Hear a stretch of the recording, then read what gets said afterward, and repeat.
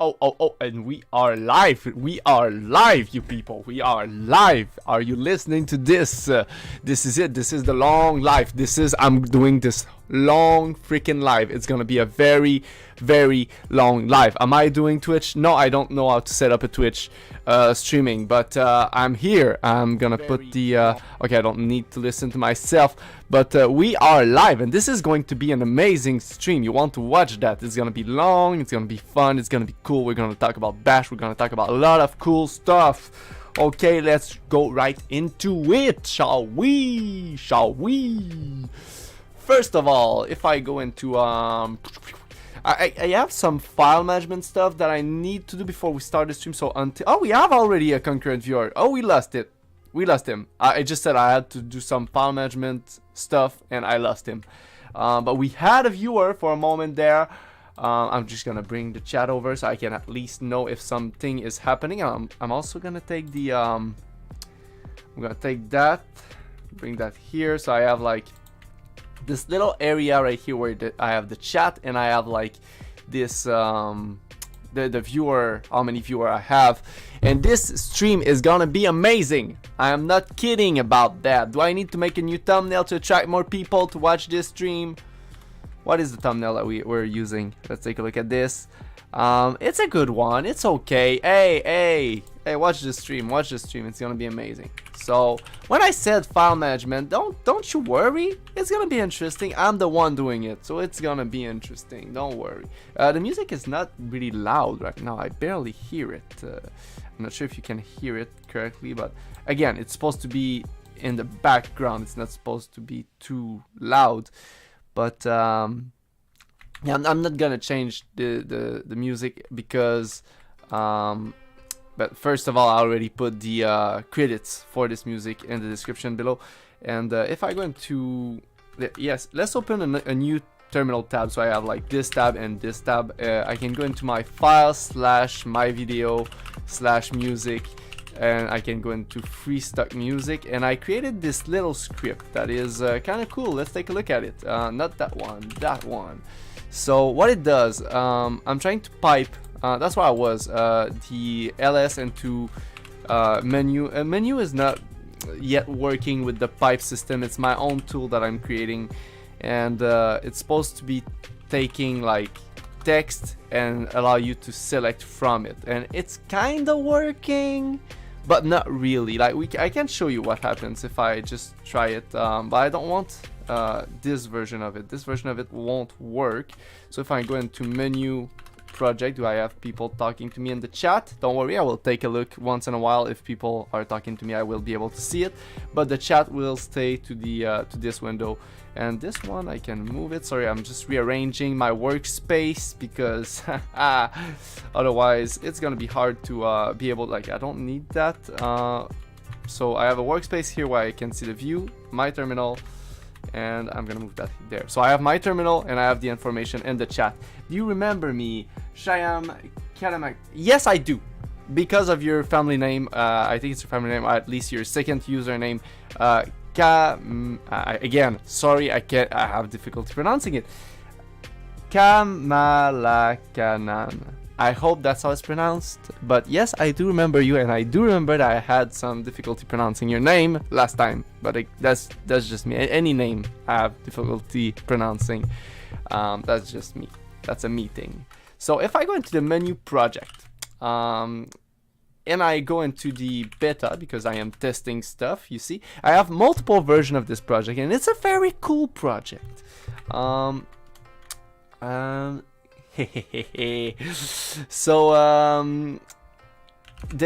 let's try the first version so that you can see what it is. So I can say A, B, C, and the last option will be how do I copy from this? I'm gonna inspect the source code of the page just to be able to copy the author name so I can use it into the list. There it is. So I can copy this, paste that here, and now I have my options.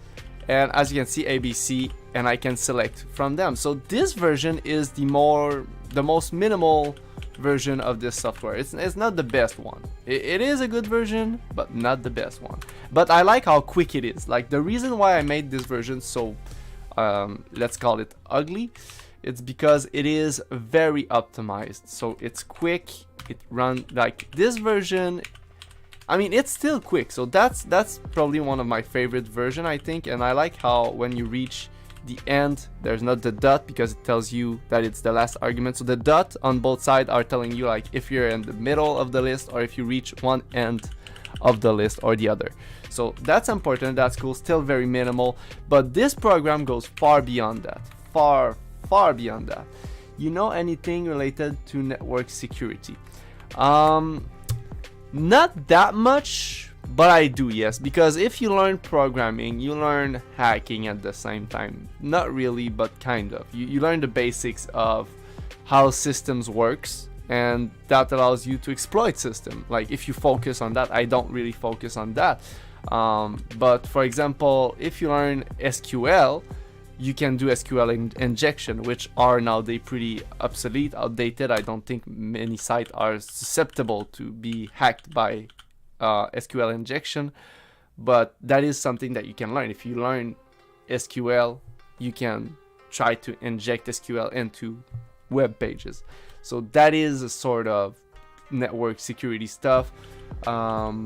I was trying to make my own antivirus the other day, but I realized that people who need an antivirus are using Windows, and making software for Windows is very a pain in the butt. Not saying I won't do it at some point, but right now I'm just focusing on stuff that I like, stuff that I find fun. So this is the colored version of the menu script, but I do have another version of it. Let's try this menu, for example, and I give it again the same options. Okay, so this one is not working properly. It's supposed to, but I have so many versions of this script because I am testing to see like which one I prefer. So you see this one, not only is it colored, but it's horizontal. But you see the flickering. That is the thing I am having so many. I'm annoyed with the flickering. I need to do my final year project and that. Oh damn, and okay. Oh, so you studied that for a bit, I guess, right?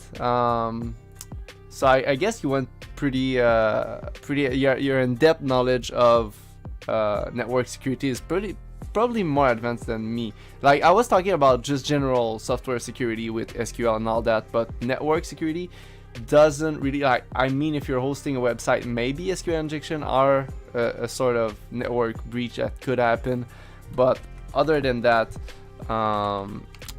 when it comes to security, like the best network security, I'm gonna give you the answer that's gonna allow you to pass all your question, the fit-all question that works for every network security question. Be offline. That is the best way, the best security for a network. Don't connect to the internet. Be local. Have everything be separate and separate boxes. You know, some operating system work like that. It separate every application that you use in its own container. But yeah, that's like banking and stuff.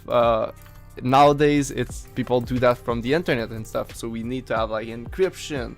I don't know if banks are starting to use blockchains, but you have this whole side of we need to secure this transaction online, but online you connect to the whole world. The whole world has access to you when you connect to it. Like you cannot say I open the door of my apartment and I expect that nobody will enter. So then you can start to put security and stuff, but the ideal solution is just have your apartment be on an island somewhere that nobody can access.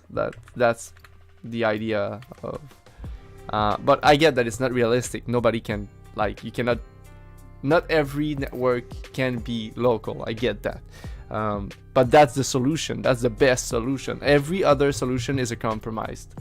That is wisdom, my friend. That is my little wisdom on that.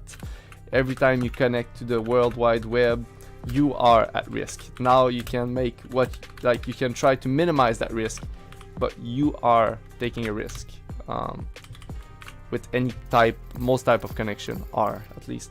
So yeah, that's the menu. That's the one that works. I think I don't know if it was the V1 that got us the yeah, that's V1. So V1 is the one that works, and you can modify it as much as you want. Actually, let's take a look at the code for that. Let's take a look at the code for that. In my previous stream, I was talking how I was at a job fair, conference fair, and there was people applying with CVs that were entirely made with ChatGPT. And by the way, the flag script right here, sorry, I changed topic. The flag script doesn't need that anymore. I improved it a lot. Like, I redone the entire script. It's beautiful. I will print it, put it on my wall. This script, the flag script, is now a piece of art. It is something that I am so proud of. It is one of my greatest achievements. It is simple. It is simple, but so powerful, so flexible. Like, I could do so many demonstrations of how incredible the script is now. Like, for example, I could try to do some demonstration of it quickly, but like if I go into the where is it? Is it in the flag script project that I have that? CD Houston project maybe. I have a test file to test the new flag script, because on its own it's kind of hard to test the flag script. But if you create a script like the test.sh script, I'm gonna take a look at what it does. So you can see it's sourcing the local flag script that I'm testing, and it's testing if it outputs the correct stuff. So let's try this one first, but that's for Z flag. That's another version, but it should still work as intended. So if I give it some text, like this is some text, this is not supposed to work, right? In most application in the terminal, typing text like this won't work because it will treat every single word as a separate argument.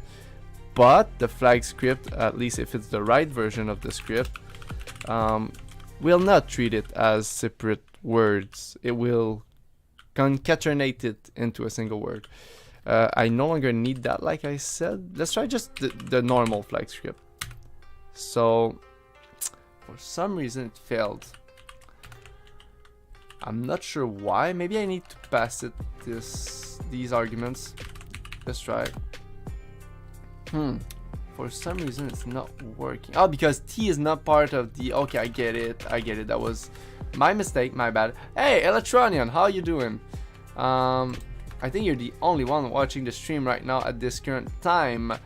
And I was talking about this script, you know, the famous flag script, which is, like I said, one of my proudest achievement when it comes to coding. Like, I'm gonna use A instead here so that I can prove that this works. You see, it took the whole thing as an argument instead of assuming that every single word is a different argument. So it's understanding, like, and it set the A flag to 1 because I haven't given it an argument. So that way you can use it as a boolean in your script. So like you can check if flag A, like you can do N flag A. That will allow you to check like if the boolean was set to true, and if you have not put the A flag, it won't do it.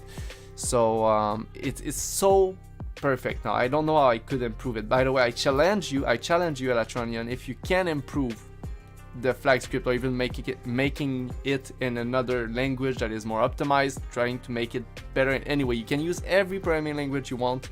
Try to make a better version of the flag script. This is my challenge, because I do consider the flag script to be almost near perfection now. I don't know how I could improve it, at least.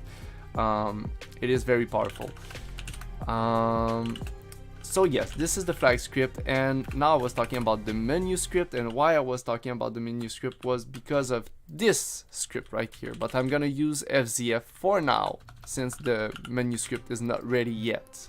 It does not have all the capability that it needs to have at this moment. But if you go back in this live stream, you will see all the versions that I have of it, and some of them are very optimized. Some of them have a theory to improve it. I sent you an element. You already sent that to me? Nah, but it's a theory, so it's not. I'll check it out later. I don't have yet a way with Xmatrix to output message that I receive from the Matrix protocol into my terminal, but that would be a feature I would want. I just don't know how to implement it, so it just allows you to send messages for now. But if I could add the feature to be able to view my message from a room, like at least the last few message maybe, or specify like a range of message I want to see from a room, that would be a feature I want to add to Xmatrix.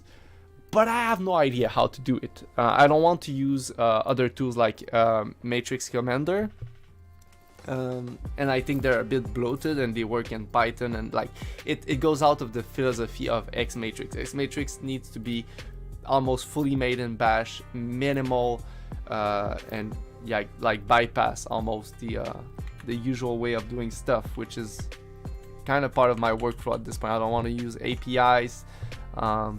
At least the most, I'm not really comfortable using API as of now. So yeah, I want to LSD FZF and then use that to select a file, and that will be like not a file, a search term. So yeah, that will be our search term. So search term. Sorry, I had to bring my mind back to coding. That's I don't know if you did some live stream coding live stream before, Elatronion, but like you start to code something and then you 10 years of experience right here. Who 10 years, you or me? Because it's almost been 10 years that I've been like doing computer stuff. Maybe not like on Linux, all the like, I don't know how long it's been on Linux. Yeah, but I do think it's been about 10 years that I'm doing like general informatics, computer stuff. Like when I was 16 years old, I was still coding, but like I told you, it was in the game maker engine. I was making my own little games, but now looking back at it, it was legit coding I was doing. Maybe different kind of coding. I'm not saying I was the best, but I've been doing this for about 10 years. I'm 27 years old now, so yeah, it's been like, the more I think about it, the more I've been doing this stuff for longer than I consider, you know, but not professionally. It's not a job. I've never done coding live stream. You could try, but like the thing is, you need to split your mind in two. You need to focus on what you're saying, like thinking about the topics, and focusing on actually coding, and it requires a lot of that focus. So yeah, it makes you worse at coding, that's for sure.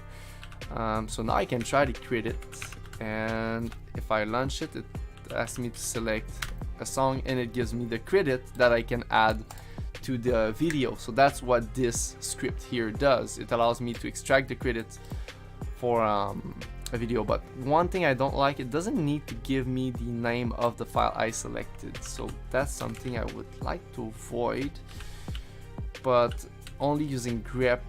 I don't know if there's a way to do that, because this tells grep to, once you find that line, take the 4 line after it, but to ignore the first line, I'm not sure if there's a built-in grep comment for that.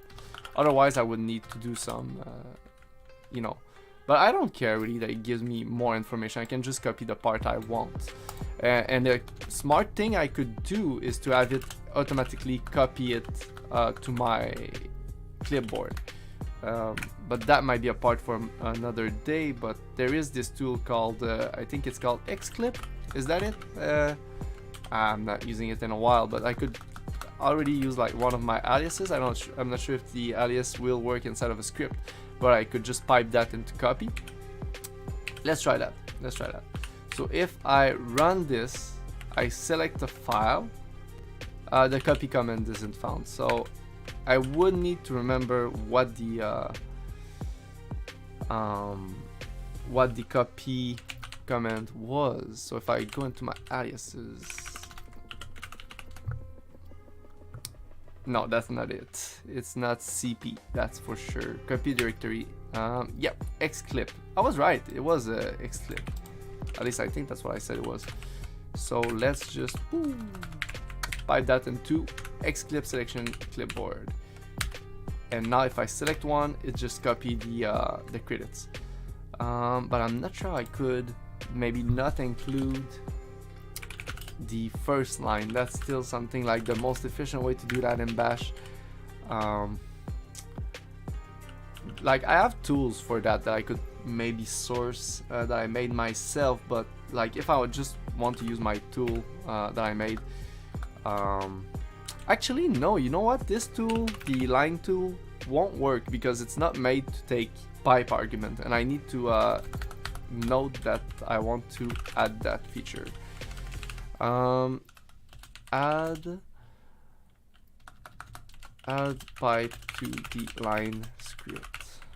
That's in my to-dos and the stuff that I need to do at some point. So yeah, to only take the first line of I can use awk, I guess, but I'm not really good with awk or sed. No, awk would be probably simpler to use for that. And there's like the print one. It's something like that. I'm not exactly sure about the syntax of it to how to print just the first line of something. FYI, I sent the theory for improving the flag on the 21st. I just sent you now my implementation as an example.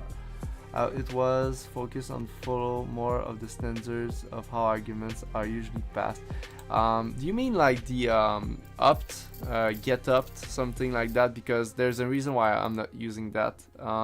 Like right now it's using, I'm not sure if you saw the last version, because like it's been almost just a day since I updated the flag script. I'm gonna show you what it looks like now. It's really been like I worked hard on that thing.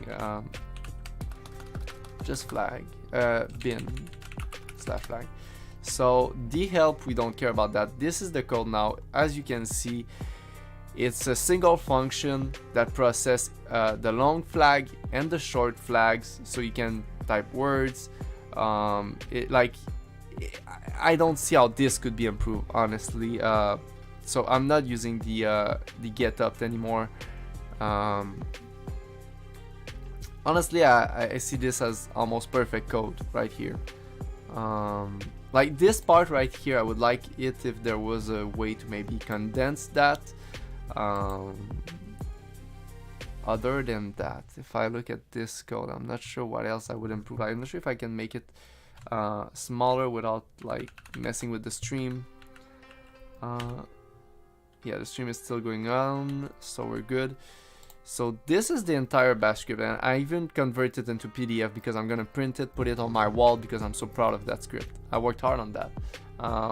Yes, I did use ChatGPT for some advice, but I do think like the base logic behind it really comes from my brain. I don't think it's like the way it works is not standard, and it's very unique, specific to what I was trying to achieve. That yes, I still think I did most of the work. If I count how many versions I tested, I made, the changes I applied to it, I redone the entire repository. If you go on the GitHub, it's not even the same repository. I deleted it and I restarted it, and this is just a symlink, by the way. So the flag that is there is just a symlink to the Git file. Now I'm exporting it using Git because I felt almost a bit vexed, I don't know, offended that like last time you checked my GitHub, you were like, well, you're uploading the file directly from the GitHub like website instead of using Git. I'm like, yeah, because most of the time it's just quicker, it's simpler, it's, you know, I don't have to set up like a local repository every time I want to make change. So that was my workflow. But you know, I can use Git, so why not for a big project like this? But I almost think it's complete, honestly.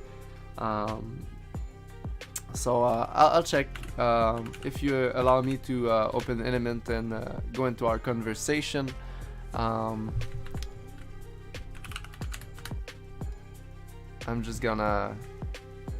gonna do some compare some stuff. Elatronion.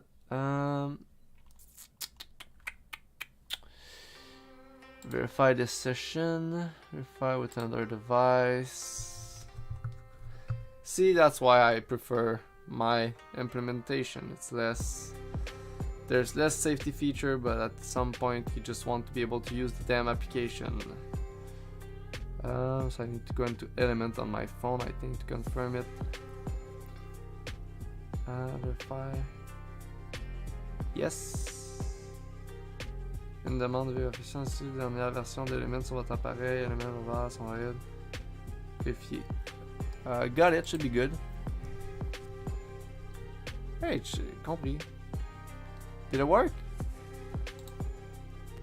Verify with another device. Why? How many times do I need to verify this? Hello.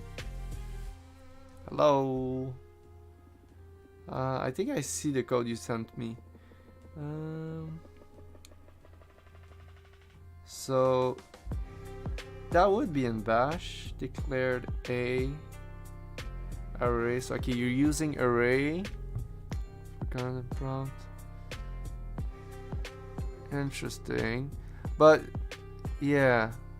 Other than the help command, I'm trying to avoid using any flags in the flag script itself, so that you have more flag that you can use for other stuff. Even the H flag, I wish there was another way to be able to print the help without using the H flag.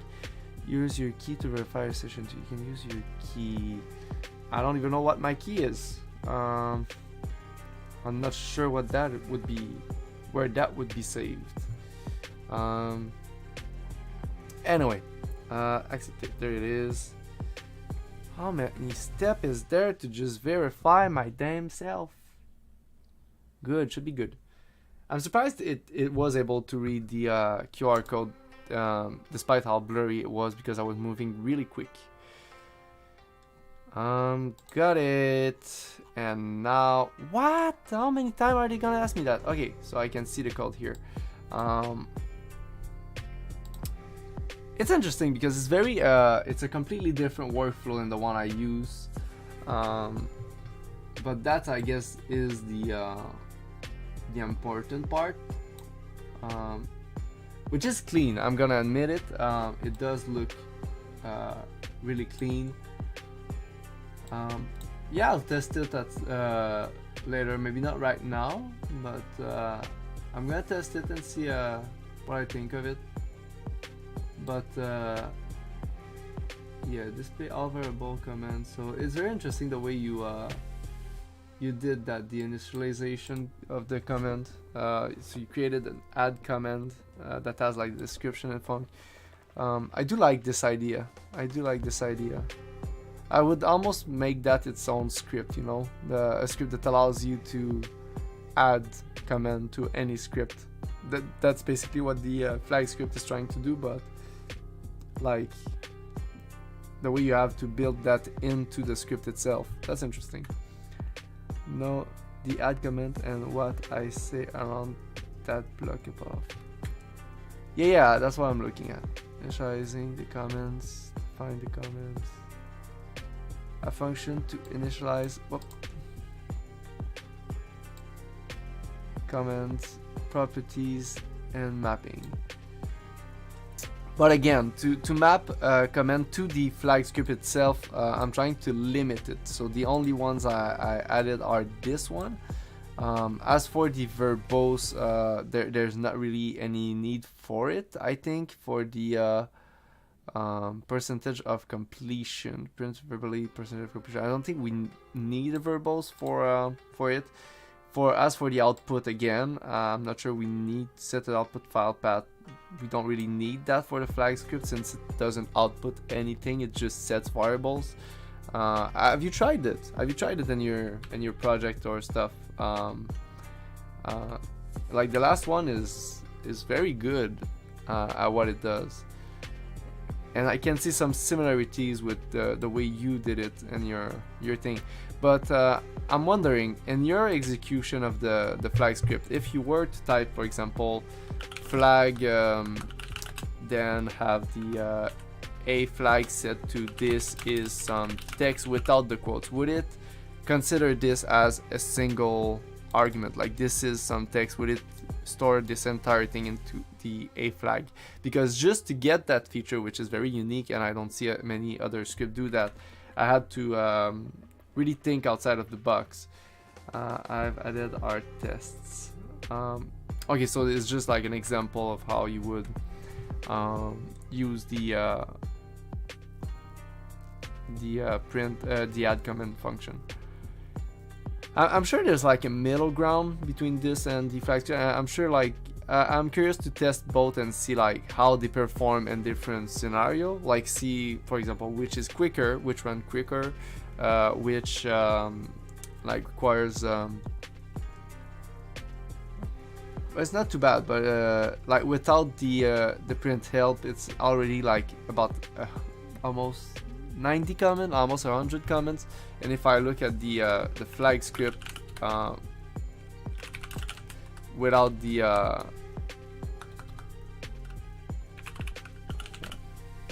if I look at the flag script without the help, it's about like I think 50 maybe, so it's a bit more compact of a script.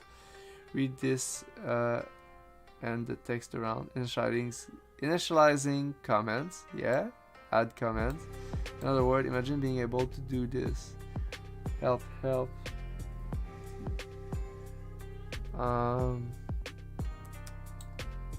Okay, so it would generate the print help for the comment automatically. Is that what you're saying? Like, but I don't use a define comment function.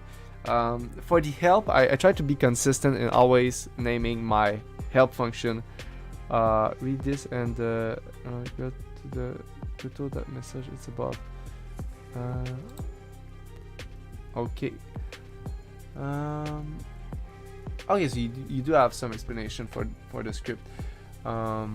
Here's a tip: separation of concerns, correlation of data. You definitely begin this by creating and using your custom flag script. Clever and funny name, by the way. I am impressed. If I am to understand correctly, it is responsible for flags. If that's the case, it should also be responsible for printing help. Yes and no. Like you see here how it does like have this for the help. It works also for the help of your other script where you source it. So for example, if I do Houston help, I have the help for Houston. But if I look at the Houston code, it's in my bin file. There, like, yes, there is the print help, but there is nowhere in the code where I look for, like, I removed that part here that was looking for the H flag.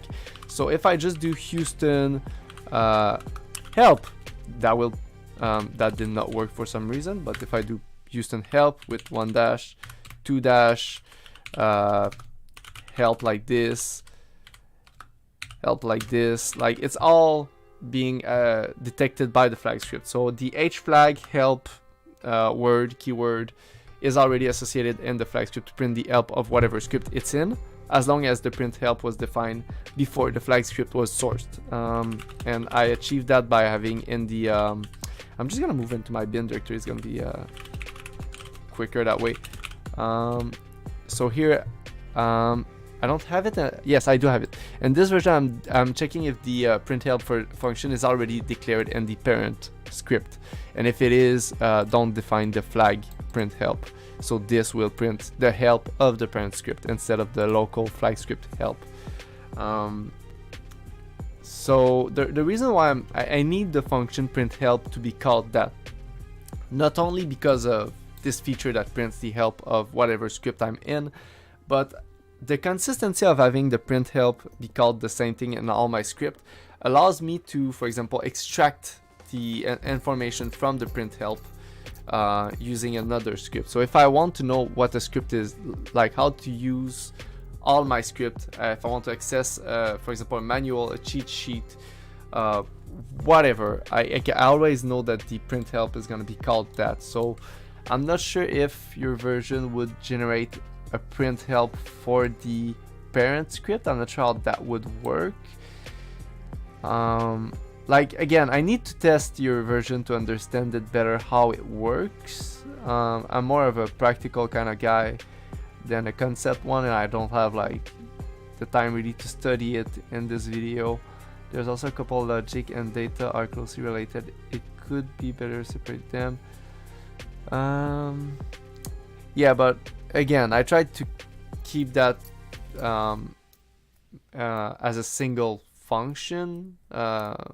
Maybe it's less readable, but at the same time, it's like you see it's quick, you just process the flag and there's no call to other. It's less confusing to when you have to edit it, modify it.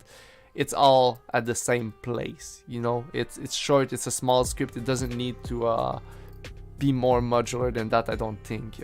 I don't think it would benefit from more modularity or more functions the way I made it, but your version is enough different that it might gain from that. Like it's you created like an entirely different script. That's the way I see it.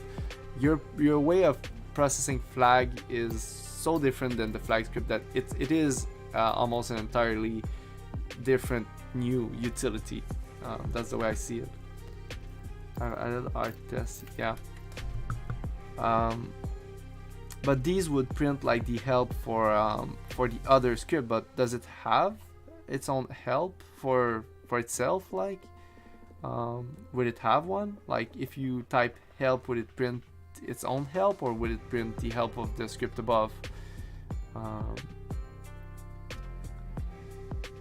Because yeah, if I look at like how Houston works, like you can see there is nothing, nowhere it's processing flag anywhere. Like there is nothing to process flag. It's just saying if the flag is processed, if it has value, do that. So this is a boolean, so I'm just checking if the flag is present, do that. And other like capital letter is, that's a system I like to use. Capital flags take a value, lowercase flags don't. Even if in my new implementation of the flag script now, any flag, be it long flag, short flag, can all take a value. It is I do prefer it to keep the logic of if it's capital letter, it does take a value. If it's lowercase, it's a boolean and it doesn't take any value. So even if now you can do differently, that's still the workflow I prefer because there is a consistency in that.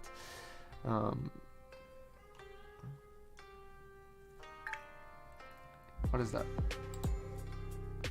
There are also coupling logic related. It could be better to separate them. Coupling logic. What do you mean by the coupling logic? Coupling. There's also coupling logic and data are closely related. It could be better to separate them. All your arguments, for example, could exist in some kind of list, include with its related information, such as help print message. Then you can just loop through the list for help print that message. You want to add new comment? Yes, I do understand. Like what you're saying here is basically like if you want them to print the help for a script, you don't have to manually write the help. You can just, it will do it automatically. And I think that's a very smart way of doing things. That's an ingenious feature, and I do wish the flag script could handle that, but without having to rewrite the entire script, because like I said, I think it is quite optimized the way it's made. I actually want to quit, cancel, but I see your utility more as almost a different utility. Like I think the flag script as it is has some benefit to how minimal it is, but I see also some benefit to your tool, which has more options and is and avoid having to create the help manually. So and also have you seen Houston? That's a script I like a lot. Like if I do Houston R test, it will print R because I changed that so that if you don't give it the T flag, capital T flag for the text, it takes the first argument now for reasons. If I want to go more in detail about what are the reasons, is that since I now consider spaces without using the double quote, it would cause some issue if it was the last arguments, because then I don't remember the exact detail, the exact problem I had with that, but if I would do some like that, I think like hue, like yeah, that's the problem I was having.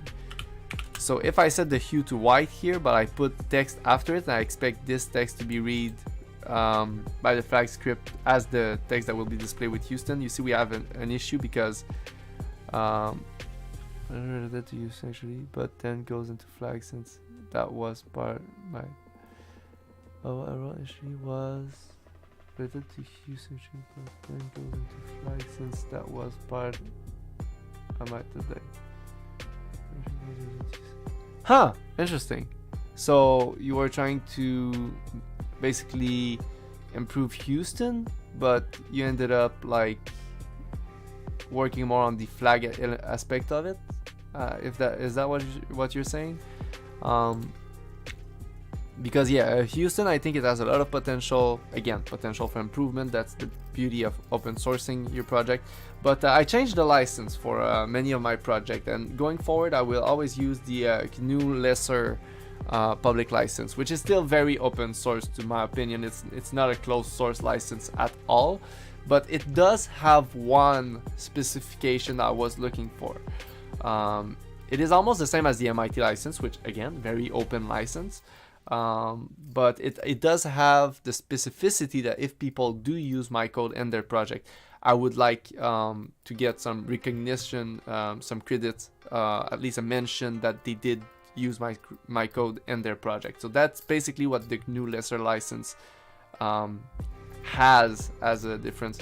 And I think it's a good middle ground. It's like when I listen to open source music, like the copyright free music I'm listening to right now in this video, is the way it's set up. It requires attribution. It requires that people is an interesting choice for sure. Like honestly, I love it. So far I'm not an expert. I'm not a legal expert, and sometimes you almost need to be one when you're publishing project like this. But I think that's the more open I'm willing to be without feeling like I'm exploited, because at least if I'm not earning anything money from my projects, like why am I doing this? I'm doing this to almost leave a legacy. That's I think is a good way to think about programming as a hobby. You're trying to create something that will last after your death. That's why you're making it open source. Like if you die, people are still gonna have access to what you built, and that's why I'm trying to create building blocks, like the basic tools that people can use to then create larger, bigger project. But again, I think it would be sad that my project would be used in larger, bigger project and other elsewhere. Like if everybody on Earth was using my script, but nobody would know that I'm the one who created it. If there was no link to the original project, if nobody could keep contributing back to the original project, it would just die without any people being aware of it. I just wish there was a way to enforce awareness of a script that is used in other projects. Like for example, SDL is used in a bunch of projects, and I don't know if in the license it's forced to mention that you use SDL. I don't think it is, and honestly I think the library, the media layer stuff would benefit from having more attention to it, even though it does have a lot of attention thanks to how useful and freaking good it is. You are doing this for experience as well to build your portfolio? Not really, not anymore. I'm not expecting to get a job in that field, and I don't really need the portfolio for the job I'm aiming at. I'm going back to do I think it's called Iraq. It's an attestation of skills. It takes like 1 years to complete. RAC, I think it's called. There's another name for it, but basically it's a formation in informatic. I'm gonna complete that. I'm going back to study, and then after that I'm gonna get a job as an IT teacher for the same formation that I'm following. So that's ironic, I think, in a way.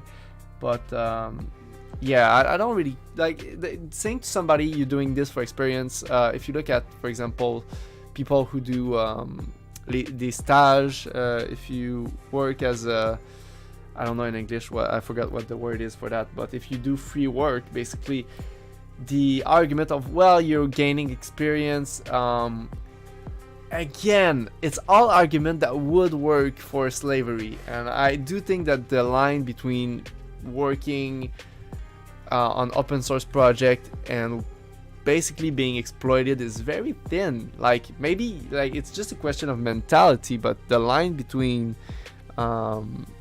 like if you look at communism for a real life example of that, like people did have good intention at the start of communism. The idea were good. I don't think there was any issue with the main core idea of it. People were tired of being exploited. But you look at the result, and they ended up being exploited in a different way. If you look at like the housewives revolution that tried to get their own salary by working on, like, starting to enter the workforce. Back in the day, in the 70s, you could be a single income family, and you had enough money to live a good life. Nowadays, because the society started to have the two parents working. Oh, wait a minute, I have a call. Oui, bonjour. Oui, ça va bien.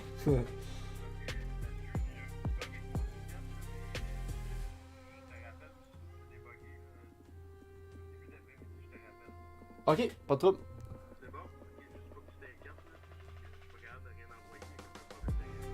Bon ben, parfait. Cet après-midi. Salut.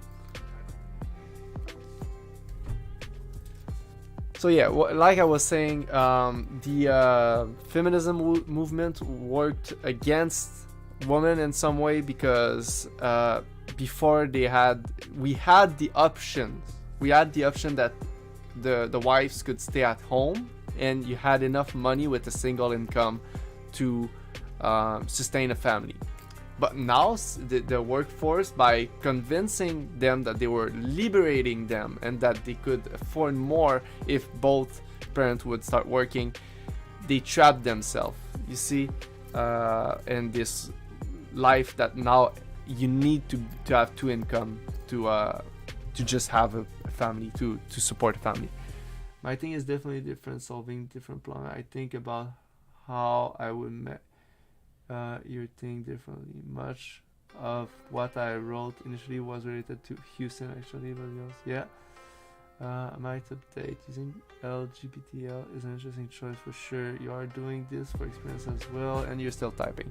So yeah, the argument for experience, I don't think that's why I'm doing this. I don't do this for experience. I do this for multiple reasons.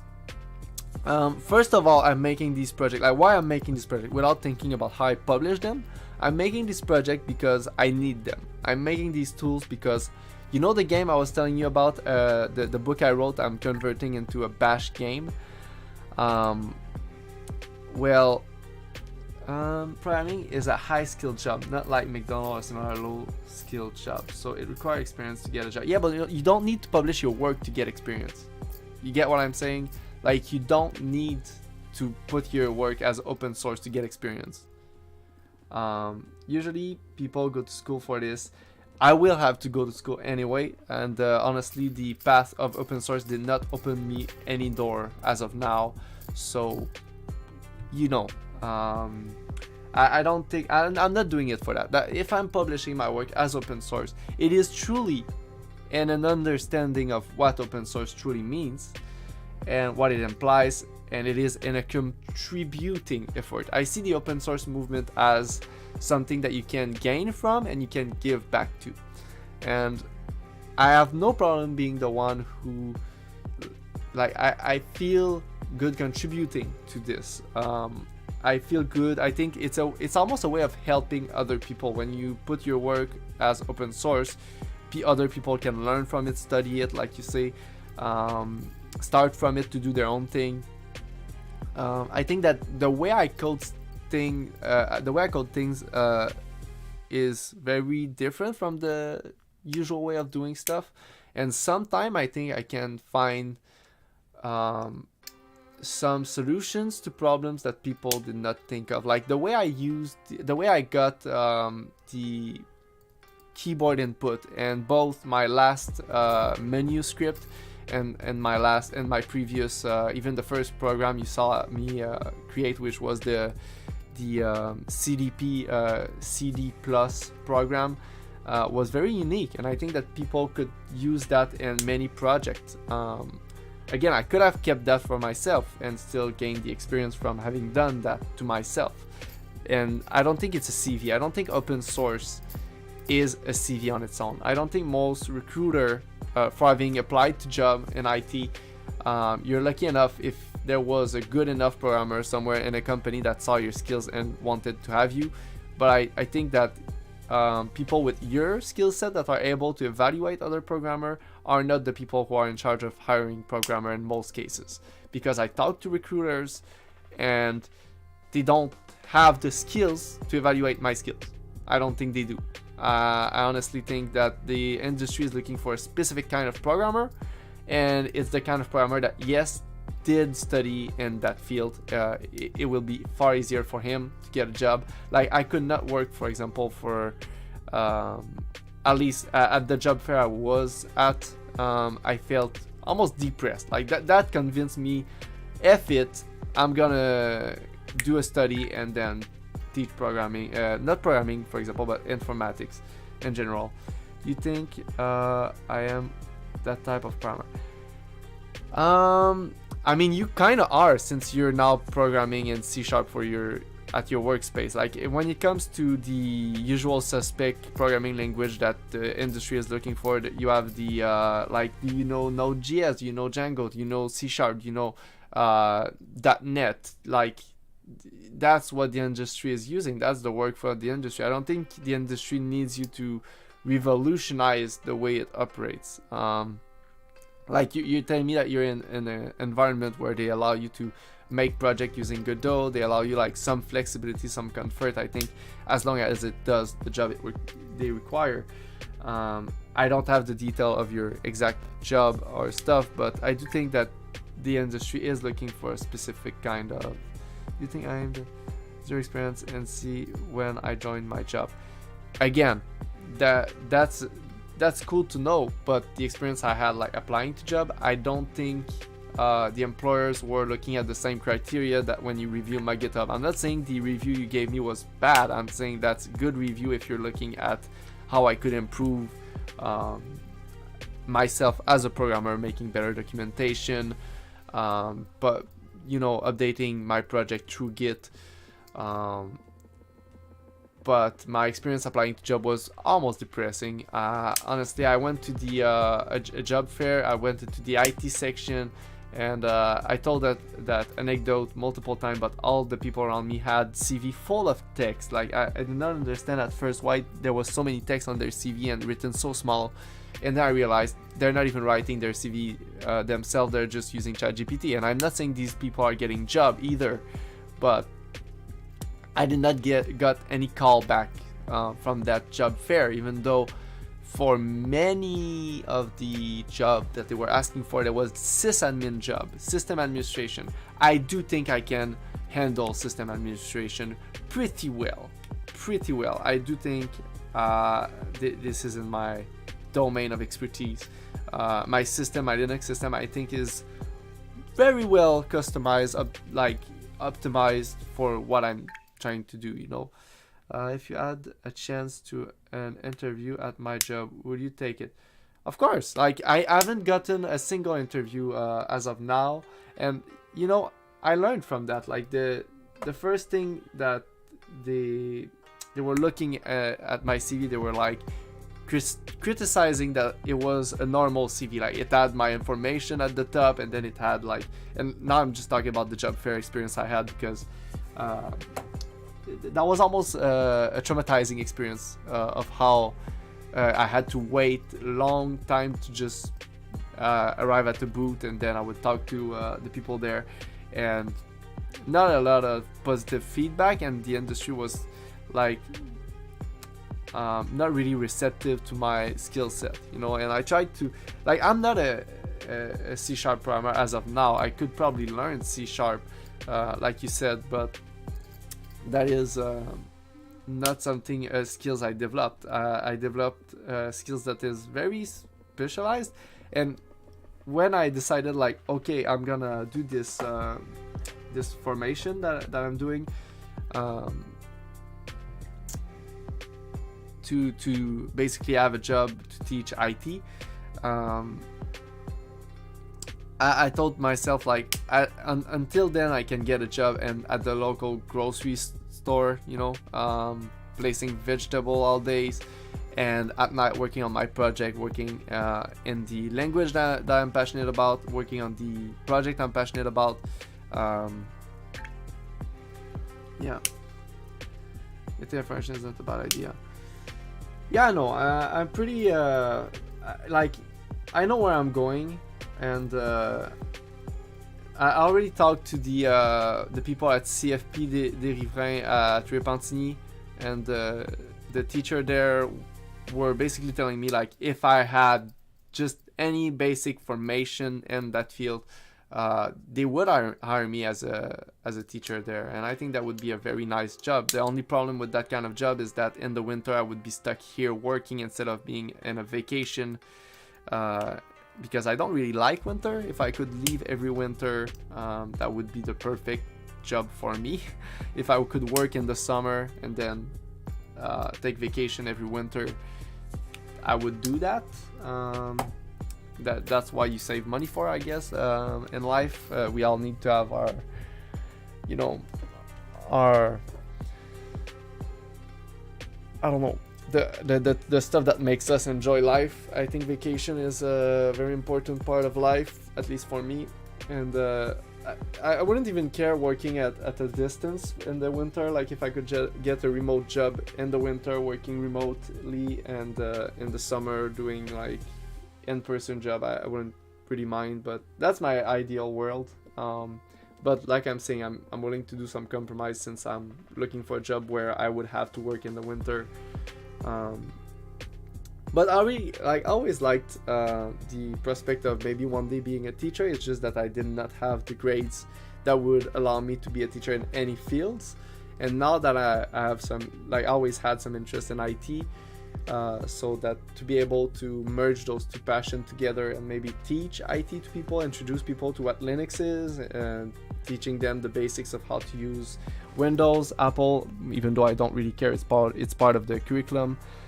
If you look at, but yeah, I'm gonna do my formation here probably in Montreal, and there's a subvention, government subvention that I'm gonna receive probably. So I'm looking to see if I'm able to receive that subvention, to receive like bourse d'études et des subventions, bref, to be able to complete the study. But I just applied today at a job at Metro Plus, and I just got a call from them. So they really seem interested in hiring me, but it's a minimum wage job, you know, low skilled job, like you said, equivalent of working at McDonald's. It's a bit insulting to be able to do more and feeling like you have to do a job that pretty much anybody could do, even though you could probably do something more specialized. It doesn't have its own help. Okay, so it doesn't have its own help for the script. Yeah. But yeah, definitely, if I had an opportunity to take an interview at a programming job, I would definitely. It's nice to hear that you have a path, even if it were to vary, it's good to have that direction. Yes, I agree with that.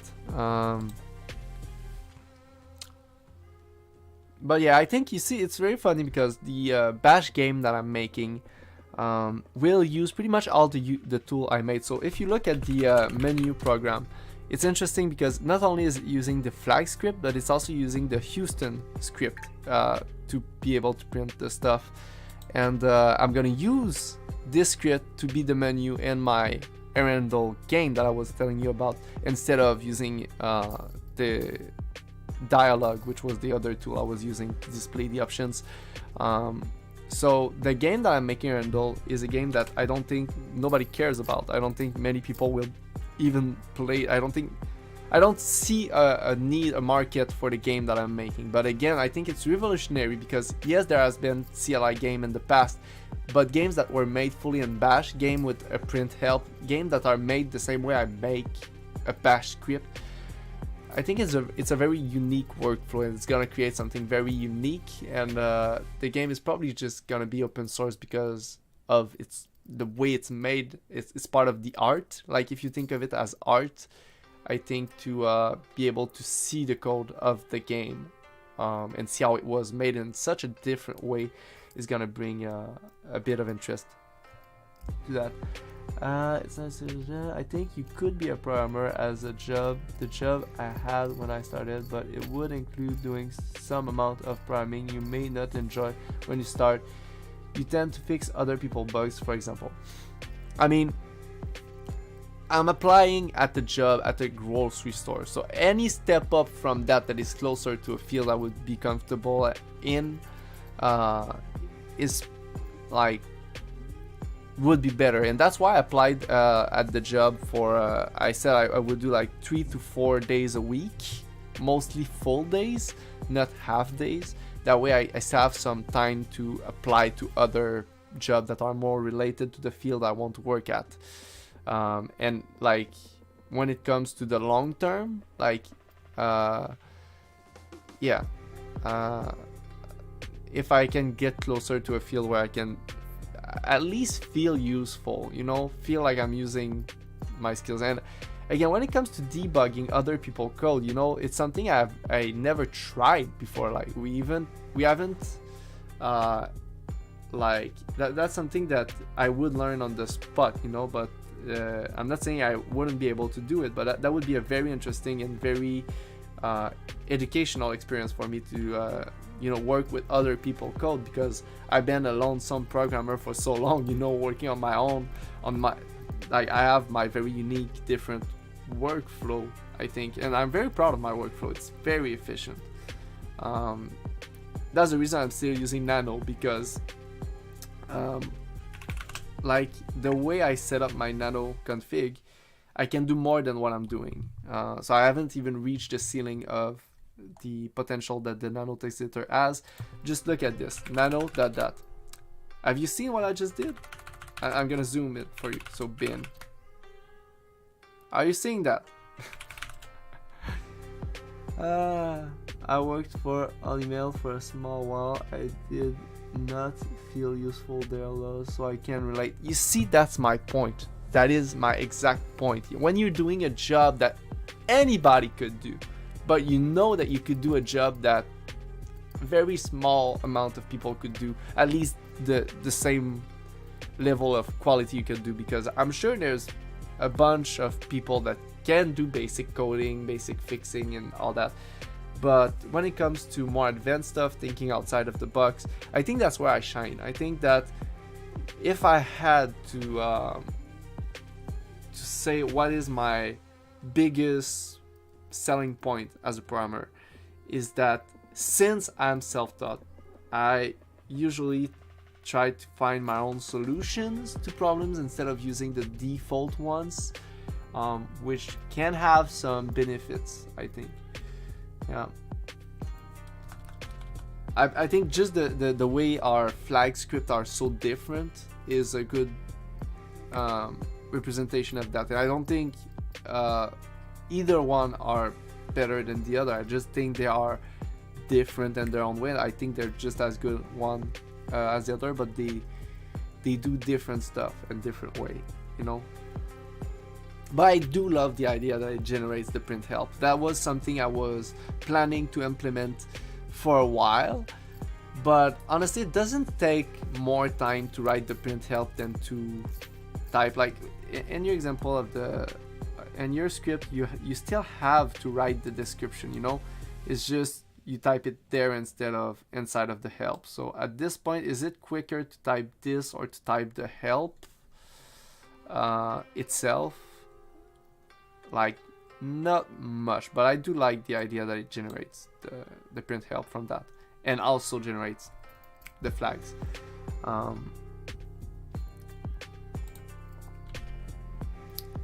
So yeah, menu. Also, I think I should probably use the menu stuff in the X matrix. See, that's it flickers a bit. That's the thing I want to work on, because the way the selection works, it's flickering a lot. But I did another version of it. / project beta and see beta. If I show you like this is, I think the last version of it, 3, 4, 5, 6. See how quick and efficient that is. And it's not the best version. I think I do have another version which is a bit better, because it does have like a dot that shows you when you reach the end and the beginning of the list, and this one doesn't flicker at all. So see, it's very efficient and snappy. If I use it inside of the cool retro terminal, it's gonna work very well. Explain the difference in your help. I could remove a command and replace R with only the default value for random example, but I might forget to remove it. Yeah, that's a good point. Yeah, I get it. I get the benefit from that. But again, the way you made your script, like the flag script, the way I use it, I can just do flag A, you know, and that works. And your script requires me to edit a file to create a flag, you know. So again, that is why both scripts have their own purpose. And I do think that if you were to I don't know if you completed it, if you consider your script, your version of flag script completed. I haven't tried it, I don't know if it works, but if it does work, I encourage you to basically take the same license as I did, the lesser GNU license, and release it. And by the way, with the lesser GNU license, it is still experience. You can still show it to people. Like that's the point. The point of the lesser GNU license is to be a good reference. It's to be a portfolio, because what is the point to have it as a portfolio is if people use it without mentioning that you created it, you know. If you want people to give you attribution to your work and not just be a slave, like that's the thing. If you don't want to work for nothing and you just want to have recognition, and that's what you are looking for, that's one more reason to use the GNU lesser license instead of the MIT license or whatever other. And any library-like software I make. You see, but I do consider the flag script to be a library-like software. I do consider the Houston project to be a library-like software. Even the menu one. But yeah, because that's software that people are gonna use inside of their project. So you kind of want them to give you the attribution you deserve for your hard work. My scripts are very different. I think I could update my script to perform the action yours does. When I have the time, I'll try that out. Yeah, time is the thing, right? I mean, if I get a job as a programmer, I'm gonna have way less time to work on my project. That's for sure. But again, like you said, I'm gonna learn very interesting script. And you know the guy that does the tutorial on good C++ programming, you know the guy. There's not that many YouTubers. I'm gonna go try to find him, but I don't know his name. If I go for C++, I just type C++ tutorial, he's gonna appear first. You know, that's interesting stuff. I don't work. He does, I think, probably a C# tutorial too. but the logic, even if it's in Bash, sometimes a lot of what this guy talks about, the journal, apply to multiple things. Like I was talking about a script I was writing the other day, and I'm gonna try to remember what script it was, because there was a good example of optimization in there. And I realized later, yeah, it's in the Hour script. I'm not in the right file, so that's why it's not working. cd bin Hour notification. So here I have like these two warnings, but I realized I don't actually need to have two warnings. I could just have this as an else. There you go. So because both of them are displaying the battery percentage, but one is telling you that your cable is not plugged, so you don't need to have two notifications for that. And I put that inside of this variable that sets the icon, because that way I don't need to have another check to see if the percentage is below 25% to display this message. So that was a sort of optimization, you know. And the reason why I'm sourcing ActPy here is because I don't want to have to resource it every time. Like the reason why I'm using it here to get the values, and then I can reuse the value everywhere, and all these other variables I don't have to retype ActPy. And it's not because it's shorter to write ActPy out, but that way I avoid redoing the process of ActPy, if that makes sense. So that is again optimization. And for larger project, that is something I keep in mind. And if you look at the flag script, BC help a test, and I want to time that, for example, it is very efficient. I think it is quite quick. I would be curious to know how your script perform as well, to see the difference. Enjoy learning and using some design pattern function design pattern if you aren't using an OO object-oriented language.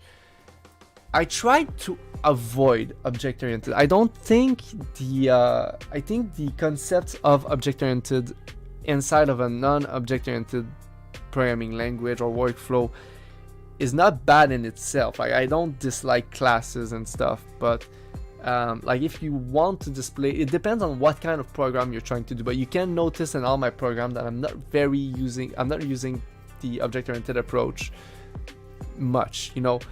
But I guess that for a larger project that requires to have multiple objects, like for example a game, like for a video game you don't really have the options. Like you can make a game without object-oriented programming, but it is still better. Like Lua, I think in Pico 8, what is so fun about it is that everything's a table, and the table is your object-oriented way of separating stuff into its own thing, you know.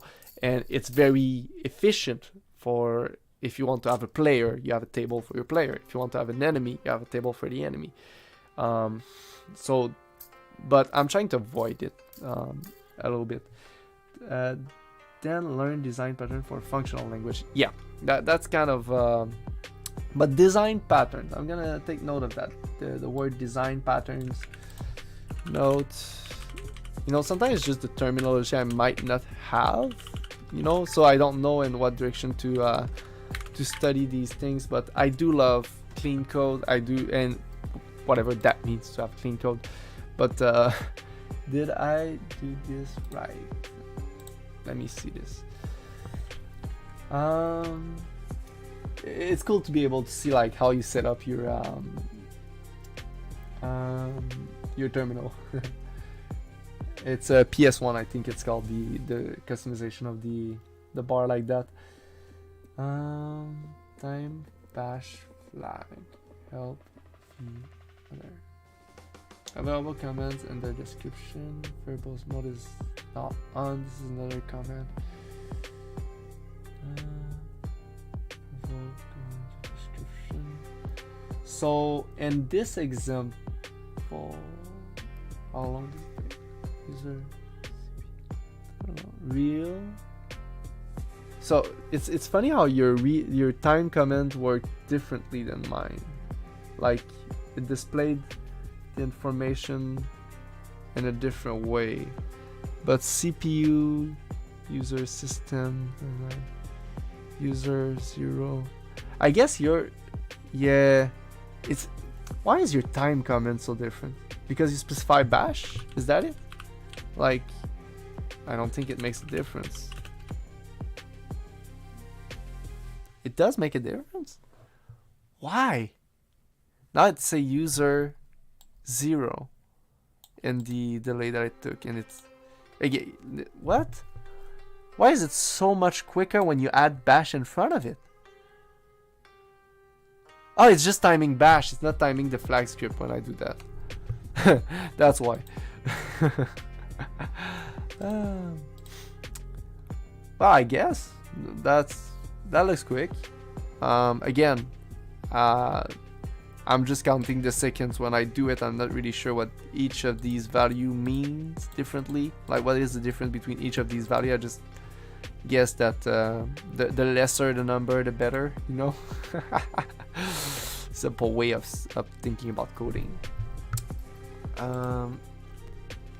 But yeah, I'm still unsure of what version of the menu I want to keep, but I think I want to keep them all. I think I want to be able to specify, like, if I want to have the menu be vertical, horizontal, if I want it to have color, no color, so, and I still want it to be easy to use, which is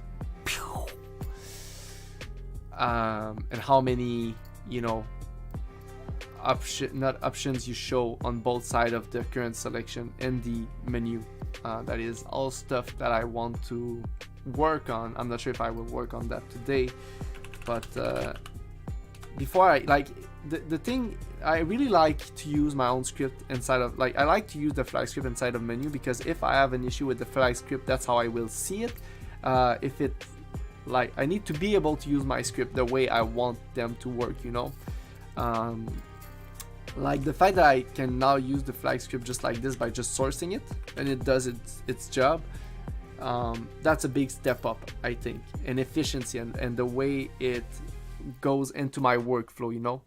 I'm trying to see, like, for example, I see the variables output for your script, but can you pass a variable to, because your script seems to be more like creating the flags, but it's not assigning them value.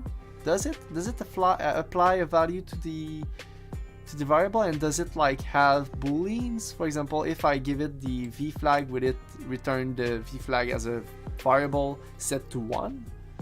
Because that is what my flag script does. It, as you saw earlier, if I just give it a letter or a word or whatever, it's gonna, like, it's creating variables. The flag script is a script that creates variables. That's already a thing that I think is very amazing about that script, is that, for example, it can create the variable flag. This is it. Like, this would be a valid variable that the flag script can produce if you give it this flag. This is it. And if you make that equal to, you don't use equal, but that would be good. Like, if I could use the equal sign, like, to give it a value, like, this is text, and if I put that in quote or whatever, you don't have to. But I like the fact that you don't have to put it in quote, but sometimes it can, I guess, cause issues. So there is a reason why most CLI tool won't allow you to do stuff like that without putting the text in between quotes. But just as an experiment, just as an experience, just as a proof of concept, you can. There's no limitation that stop you from making this valid. But then again, if you have, for example, arguments that aren't flag after a flag that has, for example, value here, you don't want this to be joined to the value. So that's, I'm still thinking, like, you see, that's the decision making. Do I keep it that way that you don't have to put it between quotes? Do I make it so that you have to put it between quotes? Do I make it so that the menu flag and menu are cool?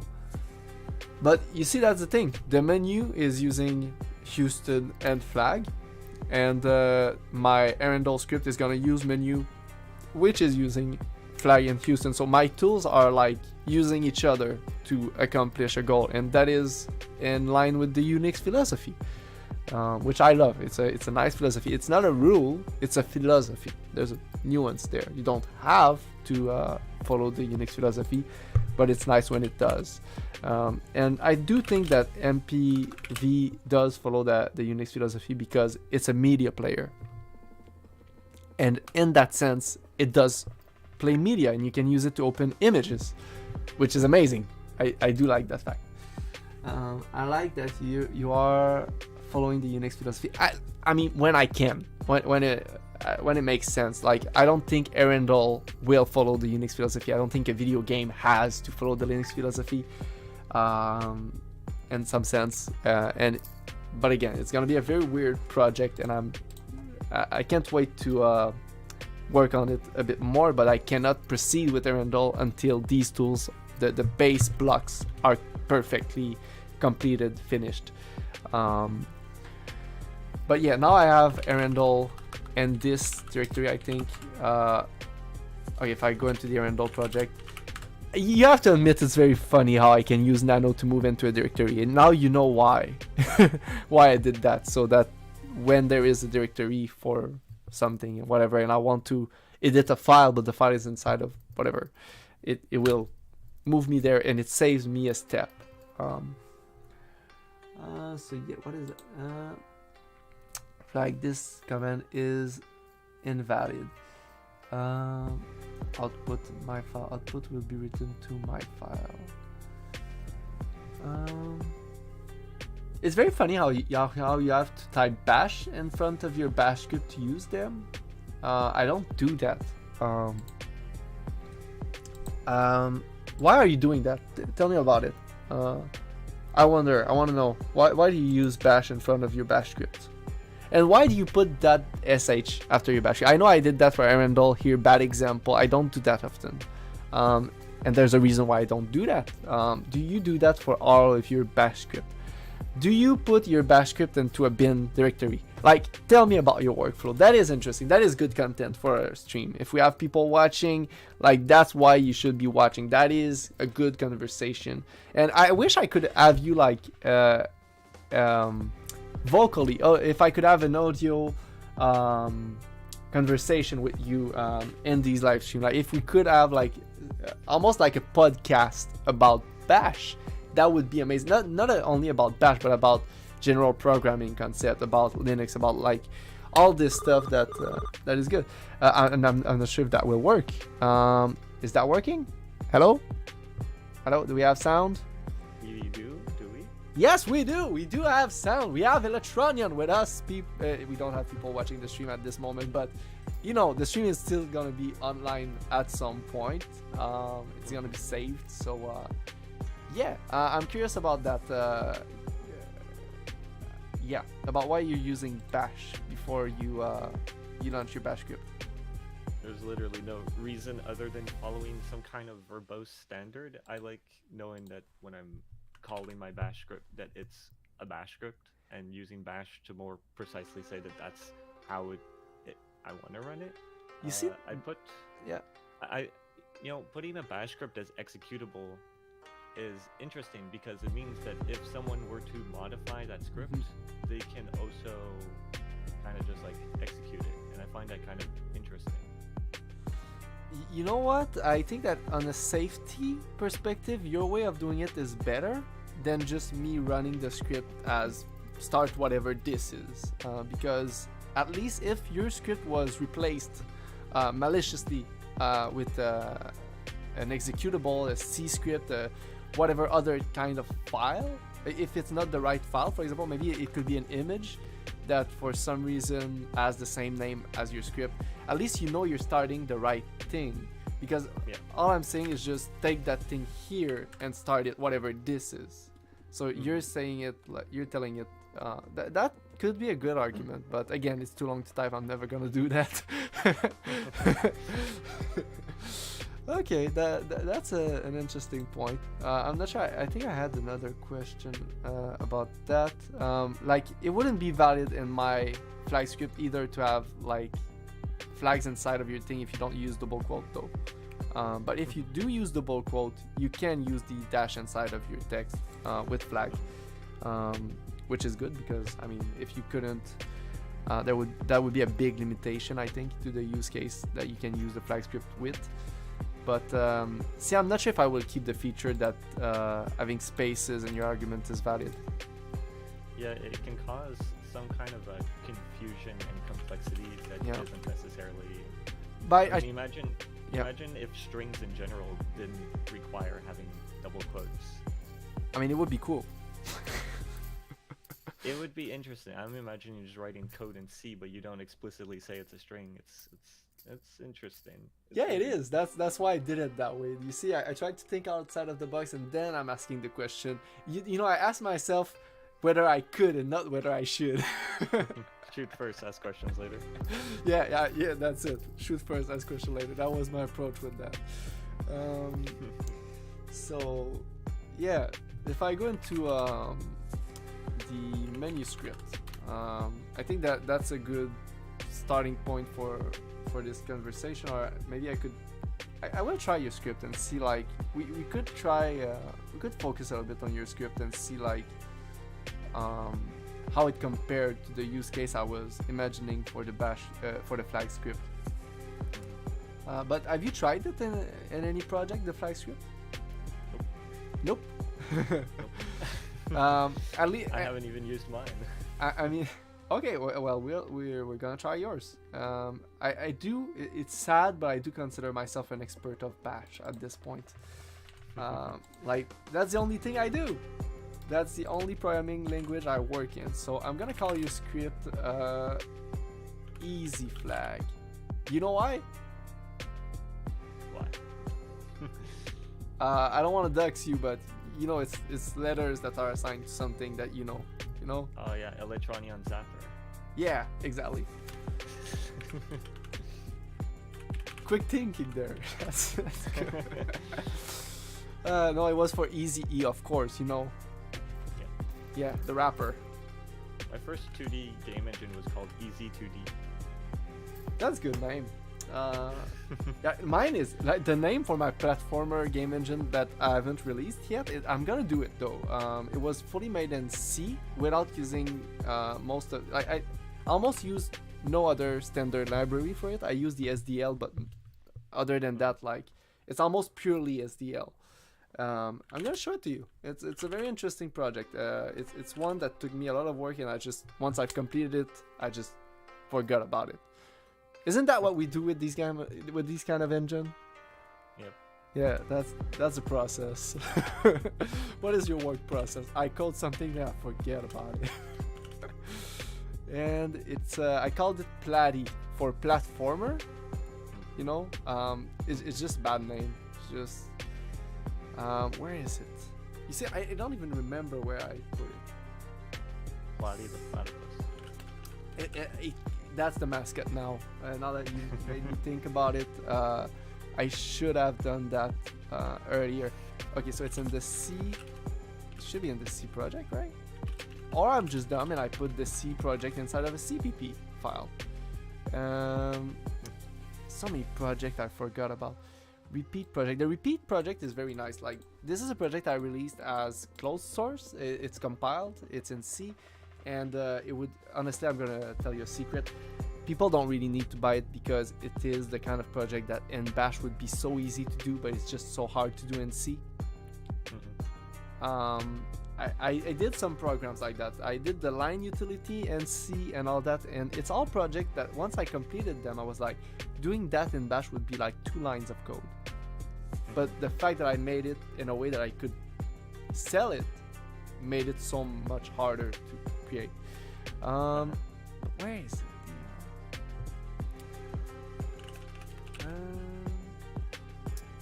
I lost my game engine. I'm gonna use a feature I don't use often because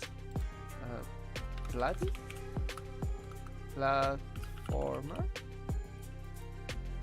Platformer 3D? No, platformer 2D. Open in Kitty. The open in Kitty, you don't have that. Like in any of your system, in your file manager, if you do right click, having the option to open inside of the Kitty terminal and not the GNOME terminal, that's something I did and I forgot how I do that. How I did that. There's a way to add like stuff to the right click drop down menu. I don't know if you knew that. I think I knew that. I never had played with it though. It's very cool. It's so cool. It's like a built-in stuff. Like I don't know for what else I would use that, but see how useful that was. I found the directory with the file manager and now poof, I'm in the terminal. I like that your option to open a Kitty is the only one that doesn't refer to the action with a capital letter. Yeah, and I would fix that, but but you forgot where it is. As how I did that. I forgot how I did that. So yeah, that's something I would need to relearn. I know it wasn't that easy, but it's just a file somewhere that you need to edit at the end of the day. Is that specific to the GNOME file manager, or is it I think it's specific to the no. I think it's specific to the GNOME file manager, like most thing with the GNOME utils. Like honestly, the GNOME terminal, there's a reason why I'm no longer using it. Been using Kitty for about I think 2 years now, and I haven't looked back. But there is the new shell, if you know what I'm talking about. Have you heard about it? Yeah, new shell. And you talking. And you shell. Oh, new shell. Yeah, new shell. I don't actually. Oh, that shell is so freaking revolutionary. Everything is a tab.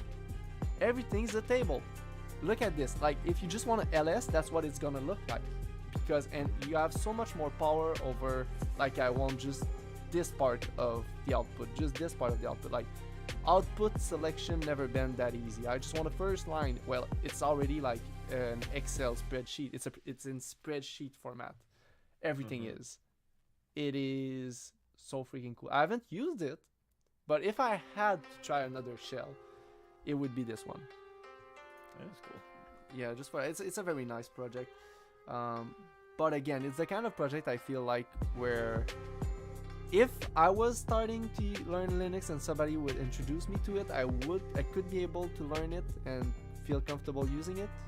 But now I've been using Kitty for so long, I would probably feel lost and I wouldn't be able to use the full potential of that. Like I gave up on Vim. I know I will never be able to use the full potential of Vim because I dedicated myself to using the full potential of Nano, which is more than you would think. There is so many features that people assume that Nano does support macro. Did you know that? I did not. It does, and it does support comments. You can just type a bash comment and Nano and it will output the stuff in the current file that you are in. So if I can use ls and Nano and have it output the stuff in the file I'm editing. So it's features like that that I think people are just not aware that Nano has the last version of it. Like I think I'm using version. That's not a valid comment apparently. And now I lost my file I just found. Platformer. There it is. Open in Kitty. I can now close that, can I? I'm not sure. Will that close the terminal? No, it doesn't. That's good. That's how it needs to be. So if I take a look at the I'm revealing right now closed source software that never been shown to anybody. This is Are you surprised? Very. That's how I coded it. Just That's crazy. Yeah. Crazier than assembly. Just actually wrote it in the text editor this way. You just know what hex values are each character. Yeah. That's okay. I'm gonna close that shell. Cherno, very good channel, but okay. I have all of this stuff here. So I guess that the code would be it's been so long that I haven't worked on that project. Platty.c, I guess. That's it, probably. Yeah. That's all of the libraries I'm using for the 2D game engine that does allow you to create 2D games with graphics and sound. And I tried so many cool stuff with that game engine, like to have the sprite be inside of the code of the game engine, like the default sprites, so it's in the file. It's not an image, it's not a separate image, so you can just, when I compile the program, there is no other file than the game engine itself. That's something I did. There's so much code in there. You see, I worked hard on that thing. It's like, if I just scroll, yeah, it's 945 lines of code. I don't even think that's the most advanced version of it, because there's multiple programs in there. And if you see my that's the compiler I made for it. I call this a compiler. It's not really making a compiler, but it's making a bash script that allows you to compile easily without having to include every time all the libraries and stuff. Why not use a makefile? Why not use a makefile? I just think that way is quicker, more fun to use. Like, I just have to type like compiler.sh and it does its thing. You know, I don't have to. The right make. Yeah. It's a thing on its own. You have to learn makefile, right? Yeah. I haven't put that many effort into that, but I know it's a very useful skill. But even once I would master that, I would just make a bash script to automate that, you know. Yeah, I haven't had much luck with makefile, and I think they serve more purpose when you're using like IDEs maybe, or even just code editor that works with makefile. Does that make sense? Like, do you create I think I understand what you're saying. Like, for example, if I work with code block, the project will handle creating a makefile and all that in the background. And if I want to go work on that project directly from the terminal, I have to work with makefiles. I don't have a choice, you know? Yeah. Yeah. Well, just makefiles though have existed for quite a while. Their advantage comes more in the usage of multiple files, especially, and the ability to do things such as compiling only part of your project and only recompiling the parts that change. Let's say to accelerate compile times, so you don't have to recompile everything. See, that's probably why I don't use makefile, because I have this crazy weird philosophy that I try to make projects that are in scope of one file, that don't require multiple files. I don't really know why, but that's just how I think I keep my scope small for my project. It forces me to think differently about it. Like, I understand that a file that has like, it's not that many lines of code for a 2D game engine to have like, I think it was 400 lines of code. It's not that big of a file. I don't think it would benefit to be split into smaller chunks. Do you? I do. You do think it would benefit to, like, for maintain? I do. Like I understand what you're saying. The only single file things I ever do are like actual scripts, like any of the bash scripts I do use on my system, like the one to, let's say, download YouTube video and store it as audio in my music folder. Like, that's like at most 10 lines. Of course, that won't benefit from being in multiple things. But you have code that is doing quite a number of different things that should all be in their own file, really, for those individual things. But I think that could introduce some bugs and issues, because then I would have to, yes, it would be more modular, I get your point on that, but if I had to create headers, and I would have to create like external files that need to themselves source the libraries for every, you know, all of the file I use, all of the functions here are working on the same library, so sourcing them once in the main file to me is simpler than having to see which one of the files require what library to work, and to then try to have all that work together. It reminds me of an issue that the team at Ubisoft had, where they had one team work on the ground aspect of the game when you're on land, and one other team worked on the water aspect of the game. Can you guess what happened when they tried to merge both versions? The water was, for some reason, not at the same level as the land, so it would not just work together. So I fear that happening with the separate files workflow. I tried that in the past, but it never really allowed me to create a working project compared to this, which is fully functional. Did you know how I create the level with my game engine? How do you do it? I have another script here, another program. I'm gonna try to find the engine C. I think is the last one. It has more feature, I think, in it. Just trying to see if that's true.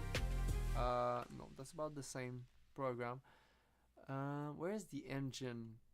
Because the editor is not the same as the Patty engine. I know it's very confusing. Now I understand your point. I'm looking at this. I'm very confused. And I'm like, oh, that's why. That's why you put more. But that's almost a 1 year old, 2 years old, almost 3 years old. Is it 4 years old? It's an old project. If I go on my GitHub, it has because I did start this project as open, so I just did not update the repository online to match what I was doing. But if I could just find the editor that's C somewhere, it allows me basically, or just try it. I'm just gonna try the editor so you're gonna understand. This is okay. I typed the wrong key. Okay, so this is the editor right here. This is how you create the level for your games. And how does it work to it's been a while since I haven't used it. Space, place the thing, and how do you change the okay, so that's how you change the symbol. So for example, if F was the ground, you could be placing the ground like that, and it allows you to create 2D games using ASCII stuff, and it saves it. That's the level that it saved. It saves it as a text file. If I quit it and look at one of the level I made for the game that is working, that's what the level is. You have the main character here, you have the coins, you have the wall block and air. That is the level that the game will load. So if I did, for example, Clary, and I tried to load the level 1, I'm not sure that it's been so long, it's hard to remember how it works, but see, but that's an old version of Clary though. Yeah, it works. See, that's the level I showed you. I think that's a very cool way of making level, to be able to do it, and you can edit the text file on its own. You don't have to use the editor. The editor is just another tool, but you can just edit the file as is. Yeah, that's cool. I like that. Yeah, it's kind of cool to be able to create new level using just Blocknot or any text editor, or even on your phone taking notes. You have idea, and you can just start to sketch the level, and it works. You can test it. And if I go into racing, I played around with making different kind of games with the game engine. So if I do Platty, level 1, I guess. No, that's the same. That's the same thing. I really need to go back to this and try to understand what the heck this thing is. Scatterboy X, is that a game? Nope. That's not a. It almost broke my computer. Segmentation fault. Each time I would read that and see, my heart would stop. At first, I thought it would break my computer, and maybe it did. Oh, yeah. A little bit. I don't know how safe it is to have segmentation fault on your code, but I had this issue so many times while working on these projects. But yeah, going back to this project, I don't understand anything, and that's why I cannot really post it to GitHub, because it's so chaotic, it's so undocumented, it's so unclear what does what. Yes, the code is a little bit documented, but test C, what is that? I hate myself when I see that. I'm like, why? See, that's you can include the level in the main code of your game. That is another benefit to that, because I did not know how to do that. So you see, because I'm dumb and I don't know stuff, I invent my own way of doing stuff, which is a benefit, I think. I don't know how I would load the level data, have that in the game as a single file. You have the game file, the game program as an exe file, how to run the exe file, and it has in itself the level other than doing that. you could embed the data in the exe and then load that data, I suppose, from the embedded data that you would append to the binary data of the exe. Ain't that what I did? You're storing it directly into a variable. It technically is still embedded in the exe, but this means that, unless I'm mistaken, that would be stored on potentially the stack. I guess, yeah. That's where all variable goes. It's just an array of strings. The level is a string, which is very cool. Your entire level is stored as a string. That is very optimized, I think. Yes. Well, so yes, the variables are stored on the stack. They can also be stored on the heap, though, and that's one benefit of dynamically loading something, is to not, have a stack overflow by only loading what is required instead of loading like every level of your game. But your game's simple enough that it doesn't really matter. But let's say you were making a bigger game. I could optimize it even further by doing that with the strings, the level string, right? If I understand what you're saying that the level could be in a different file, right? Yeah, I only load the part of that file that I require for the level that I need. But again, if I have my level as a text file and it's in a different file and I load only the part that I need, it's even more optimized. Yeah, it's crazy, like to think of how you would create the most.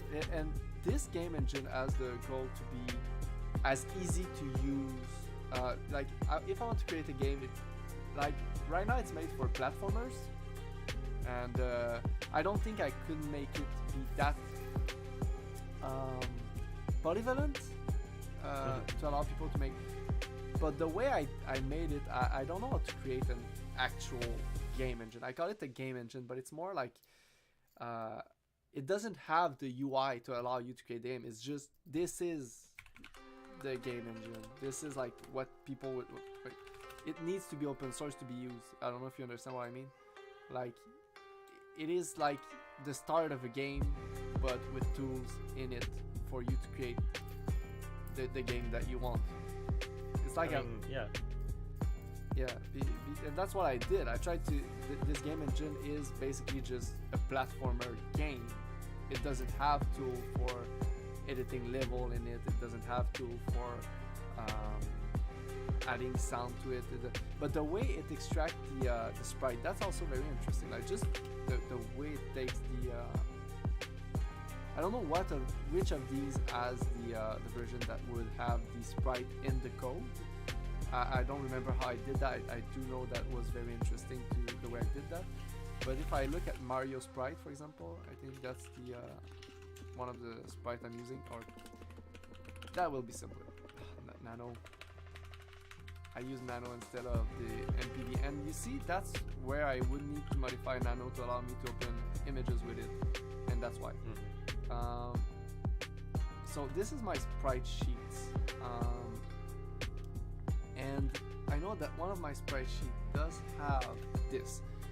This is for the game menu, because one of the versions, like that's why I'm having difficulty finding the lastest version of this, because the last version of it would allow you to have like these text boxes, and it will allow you to have text and stuff to display the score, and you could resize the text box using, I'm not sure how this method is called, but you basically take the corner and add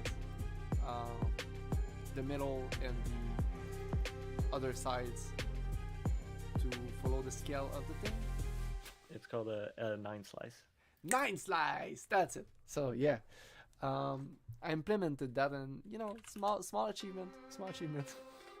Yeah, it's good. Very good. So arcade projects, is that it? Looking back at this project is chaotic. It's a nightmare. But I think it's good to look at nightmarish code and understand like why it's so bad. It's a good way to improve. Be like, oh, what would I do different? I surely learned a lot. And what I would do differently is just use Bash for my next game. No graphics. Who needs graphics? Am I right? I want to be able to play my game in the TTY, and that is nice. Like people don't get that. That's why my game will flop. I don't have a target audience. Who other than you, who would be able to play my game? Like even yeah. Well, a few Linux nerds. Yeah, but again, would I be able to reach these nerds and tell them like, this is a free game, I don't have budget for advertising, but try it, you know? It's yeah, it's a very niche, and even the Linux nerd, do they want to play a game that will be mostly, I think, text? I'm not even sure I will handle because the game I made, the tabletop RPG game I made, it isn't very like, it's not hard coded. The game mechanics are very flexible and open to imagination and the DM's decision, you know? Because I don't like to enforce very, but then I'm trying to turn it into an actual game that has very concrete rules, you know? So that will be a challenge in itself. So yeah. But I already have all the universe, the character, the like the stats. At least I have that. So I know what are the quests, what are the basic campaign that I can have the player do. So that's a good starting point. It's better than nothing. Now if I try to look at I forgot what I was looking at when I went there. That's why I don't use the code directory that often nowadays. I focus more on bash because too many stuff in that. It's not well organized.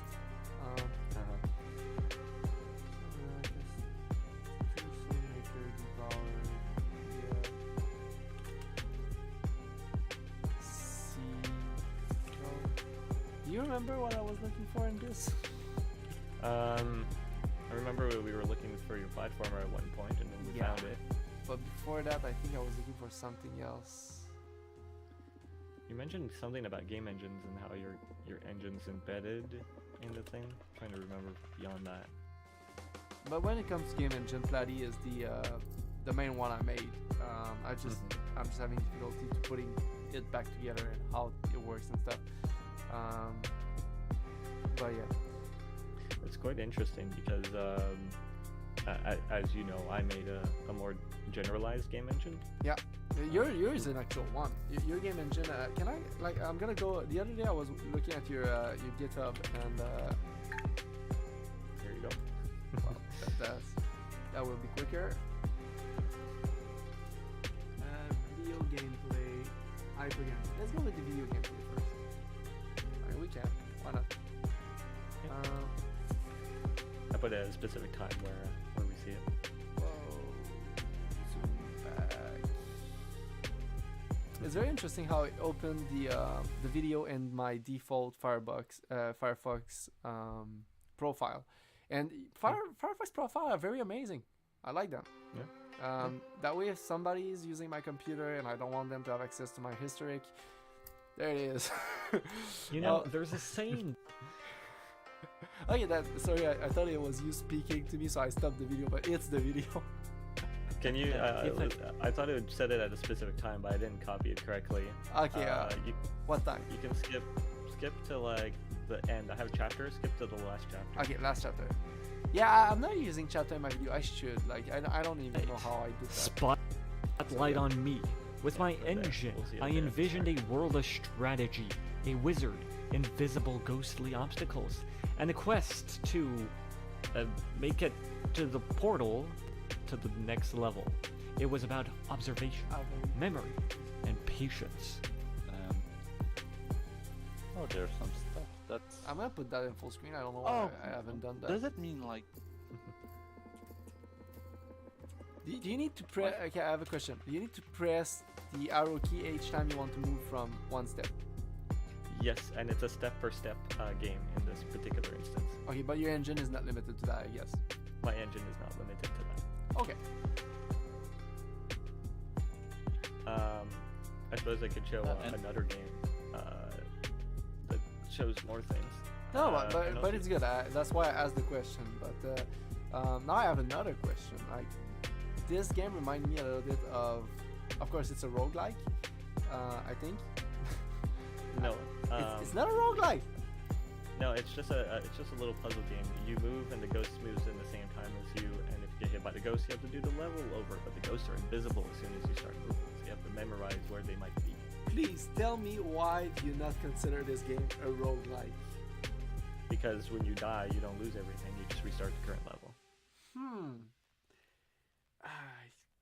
I guess, but By definition, a roguelike, you lose everything and you start over, and usually to have some variety, the levels are also procedurally you're right. generated. But at the same time, when I looked at what game they consider roguelike nowadays, they're quite flexible with the definition. I think your game I is think that's still yeah. permadeath is still a big part of it. If anything, it could be a rogue light if there's still some kind of a progression, but I think that's one of the main things. Yeah, but the way you move and the world will move at the same pace, and you're in the dungeon, and I looked at this and I was like, it's closer to Rogue than many games I've seen. But in Rogue, I think there's a way to like move multiple steps at once. I think that could be interesting to see. Probably instead of having to type like 5 times you want to move left, like typing 5 and left. Move 5 steps would be a cool feature like in Vim. So you sent me something to the Void fan game. Yeah, I've seen that game a lot. Yeah, that's also made in my engine. That I think is really like your main project This is of why this I stopped engine.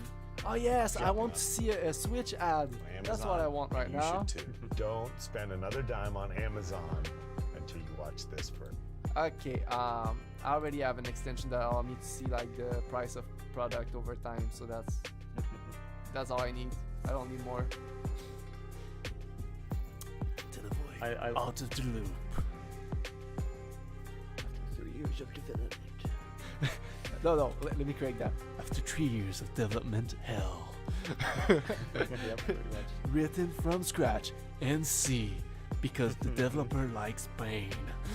Yes. It's the same with Platy, but I think you went way further with that than I did with Platy. But Yeah, again, the game has an intro cutscene. Check this out. As soon as the guy, yeah, I'm you gonna can put in take it with the I think you can click on it with the mouse and push it in, right? Is that? Yeah. So I mean, we're gonna see it soon. will it compete one day? I think with because when it comes to 2D games, I don't think like Godot tried to be a jack of all trade, right? Do you think that on the 2D aspect, like when it comes to 2D game, your game engine can compete with like Game Maker maybe, or Godot 2D? Where do you think your Both. game engine would be near?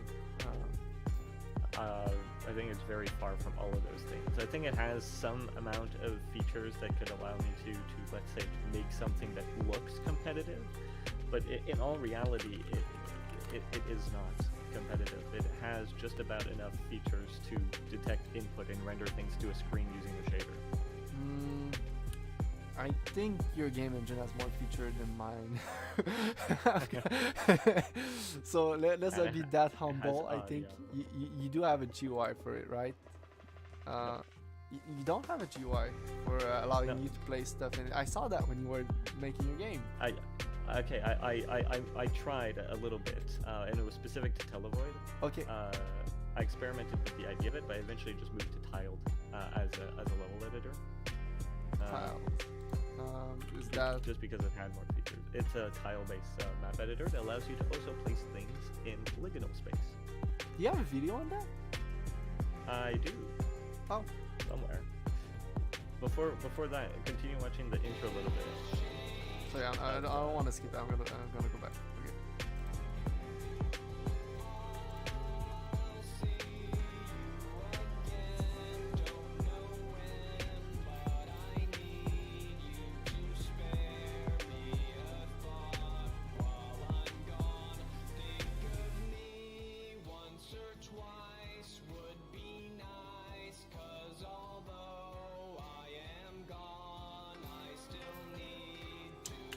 I have a question about the art. Did you do the art for that? Nope. No, you had okay.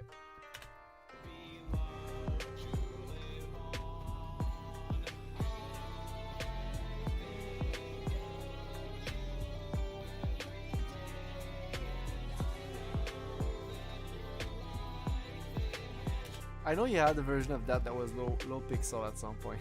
That was like pixel art. So it's strange to see it like polished drawing.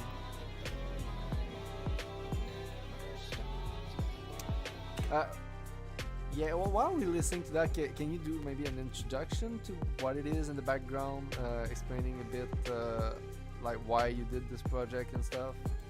Yeah, sure. I made this game mostly because it's always been kind of a dream project to make a big game, a big project within my own game engine. Originally, I wanted to make a big 3D game in my game engine, and I wanted it to always be a fan game. It wasn't supposed to be a Televoid fan game at first, but eventually I changed my scopes and was inspired to make this particular game for a YouTuber in a series called Televoid, which is very good and you should all watch it. In the hopes that maybe he would play it and that would maybe boost my popularity or something, I don't know. But I also did it for the experience of learning and using my engine in such a way, and I'm very proud of how it turned out. I also wanted to learn how to collaborate with other people, which is why the art is so polished. I have now the big question. Did he play it? He did not yet, but he does know it exists. He's made a couple of posts on his blog about it. So he we'll see, does maybe know one it day he exists. will. Yeah. Damn. If he knew the effort it took to make that thing the way you did it, like the dedication it requires, I'm sure he would play it. But I think it's not evident for people who might not be like familiar with how games are made to make the difference between this fan game and maybe other games that are made with other tools. That's true.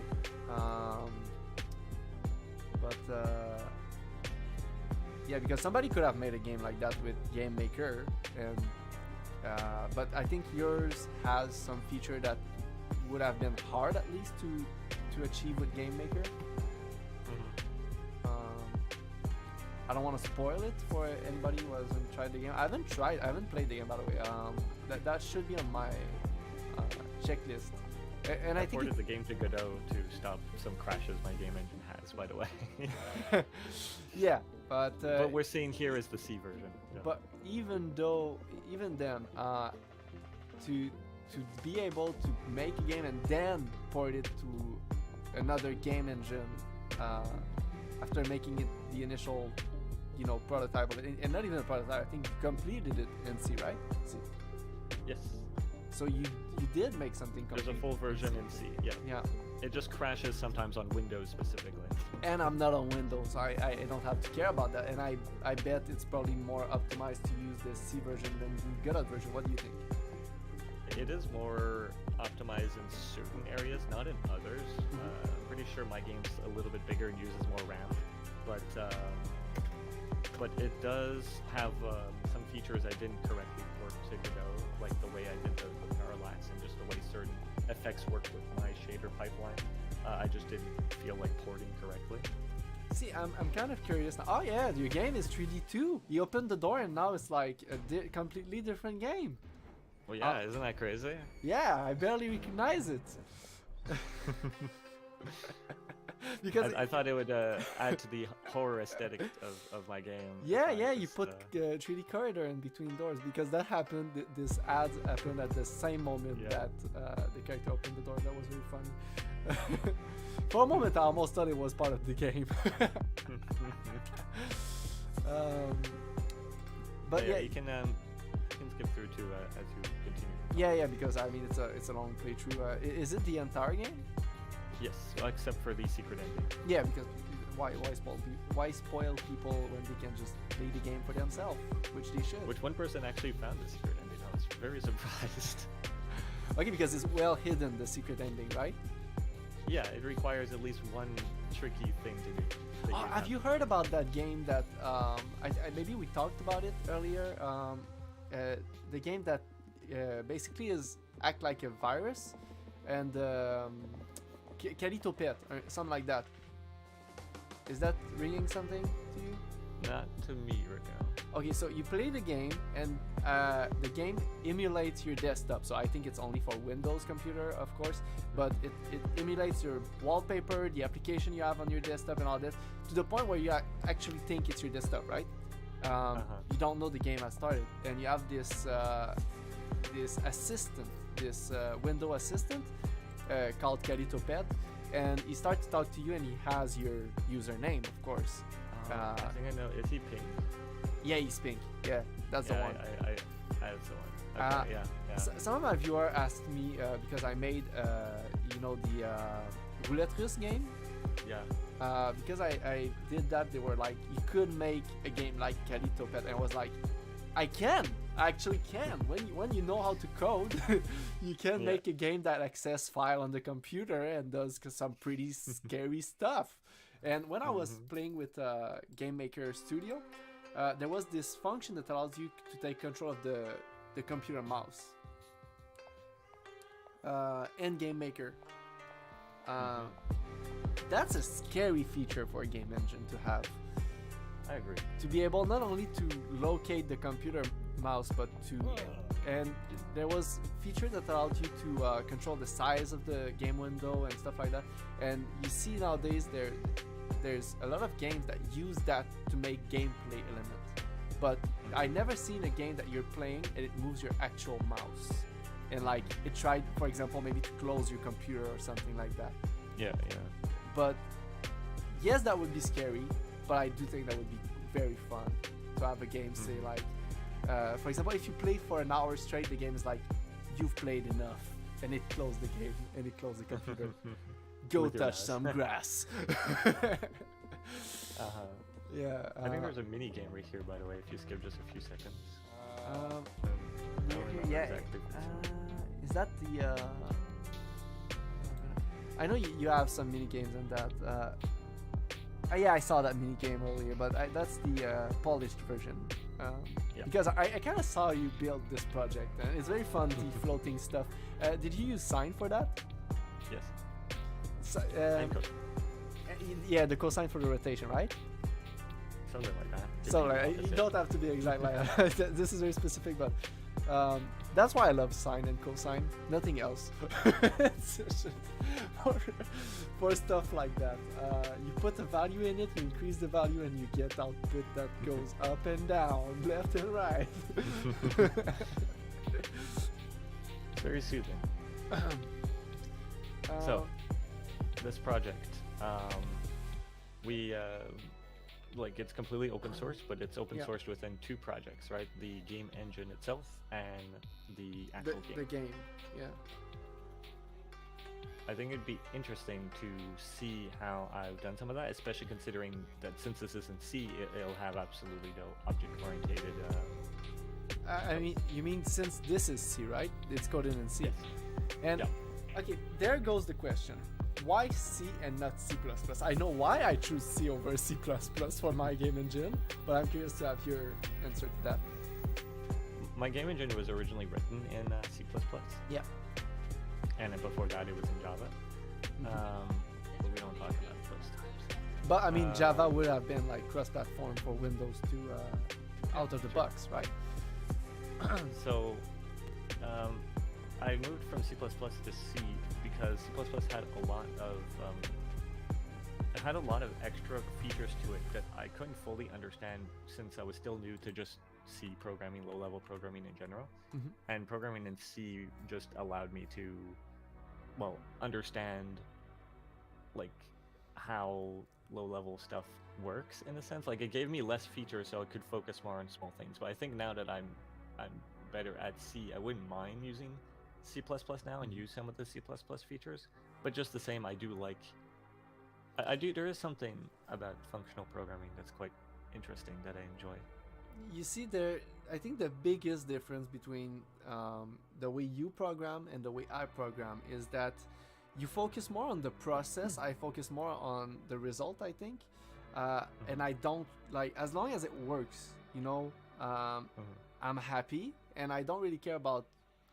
Yes, I do try to optimize what I do, but I don't really want to have to think about stuff like memory allocation, this is it stored on the stack? Where is it stored? Where is the variable going when I initialize the variable?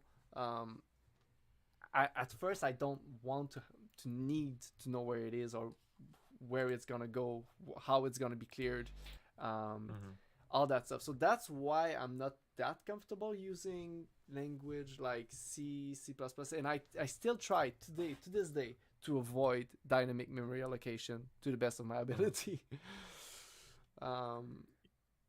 Sometimes you don't have a choice.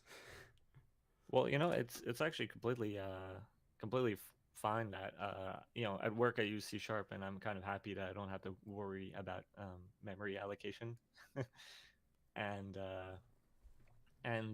using Godot, it's made game development a lot more interesting because I can focus a lot more on the structure of my code rather than memory as well. Like Godot has made game development a lot more different for me in that sense. And also, by the way, all of those mini games were programmed in Lua that connects to the game engine in a kind of mini game engine that's integrated into the engine itself.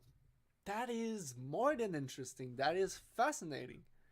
I have completely no idea how I would do that, because I asked that question myself when I looked at how the Pico 8 engine works, and like it's a very smart engine. I know I ask you this question often, but how familiar are you with the Pico 8 engine? And I'm familiar to the point that I know what it is and how in general it works, but I've never used it, and I want to use it. Have you seen a Pico cart?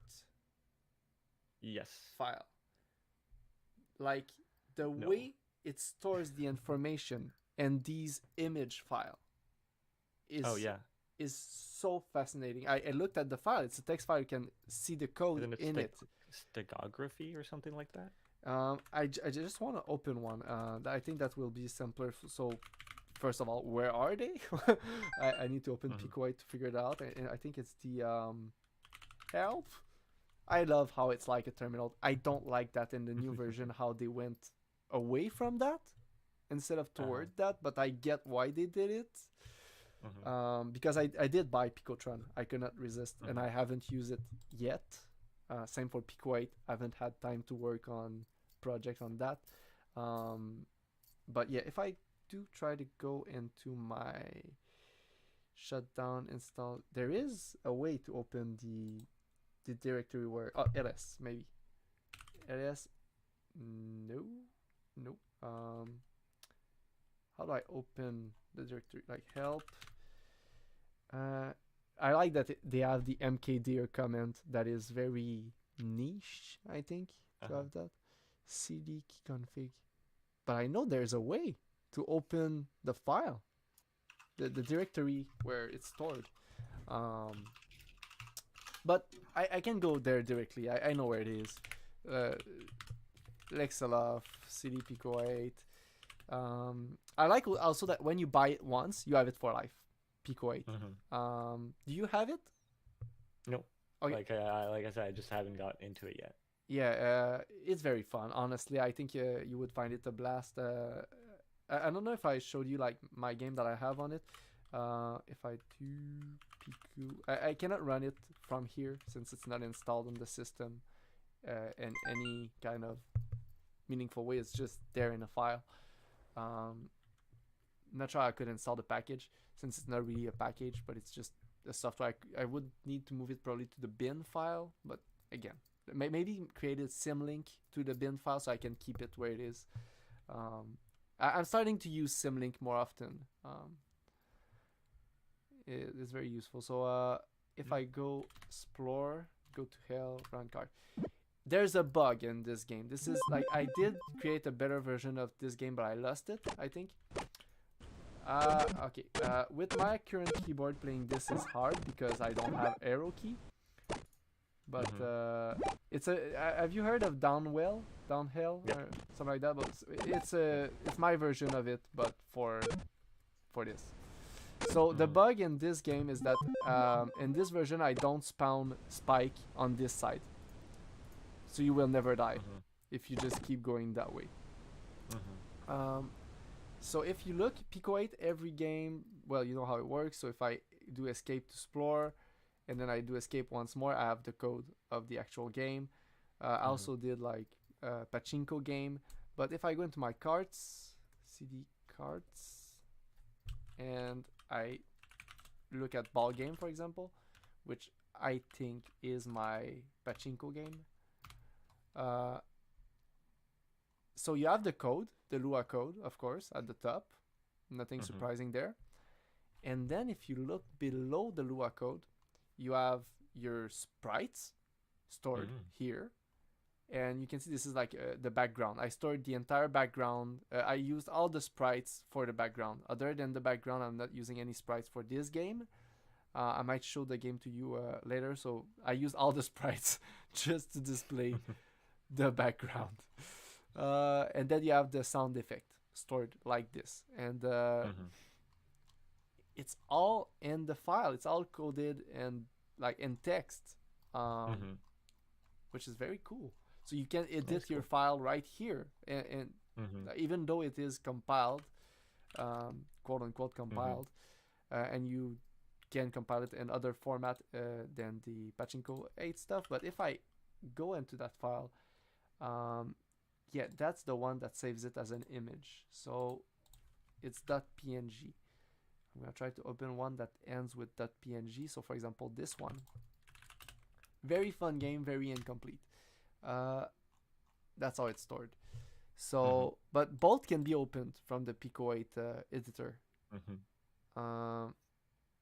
This is very interesting. Like this stores the information for the image and the information for the game.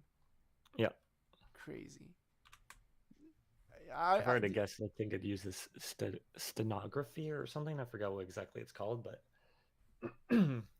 basically just changing the least significant bit on each pixel to store extra information in it. Yeah. And then reading that.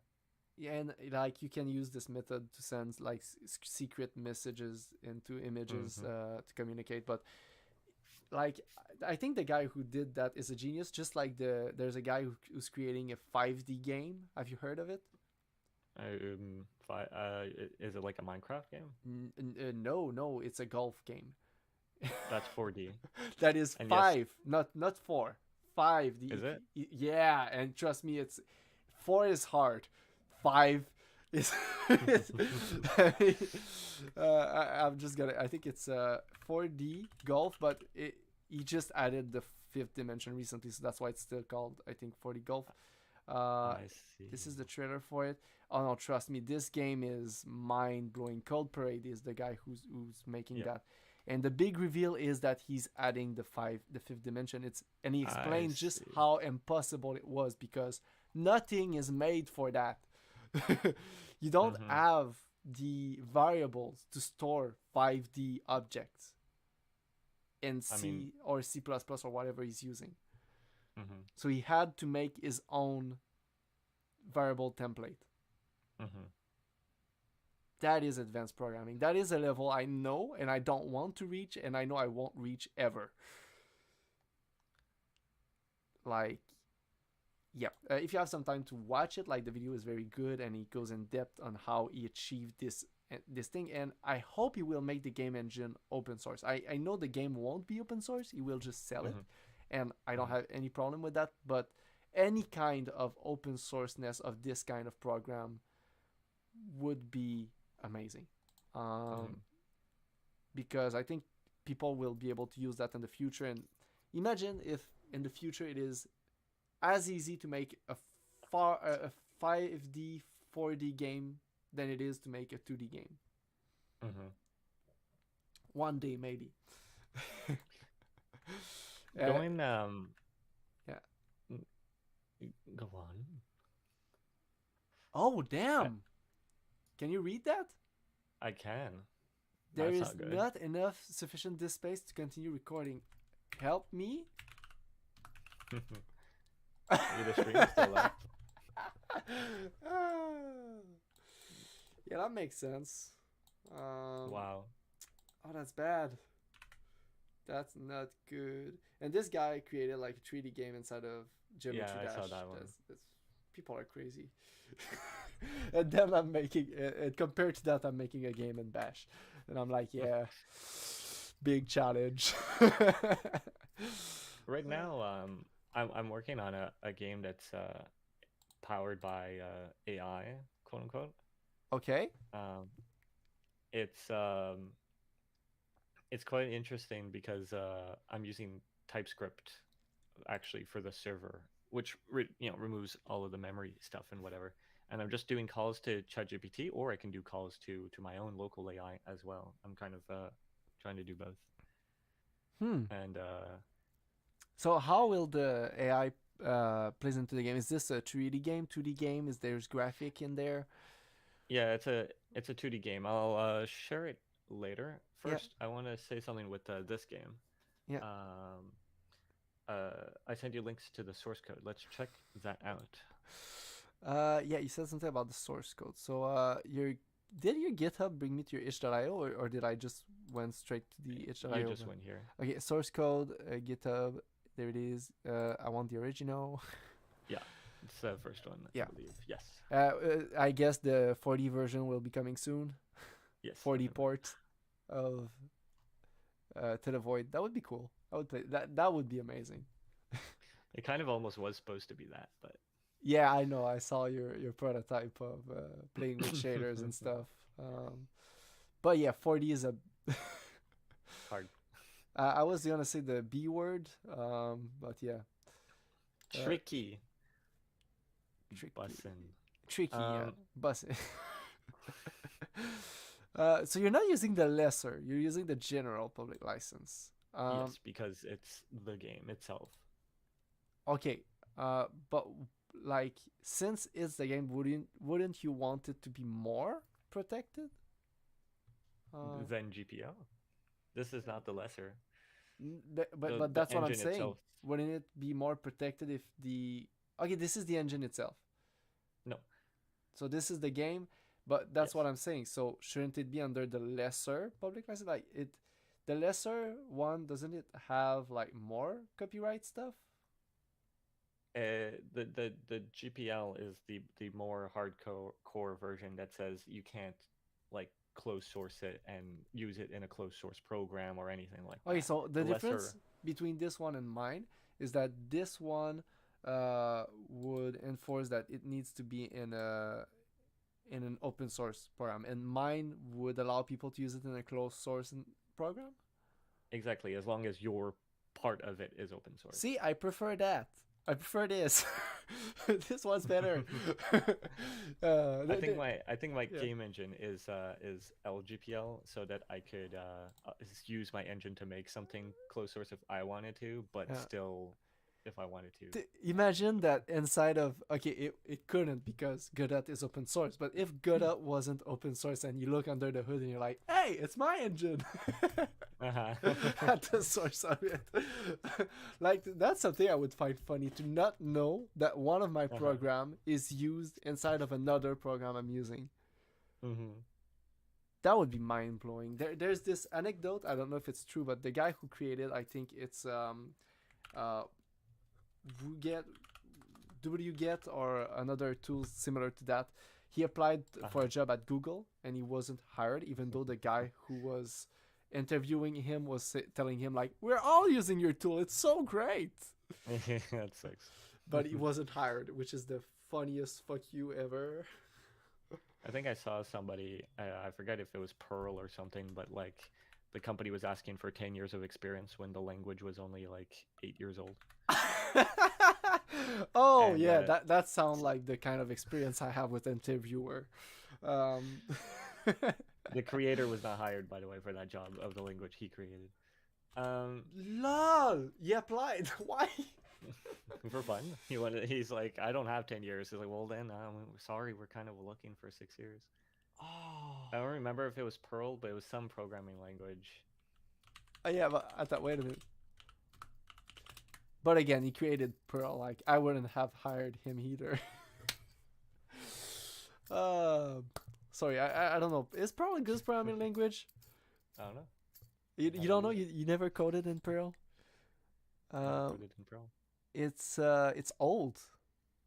It's It kind is, so it probably was in Perl. Yeah, I mean, when I was interviewing with people, I was saying like I am able to program in most used programming language. Like Mhm. I'm not including Pascal in that. And the interviewer thought that was funny. And that was my way of proving like I know what Pascal is, Uh-huh. and I'm not talking about Blaze Pascal. I'm talking about the other programming language. Have you had the time to watch the Young Sheldon show? Because the last season is talking about programmation. That's cool. No, I haven't because I've been a little preoccupied with everything else, but it's in my watch list. Like he moved in with like people who are genius in programming, and they ask him like, "Do you want to be part of our project? We're trying to make a program to become millionaires in the stock market." And he's like, "Well, I never done programming, but since I'm amazing at everything, I guess I could try. I could help you." I like the attitude of like, "Well, I never done that, but since I'm great at everything, like, I will help you at the field in which you are specialized." And he does, and they are able to create the program that is making billions in the stock market and everything. But Sheldon. During the nighttime, like he edit the code because he think it conflicts with string theory. And now the modified version of the code is losing them money, and they are not able to stop it. So what one of the programmer does, he takes the computer and he threw it out the window. And then Sheldon said, "You could have just unplugged it, right?" Womp womp. Womp womp womp. But without the laugh track, it's a good show. I think it has more heart. I think than the Big Bang Theory, which is a heartless, not funny show. So no, check it out. It's one of the things that stopped me from watching Sheldon, the Young Sheldon. Yeah, I think me too. At first, when I heard about it, I was like, "Well, I don't like the show that's like. Why would I watch a show that is derived from a show I don't like?" Well. But Now hey, you know. magic can happen anyway. All right, let's look at the Televoid fan game code. Yeah. Sorry. That's my ADHD power of 10. Scene. What are we looking for? Tools. Tools. Well, Docs has some documentation, something that you say that you do a lot in your projects. By documentation, let me clarify what I mean. I mean that now compared to before, all my projects do have a print help. They do have a description inside of the code itself. So my documentation is not separate to the project. They have main page, but I don't document the process of making the project or how it works separately. I would define those two things as different things. Like one is more of a manual and the other one's more of documentation. Yeah, I in that sense I don't document what I do because in my head my documentation is the comments, and I know that might be evil, but I think if you have good enough comment inside of your programs, you don't really need to have this explanation be in another file, if that makes sense. It makes sense. I would say one theory or one idea I heard is to use is to not write any comments and just have your code itself be self-documenting, for the same reason of your help being able to lie. Your comments can lie, because what if you update the code but forget to update the comments? Then your comments lie. I like this, that it's the second time today that you bring the concept of program lying because of an update, because that is something that happens, and you work at a company, you cannot really allow that to happen. Like, you don't want that to happen, right? It's very inconvenient. What? It's very inconvenient. Yeah, if the other guy look at your comment and it's not even you, at least if it's you, but if there's other people working on the same project, then it becomes even more of a concern. So it's a good thing to think about that.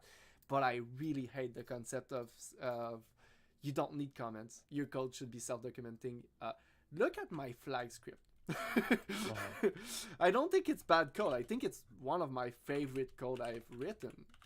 It is very I think it's smart the way it, like, I'm using every aspect of bash that I know in this project. It's not using it's not using pipe, it's not using stuff like that, but what I mean is that it is really using niche aspect of Bash that not everybody knows that Bash script can do. Like, if you look at this, is this clear enough on its own? Like, if I remove the comment, I wish I had a tool. I do have a tool that removes the comment from a script, but I forgot what it is, how it's called, where it is, and how to use it. But because otherwise I would use it on the flag script and we would see how unreadable it is. And I was unsure about including the print help inside of the code. That is something that I wanted to maybe in my program have the print help separate, so that when you open the code file, all you see is the code. Yeah. You don't have like this is not part of the code. This is just documentation, not documentation, but this is a manual, similar to a man page. But I know that most program I use, like if I look at the ls and I do help, for example, that doesn't work for some reason. It doesn't have an help.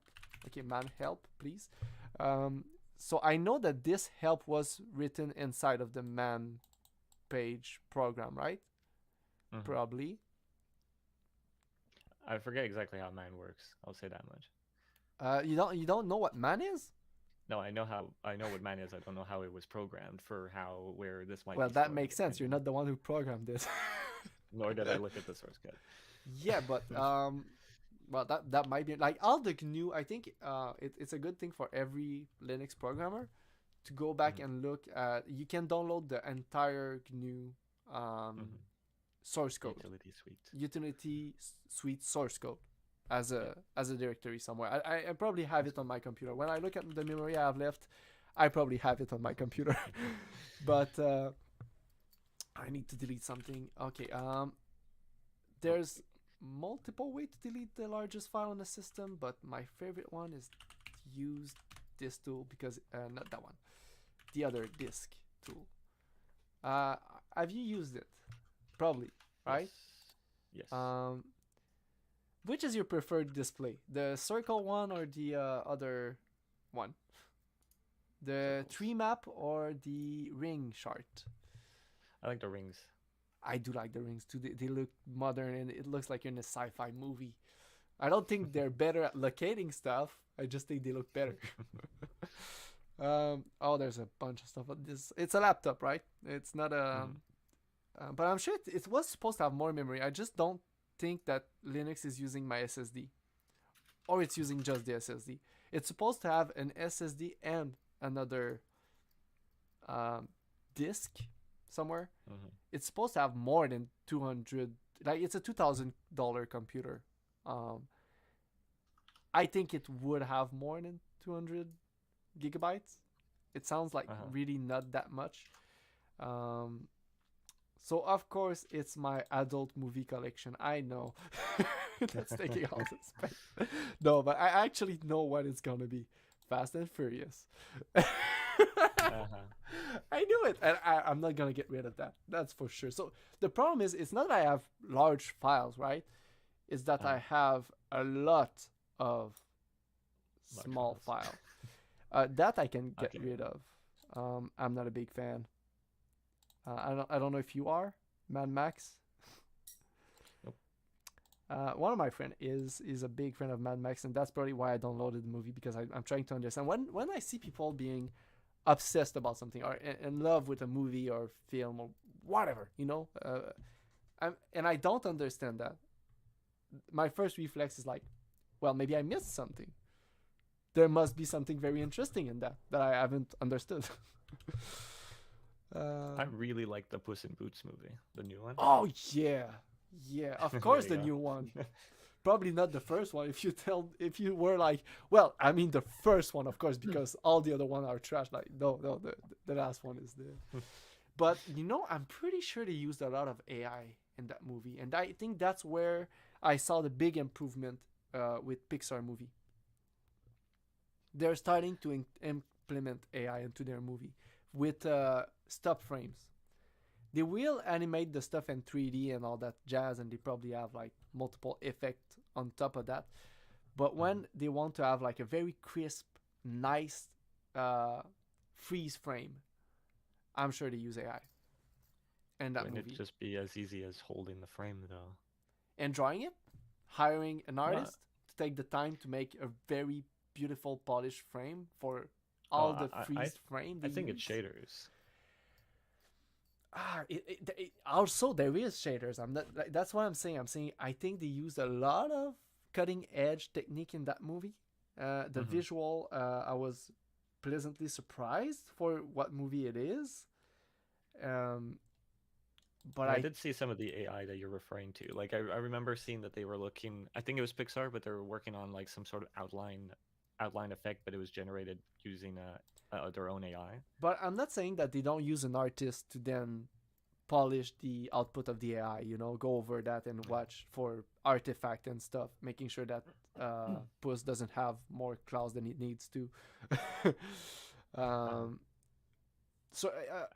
Yep. Well, I think the film itself is animated in 3D and traditionally, but I think all of I think there's certain visual effects that could be very much powered by AI, just because I've seen them create an outline effect, or some big studio create an outline effect using AI, and I don't think they're gonna go like full like generation of frames, more like additive, like they're gonna add something to a frame using. Yeah, AI, no, 'cause that's exactly what I'm saying. I'm saying they animate the base of it in 3D, and then they take the output of that animation, they make the best they can to render it nice, and then they feed that into an AI that will add an artistic touch to it that, an artist could have done that. And that's why when we watch this movie, we look at it and we're like, damn, they put a lot of heart and effort into it. And I'm not saying they didn't do that, but I think to use these workflow, I don't think they did that for the see the difference.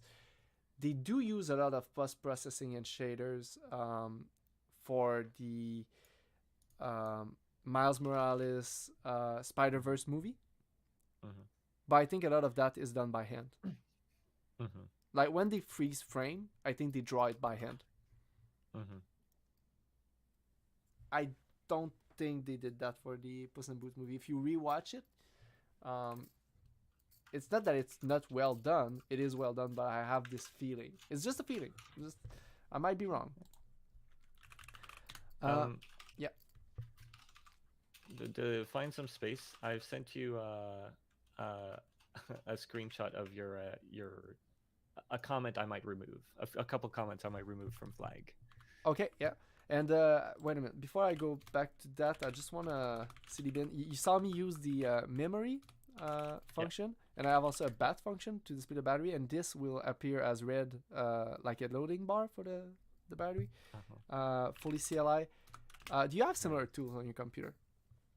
No, because I don't use a laptop. But no, but without the battery aspect of it. But I mean, it could display the power outage, I guess. But we wouldn't have a need for that. I'm not doing any Linux nerdy stuff right now. I'm actually using my computer in quite a normie way. Like I'm running GNOME. I'm using a bunch of GUI utilities. I do sometimes use HTOP or something like that. And you're the one who introduced me to all that shit. Yep, I know. I am using Linux. What have you created? I'm still using Linux. I'm still programming C. Yeah. Although I've done a bunch of other stuff as well. But yeah. Oh, just that like HTOP. I still got HTOP in my things that I use, just because sometimes I don't know, it searches well and it does its things fast. Yeah, see, it's funny because I'm not using top or HTOP that often. I don't know why. I don't really have a need for it, because when something crash, I just use Xkill. And this will display also if my cable is connected or not, so that's kind of nice. And these utility, I think, are very like, especially the memory one. Even if you don't have a laptop, I think knowing your memory is one of the, like, you would use HTOP for that. Like, it doesn't show you the disk memory, right? It doesn't show you the disk memory, from what I remember. But so what would you use for that? Just like LSBLK, I guess. But LSBLK. LSBLK. That? There's some options to it to have more verbose information, but yes, Okay, so if I go into my funky, maybe you have a solution to that. When there's a program that I don't think memory is one of them, but there is some programs that only works as function in Bash. I hope I will find a good example of that here. Like sometimes it's just that it's too small to be an actual program, so I put it here. Like I store them as function and I use them like they are scripts. Okay. So I source the func, but well I have it in my path since it's in the bin file, and in there I have like for example, I think a good example of why I'm using this method for some of them is the I'm not sure how it's called. All of the thing that use CD that needs to use to move you from one directory to another, and like if you try to do that inside of a script, you have a different result than when you do it inside of a function. I'm not sure if that makes sense. I think it does because you might return something that isn't just pure text in a function. So yeah, that's the memory program I'm using. See, it's very simple. Maybe this could be its own script, but again, it's so simple that I don't really see a point in being a script instead of a function. But ideally, I would like to be able to one day get rid of that entire stuff and have it be individual scripts. You know. Some of them I don't even know what they do, but I know I have scripts for recording that I can just record my voice. I have script for. I mean, those are all projects that I often forget about because they are stored there, you know.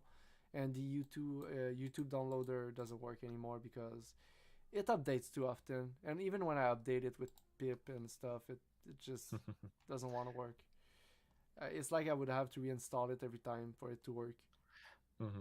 Nobody got time for that. I'm on a Arch-based distro, so I both have access to it directly in my package manager, and it's always up to date.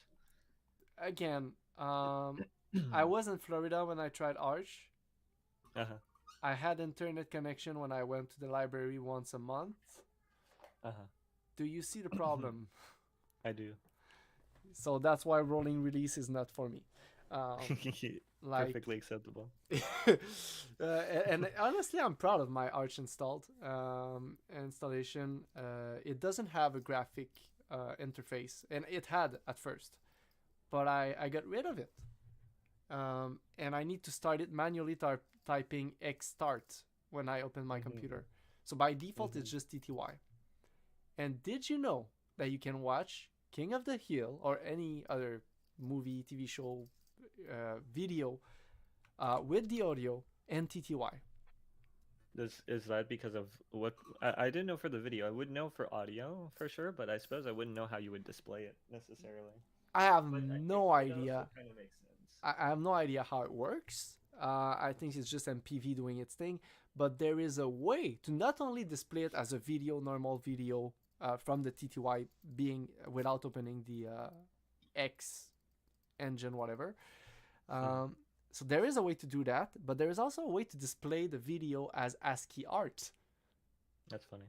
So I would watch King of the Hill sometimes just for fun as ASCII art, similarly to using Chaffa, which I think it's using Chaffa to do that. And I would have to make the font very small because I was watching that on a laptop computer with a very small laptop screen. I still have that computer. It's funny, and I uploaded my new config with all my recent programs, my bin and all that. I did make a tool to package my stuff. It's called Bond for bundle. Like my name is Bond. Bundle Bond. This is the old way that I would source the flag script. Don't need that anymore. Don't need that anymore. Way cleaner. See, this is an interesting way of creating a print help, and I'm still not sure if I like it or not, but I prefer your way of just generating it automatically. I don't know if many scripts are generating their print help or if they're writing it manually. Some of them are definitely doing that. I'll say that much. Generating the print help? Yeah. Huh. I thought I can't say all your of them idea are, was but- more revolutionizing than that, but it still is because I don't see that many utility doing that, allowing you to handle flags and help and just, Mhm. you know, I'm already proud enough of this tool. Like if I just do test.sh, okay, msh test.sh, this does that. Yes. See? Uh-huh. So it's simple. It wasn't hard to code. I'm not like trying to flex the code that I used to create MSH. But Mhm. damn, is it useful? Mhm. The only thing I don't put is the version number. I only do that for releases Mhm. because I update code so often that at some point I would always forget to update the version. Yeah, because your program lies. You know, something I do is generate the version number and include the commit hash within that version number. You generate the version number. So every time you edit a file, you... What do you mean? Edit number. Tell me what an edit number is. Whenever I commit a new version, Yeah, okay. Yeah. you can set some like also some git rules and whatever for when you want to merge to make sure that a version number is updated. But basically, I can have a build number update every time I commit to a build branch, so that every time I make a change and I officially save it on my Git repository, it saves it as a new version, automatically builds the new version with that version number integrated, and it can even tell me what the commit hash of that specific version is. So if ever there is a bug in that version, I know specifically which commit it's coming from. That's good. I mean, right now what I did is that the way I'm creating my release, this is my tool to create my release. Because of course I created the tool to create my release. You see, that's the kind of mindset. Like every time I want to do something, now I ask myself like, could I make that more automated? But you should write a book, and it should be called Your Code Lies.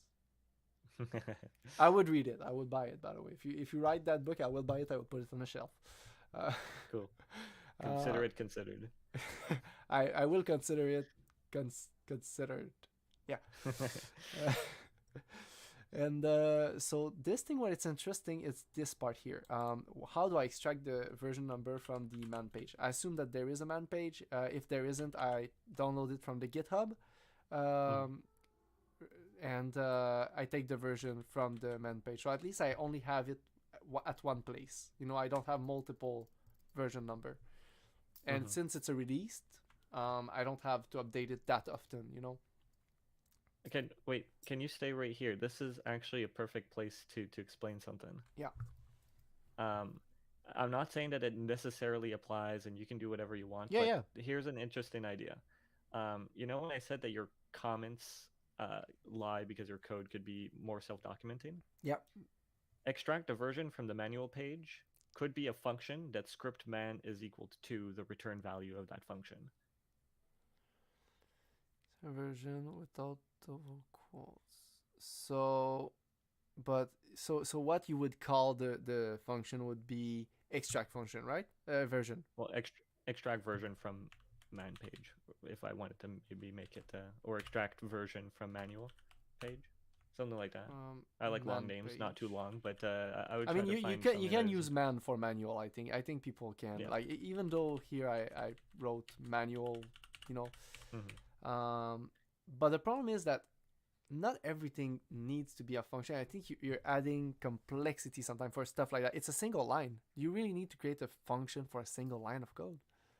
Your single line is calling multiple different programs that each of them are probably calling multiple functions of their own. But again, if you were to edit this thing, right? If you were to remove this line and keep the comment, how like it's the same that if you were to remove the content of your function without removing the function itself. I don't see how it would for a single line like this. But like I'm gonna create the function you're talking about because for demonstration purposes, and I think it's interesting. Like I don't do that for my function. I don't know if I should, but I don't do it. I just type the name of the function. That's why I love Bash. Bash is a bit flexible, you know. It's forgiving. What do you think of the fact? Sorry, that's another stuff, but I don't want to forget to ask you about that. What do you think about the fact that the industry is moving toward Rust because of how it managed memory? I like I do like some aspects of Rust. I've already been learning it before, like I heard these things happen. Because it seems like an easier version of C, you know? More forgiving. Yeah. I wouldn't I say like easier, but more I'll say forgiving. this. I do like that the compiler yells at you if you're not doing things that should be considered normal. Because there's something you can do in C, okay? In C, you can create an array that's a size of bajillion, right? Yeah. And then you try to compile it, and C's like, oh, well, I don't know, that's too big, you're going to have a stack overflow. And you're like, oh, thank you, C compiler. But you could make an array of size n and make n equal a bajillion, and the compiler is like, I see no problem. Like, yeah, if you literally declare an array of size of bajillion, then it sees it. Any other case, it's like, I don't know, you should be smart enough to maybe check the size of n before you set the array, especially if n is being set by a user, where you're like, how many players do you want to be? If you can set any number, well, the user can initiate a stack overflow just by putting a big number, and then they're gonna laugh because they can crash your game. In Rust, it's gonna be like, there is a chance. It won't necessarily happen, but there is a chance your program crashes. You might want to do something about that because n could be any size here. And you're like, thank you, Rust compiler. I will now consider that. Yeah, and I mean, at this point, like, if you give it, like, for example, let's say n would be equal to 5 quadrillion billion, and like, if I were to code the Rust programming language, which I'm not, the way I would do that is just to simply make sure the program runs at this point and change the value of n to something that I can handle, and compile the program, but with a warning, like, hey, by the way, I did change that. Like, that would be a completely different programming language at this point, maybe, but just imagine that a compiler that makes sure your code compiles. Isn't that crazy concept right there? Yeah, because we already proven that you can make a compiler that prevents you from compiling stuff that won't compile. Yeah. So if you already think that far ahead, the next step is a compiler that's like, well, I see what is the problem, and I know what is the solution, so I'm just gonna, at this point, we're just creating more work for ourselves, right? Yeah. I mean, I will say, though, that it is technically possible to still, like, break Rust if you do some tricky stuff. Yeah. You can kind of go into loopholes that the compiler's like, this seems fine, but it actually isn't. I mean, that's with everything. Otherwise, the entire domain of cybersecurity would fall apart. Yes, but what I mean is beyond that, though, because Rust, let's say for the cybersecurity or whatever, like, if you want to do something that's really, like, tricksy, what you can do is write unsafe over your function. And now you have an unsafe function or whatever. And what you're saying is, hey, Rust, don't yell at me. Ignore how stupid what I'm doing. What I'm trying to do is just try it. Yeah, just do it. I know what I'm doing. Trust me. It's like a sudo, but yeah. Yeah, exactly.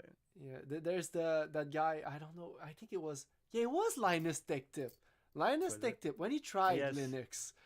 And yes, I remember. He had all the freaking warning. I don't know how much Microsoft paid him to do something stupid like this, but he had all the warnings, and he still did it. And now, like, after that, Linux had, like, Pop OS did some change to avoid people doing that, but I don't think they needed to, because they technically did. The issue was that it was a dependency.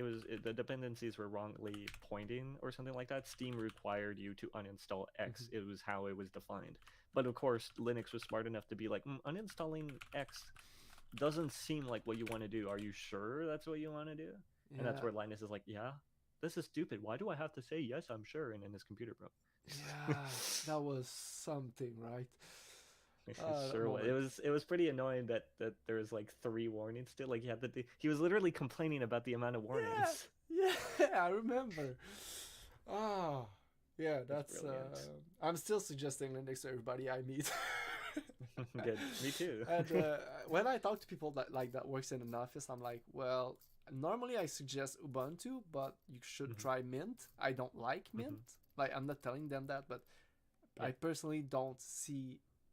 Like, I am suggesting mint, so I guess I'm seeing a need, quote unquote, for it, but it's a need from ignorance, you know.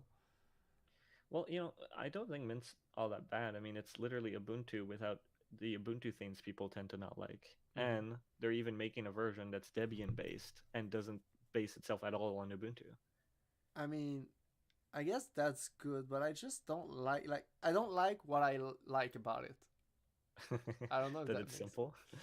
Like, what I like That it about it is works. that if I want people to get the same experience that they have on Windows, the closest thing I can give them that is reliable on Linux, that is easy to use, it's Mint, right? Yeah. And but again, Debian on itself, on its own, is better because it's quicker, more optimized, less bloated. Even though now it's gonna be based directly on Debian, it's not like it just reached the level of Ubuntu.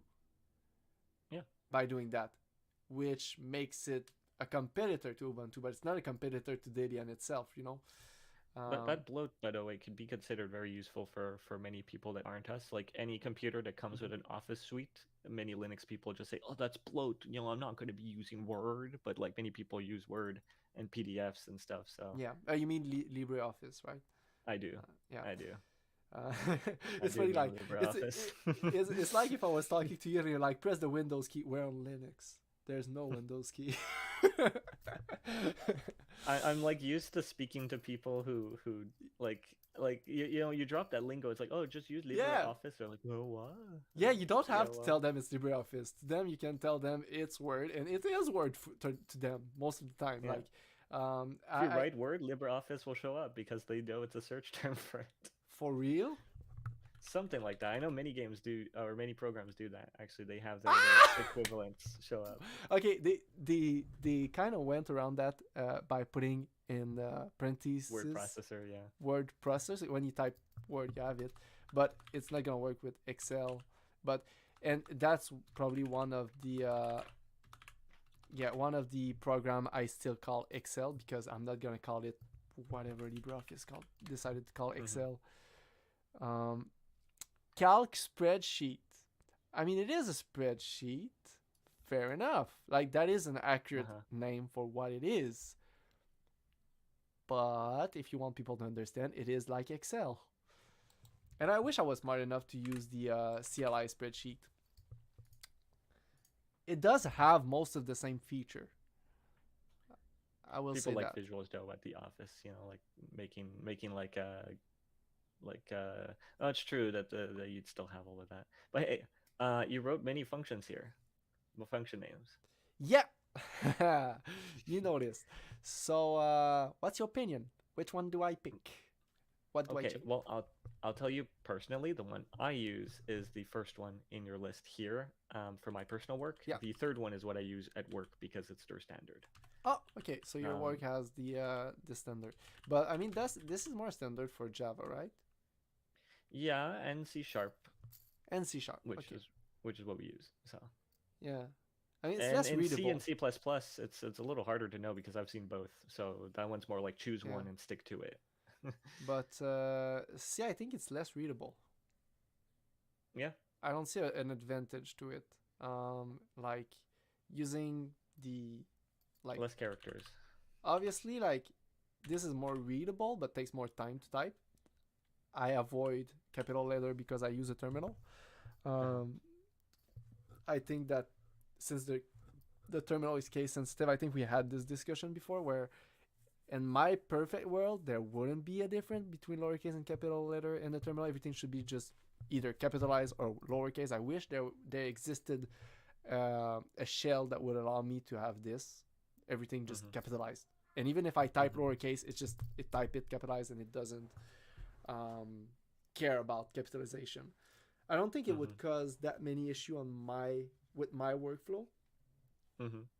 And that's one thing I like with the terminal and the Pico 8 engine. Everything is capitalized. That's cool. I think that looks good to the eyes and it's just pleasant to use. So yeah, I'm gonna keep the first one. Thanks for the suggestion. This one. Yeah, yeah. You I see mean, that? it also follows the standards of your variable namings, so it kind of fits in. Yeah, that one's funny, but like, I imagine if. wouldn't do that. Yeah, I know that lies. That lies a lot.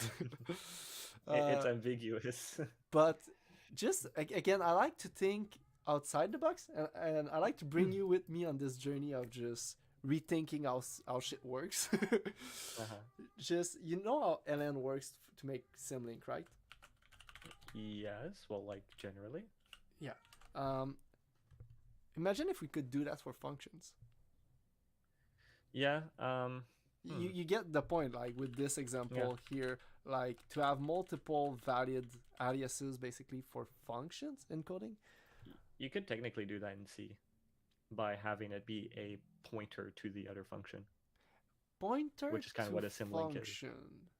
That is an interesting concept I did not know about. I did know about pointers, but most of the time I would use them to point to a value on the stack. But to an entire function? Our function on the stack?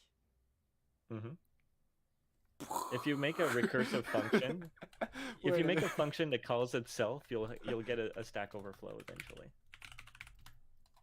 Because it needs to know where it's calling back to. When you call a function, it goes to where the function is, executes it, and then comes back to where you called the function, right?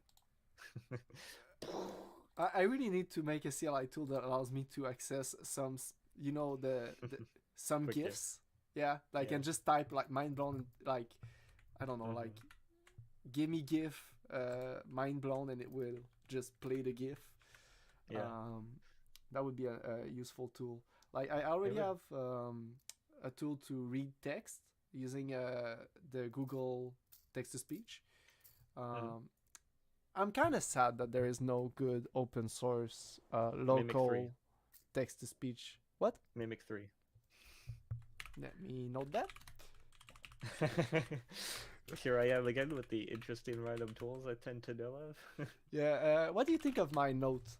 I like it. Workflow. I actually noticed. It's just a when you file, first open it. and it already adds the name and a to do for the day, and Cool. it checks if the day already exists to not, rewrite It's in your it. temp though. I'd be concerned that if you had a power failure, you'd lose it. But Not in this temp file. I don't think it would. There is like if I type temp file. it isn't /temp. It's No, var temp dir. Yeah, there it is. So when I type temp dir, because I always forget which one do what, the difference between them. So I made an aliases to tell me, to remind me. And you see there is like use for temporary files, not needed across reboots. That one is the real temp file, the one that will be cleaned after reboot. There is one that is like clean on boot. There is one that is maybe clean once in a month. There's the one that you need yourself to clean, which would probably free a lot of memory on my computer. I don't know, but yeah. We're continuing on. Yeah, we were working on this on your thing function, right here. And I mean, honestly, in my opinion, the streams where you participate and where we can like have discussion about stuff more, I think they're my favorite streams. Like that's the kind of streams I would watch more than just a guy explaining what he's doing. They're fun. Yeah, they're fun. So here you have it, and then we need to return that. I love how the way you return stuff in Bash is with the echo command. Ain't that great? Like the return function does exist in Bash, but it can only return binary. So yeah, the fact that you need to return stuff like that, it's not stupid. It works, and it's instead of having multiple like if there wasn't a return, like there's no need actually for that when you think about it, right? Yeah. And often since my programs are not functions, they're programs, I use this instead to quit the program instead of just quitting the function. And I can use it, I don't know if you knew that, but exit can take an argument for that's a problem, that's not a problem. So that's why I say I consider myself an expert of Bash, because that's where I spend most of my time. So if you have a level equivalent to mine in Bash, or even superior, that's saying a lot, though. I think. And I like the joke of like the Goku Vegeta, how do they call that? Like rivalry. Yeah. I don't really see it as a rivalry, but I do Yeah. think that knowing you, who is somebody who knows programming quite in depth to a high level, I think that at first I would like I said that in the previous stream, but I would compare my level to yours in programming and be like, damn, I'm ignorant. I still think that to some extent, but now at least I know. No, everybody else is worst. This guy's on another planet. He's doing his thing and stuff. And I wish you don't leave that planet. Stay there. We need people that think like you. That's why I heard that there was a guy who created like a game, and he said like he didn't consider himself a programmer, even though he coded a bestseller game, and I so relate to that. And I think you understand why I don't consider myself a programmer. I think you would agree that my mentality is not really that of a programmer. I can see where you're coming from. I can see what you're saying. Like you're clearly technically savvy. You know how to use Linux, Yeah. and you can make bash scripts, and it's even what you enjoy doing too. But you don't employ many of the things that maybe like have to do with programming very specifically. I mean, there's low-level programming which you've tried and don't like, and that's fair. Well, I wouldn't say I don't like it. Honestly, one of the projects I'm the most proud of is one that I lost, that I coded on my in BASIC on my calculator at school. And honestly, for a moment there, I fooled myself into thinking, did I just find a solution to a general solution for a basic math problem that doesn't really have one? Like, did I just invent a way of solving this math equation that nobody ever thought of? For a moment, I did really believe that, and it might be wrong, but I still think that my way of solving the equation, which had something to do with triangle and finding one side of the triangle and stuff like that, I didn't think that my version was good, very good. Just functional.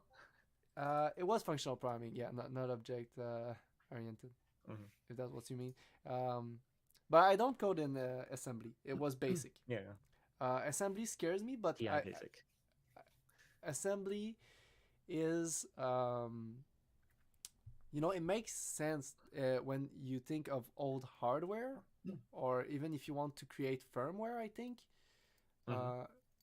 though I think you can now code firmware in C and C++, but that I don't know. I wish I would be able to learn that. I would like to learn how to code firmware. Yeah, it does sound interesting and fun. Fun? I don't know. That's why I don't know. That's why I would want to try it. Maybe it is. Maybe that would be my new passion. Maybe it's more simple than I think, because one of the company that was at the job fair was a company that did aerospace software for aircraft. And I looked at their machine because they had like the cockpit stuff.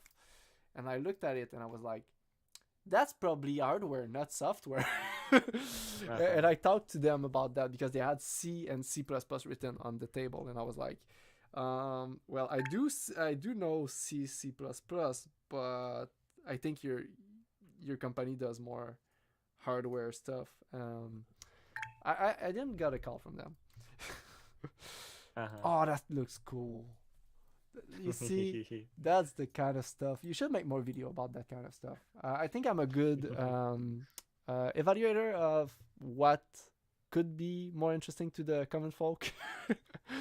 Like that I think is cool. Like I created some 3D waves on a whatever calculator. The story is simple. They're like, oh, so it's a 2D calculator. It can't do 3D functions. I'm like, bet. Wait till I have some money. I'm gonna buy myself one of these. Same. I looked online to the price too. I believe we already talked about that once, and it's Yeah. like, yeah, they're not cheap, are they? Yeah, no, and at some point I could have kept the calculator from the school because I had it long after I quit school and I returned it anyway. And but I'm kind of sad that I wasn't able to back up my Yeah. programs from it. Um, and I know at some point I tried to import the program on one of my old Windows computer. Back in the day, I was still using Windows, but there is some software to run the basics from this calculator on the computer, to import stuff from it, connect it to your computer, and then port what you did and run it and stuff. I don't know if you use that, because honestly, if I were to code again for this calculator, I wouldn't do it on the calculator. I have some pages, some notes that I've left myself for the next time I tackle this, because I found a C compiler for the TI-83. Damn. But So that's again, gonna be I don't know. It's assembly can be fun. Like Yeah. when you get into it, it's there is some it's I some, wrote one assembly program for the TI-83, by the way. you know what? I wrote one assembly program for the TI-83, and I inputted all of the hex values manually. But did you like all the programs that you made for this calculator, did you back them up? Do you have a backup of them? Did you put the you're not able to are you able to transfer them to your computer? I don't have them no more, and I didn't do that, unfortunately. But I Think could probably about make all these that again. time you wasted. Well, it was wasted time at school anyways. I mean, I was just sitting there like waiting to do the exam. Yeah, I know, but that's what I feel bad about these programs I made. It was because practice. No, because I don't. In my case, I don't remember how I did what I did. You know. It was I- still practice. The neurons are still there, whether you remember or not. It just means next time you do it, it's gonna be a little stronger. Still, it's slumbering. I don't know. No, I don't waiting. think. I don't think. I need the pills from the Limitless movie. Yeah. I did talk to you about this movie when we were at school. So that's a movie that really inspired me. Like the book that I had at school, that I had written, was probably inspired by the philosophy of this movie in some sense. Of like, what if you could become that without the pill? You know, that was the main idea behind the book. And Arundel, I'm not sure if I talked to you about that book a lot, but it's a work of passion. I don't know if I showed it to you, the what it contains and stuff. I think I've seen a bit of it, at least during a stream. Yeah, it's a good like I worked, I think, almost not a year, but without working every day, I would, like, I did not have a job at that point. Every day I would spend almost the entire day working on that book for I think it's a year. I think it's a full year of work that went into that. And is there stuff that I would change, improve? Maybe, but overall, I think it's just the if you know people that like role playing, tabletop role playing games, the advantage of this book is that it is more of a starter guide. It has the dungeon master guide in it. It has the player guide in it. And if you look online at the value of these for Dungeons and Dragons, it's like $100 per book. My book is like $14. For you have both inside of it. You have the campaign inside of it, which is another entire stuff on its own, and then you have like advice for new player, new DM, which I think are quite good. Like one of them say, bring snacks. I mean, Good advice. yeah, it is good advice. That's one of the first advice my DM gave me. If you don't want a lightning strike to fall by coincidence on the head of your character that wears a metal helmet, bring snacks. Amazing. You know, that's how you influence karma in the game. Yeah. Yep. Yeah, when it comes to the function thing, I think like it's interesting because for sure if you're only using it in one place, it might seem like a little useless to put everything into functions. Although I still like to do that just to organize everything and more easily move things out of order or put them in the order I want the functions to be in. But what's interesting is then reusing that logic is then also very easily, and modifying the logic can also be interesting, and having the function be also more modular. If ever you want a different way of getting the version, you can now have multiple functions that you could interchange without changing any of the logic necessarily, because you've now separated Yeah, but the you logic. would keep both inside of your code, even though you wouldn't be using one of them unless you specify it with an argument. Yeah, which could be a good example of that. At work, I've done something. Let's say you want to output whether as a CSV or this or that. And there's multiple formats. That's a good place to be like convert data to that format is now a function that I can interchange based on the parameter. I mean, fair enough. I could extract the version from elsewhere, but you see, I really like your idea of your code is lying to you book that you're gonna write, because I think I should in some way not type the version manually. Like I created this MSH program. I think every time I edit a shell file and I save it and there has change that has been made to it, I should detect that using diff and update the function. If there any change has been made to a bash script, and I could probably use a tool similar to you probably guessed it, because I can use it the same way I use CD, but I'm using another script instead of Nano that is not Nano. It's the Nana script, which is closed source, but nobody's gonna watch this video and recreate the entire script. What it does, well, why not just get the help? What? Nana H. Okay, there it is. So Nana, this way is it the log file display the top of the log file. So okay, so these are the see that? Do you need me to explain that? No, it's good. I like it. I mean, in some way, I am keylogging myself, but it is useful. Yeah. Like that way, I kind of know which program. Like, do you see this? Yeah, That's why it's my favorite program. No shit, it's my favorite program. Yeah, that's really cool. I edited it 300 times. That's not like a line change or stuff. Like that's the number of time I edited the flag file, and almost 300 times for the X matrix file. No header. Interesting. What is that? No header text. 200 times. You see, that's why it exists. That's why it does that. Because that way I can see what the hell that is. No header. .txt. Also, this version, I don't think it prints the full path to the file. I don't know if that's as designed or not.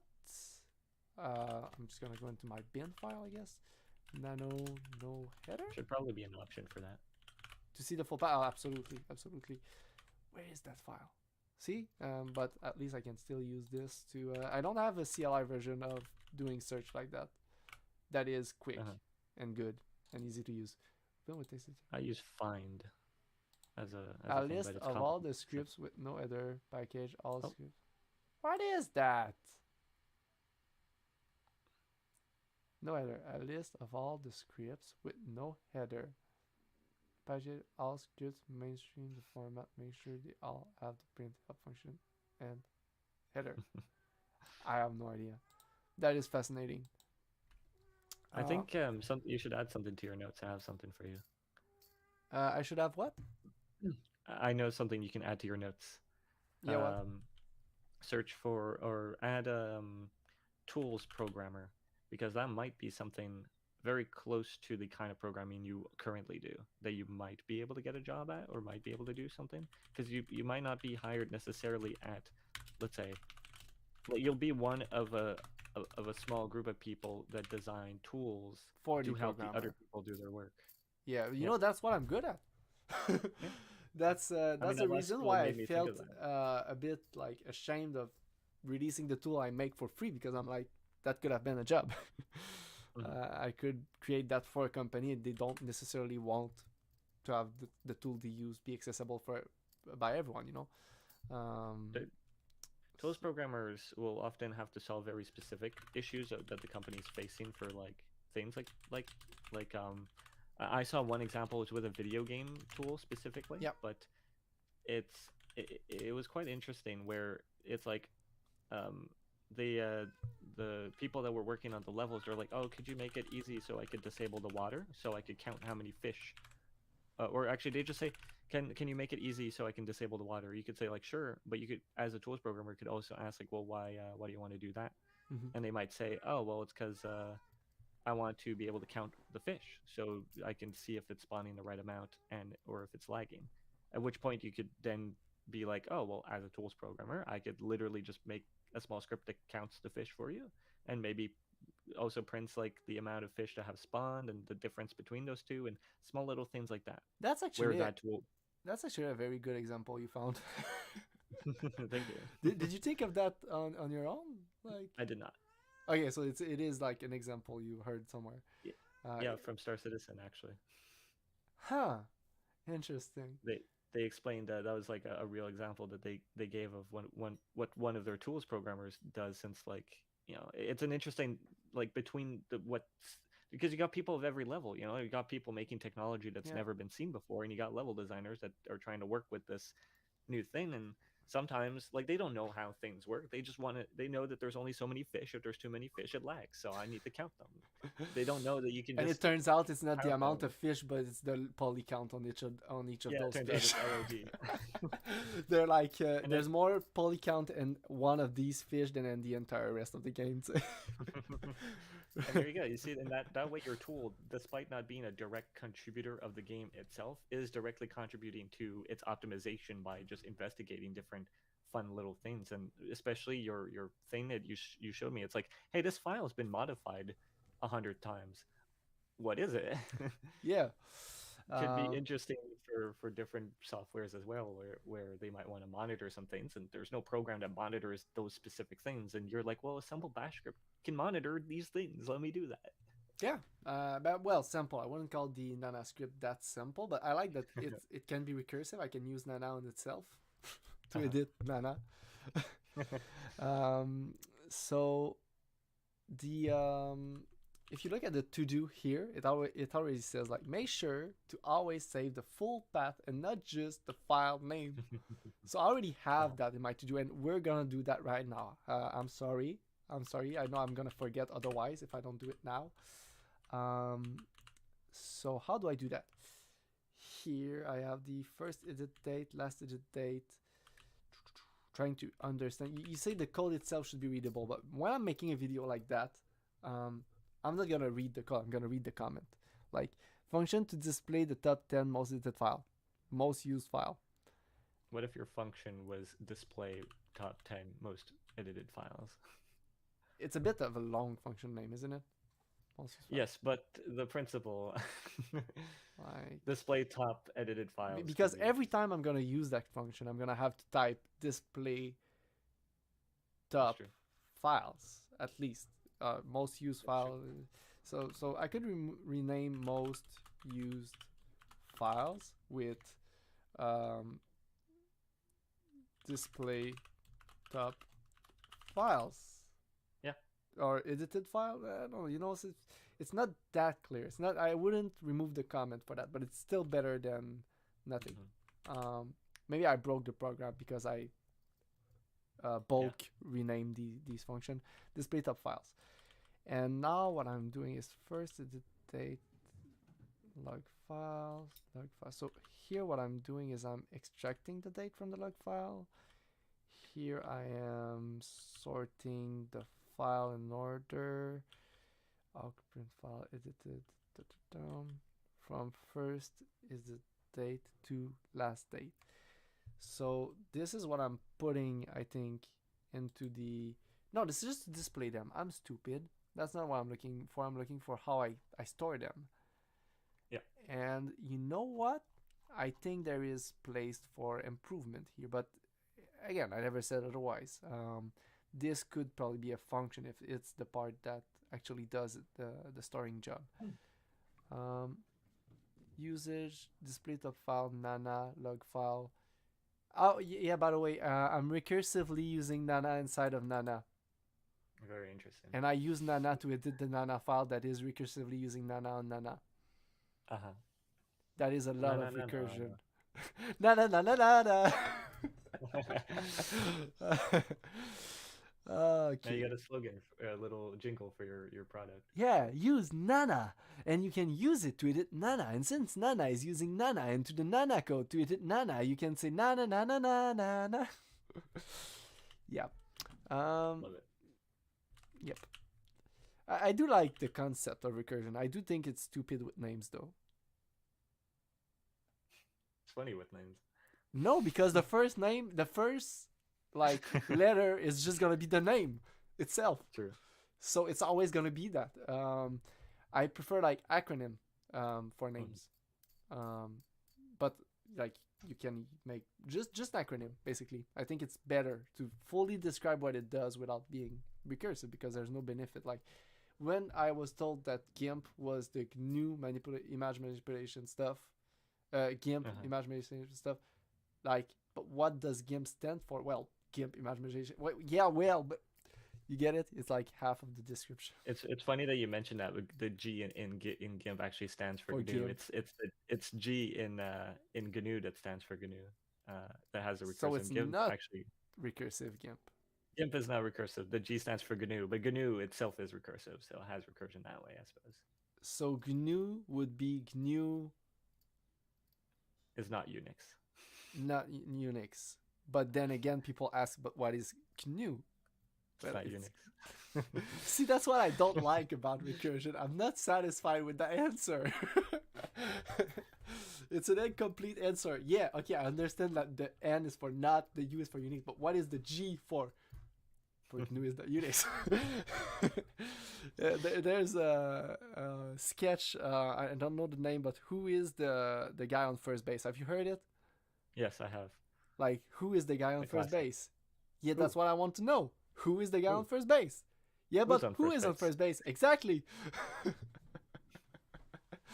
What? No, what's on second? Oh, damn, that's sketch. Who? I forget. No, who's on first?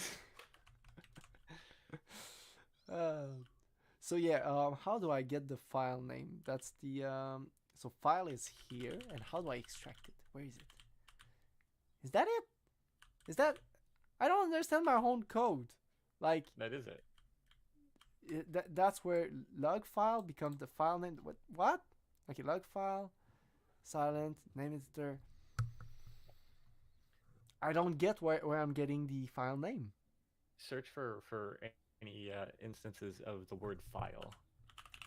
Or maybe name, like file, yeah. No, but that's to read them, so we ignore that part. Then we reach the clear log. We don't need to clear the logs. Then we display the file. We get the log. Where are we setting log file first of all? Like, okay, there it is. Okay, so this is the log file that we use with nano. Okay, that's not the part. No, that's not. That's where when you want to edit the log file, we use nana to edit the log file instead of nano to store that the log file was edited, because it's a file like any other. But then again, when I do use the program, this is the part I'm using. So if the file is equal to for file 1, in $@ at. I'm you cd if it's a directory, so that's the part I like where it does that. And nano editor 1, but it doesn't save it. It's your for loop just above this. You do for file in $@ at. Wait, what for loops? Right above there, below. It's a little hard to For to loop say, here. Okay, for file and data. So you add them to that. and that's where you print it. So And file I here put is it just into not log the full file. And file is it's one of the arguments. But then again, since it's one of the arguments, if I don't specify the full path for the file, I don't have it. But if I were to type the full path, I would save the full path. But I don't want that. So, But would there be a way to detect if the full path was provided or not? I guess yes, since the full path would start with the dash, right? A slash. Yeah, slash. So if... See, that's programming. That's the part I like. I'm like, well, if it starts with a dash, you know it's a full path. That's smart. I think it is, at least. Maybe I'm stupid, so I think it's smart, but it's just average solutions that to me sound like, well, that's the best solution ever. Evaluating our own intelligence, I think it's something we can't do, and that is scary, don't you think? I think I'm very smart. Well, that's the problem with it. If you were dumb, you would think the same thing. And the problem is that if other people are just as dumb, they cannot evaluate your intelligence properly, so they can make you think you're smart if you're not. It's that whole graph. I forget what it's called, but it's kind of interesting that the smarter you are, the dumber you actually realize you are. Oh yeah, that's the graph. That's exactly what and that's a scary graph. Because you don't know where you are on it. You're like, oh, I'm somewhere on that graph. Well, I think you do gain wisdom though. I think you can't evaluate how smart you are, but you can evaluate that you're smarter than certain things, and that you can evaluate that there's always something new to learn, most likely, and that you should just remain open-minded. And just being open-minded is probably a smart thing. and I think that it's better to think about intelligence in terms of maybe expertise, instead of general intelligence, because I think it's impossible to gauge general intelligence. Maybe that's just me, but like we already know the IQ test, isn't it, right? Your IQ is not your general intelligence. No way. Do you agree with that? Do you think the IQ test is good enough? I don't have an opinion on the subject. You don't? So you No, do... I would need to think more about it to have one, I suppose. Okay, in the next video we'll have a talk about that, so you have the time to do your study on your own. But basically, the IQ test was created by a guy who just wanted to rate student ability to complete test in school. So it wasn't for general intelligence first of all, and it was very local. The first IQ test had regional question that if you were, for example, coming from another country, you would just fail by lack of knowledge of the culture, which is not a good test for general intelligence, if you ask me. And I don't think we do have a good test for general intelligence. I just like part of IQ tests that I've seen, like sometimes when like there's some good questions where they like show me 6 pictures and they're like, what's the pattern? And I'm like, there's a pattern? Yeah, I completely destroyed that test. It's called the Raven test, and that's the reason I got into the formation to be a video game tester in the first place. I failed in the written test because I had to write by hand, and I'm not good at that, so they were not gonna take me. But I blew the record for the Raven test in like almost not half the time than the other participant, like a quarter, then less than that. Like I did it quick and I did it better. I don't know what I did, but I did it well, and I'm so proud of that. I wish I had the still, because it was a thick test, it had multiple pages, like almost a dictionary. Thick with 3 C's. So stick with what? I said thick with 3 C's. Thick. Yeah. So and I did complete that. Like I didn't spend more than a fraction of a second per page, because I saw that there was so many pages I couldn't allow myself to do that. So I would just give the first response that came to my mind, and other people were like overthinking that shit. And yeah, I think I had a very good... They didn't give me like an actual score, but they just tell me that like it was very, very, very good.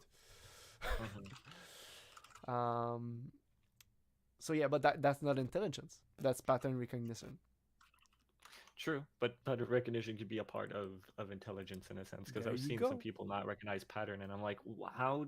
Look, open your eyes. So blue, green, red. Blue, green, red. Blue. What is next? Purple. Purple. Yeah, I'm gonna score that as negative points. An extra point for creativity. an extra Yeah. point for writing your name correctly on the test, and you pass. Wow, that's crazy. You have -1, but you were supposed to get 1 point correct for your name. You didn't write your name correctly. You got F for fantastic. Yeah, and an L for. So yeah, where are we with the code? And an L for yep. Sorry about that. So here we're looking for everything that starts with this. So boom, ain't that right? That's why I love I'm not the Bash. expert. Okay, as a Bash expert, let me explain you why I love Bash because of things like that. What you're doing, you have like the symbol you're looking for, and you use the star because in your terminal, when you use the star, it means anything. So as long as a dash with anything equal what we're looking for, you know it starts with a dash. So if Called this a is wild equal card to for those who are wondering. the wild card, exactly. I do love the wild card. Is there a wild card in C? No. Is there a wild card in C++? I don't care. So yeah. I don't care. Leave me alone. Get out of my house. So yeah, that's how I would code that. And honestly, I think that's valid. This would check if it's a full path, and if it's not, we want to add the print working directory to the path. What would be funny? I would like it if we could do a stream where we have a split screen, where on one side we see my computer screen, and on the other side we see your computer screen, and My we computer screen's code looking at yours. and we code the same thing. Yeah, but we wouldn't do that for Okay, for yeah. that stream. Hey, we have I'm back with Maxi. Hey, hello. gone. No. He's gone. Wait, all right. Where are you gone? I'm gonna ask him. Remaxi. Okay, and I'm gonna click on that. Be back now.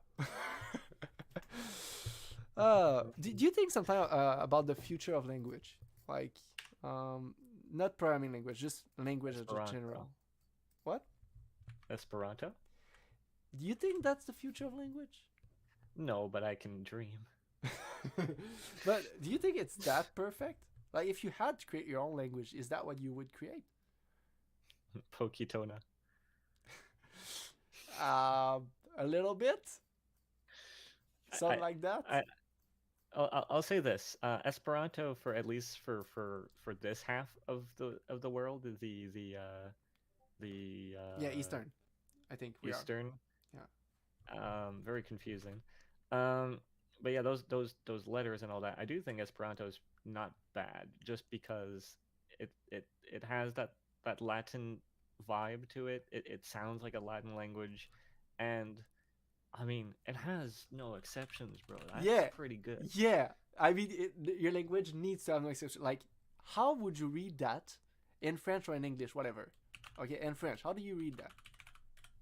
Read that, please.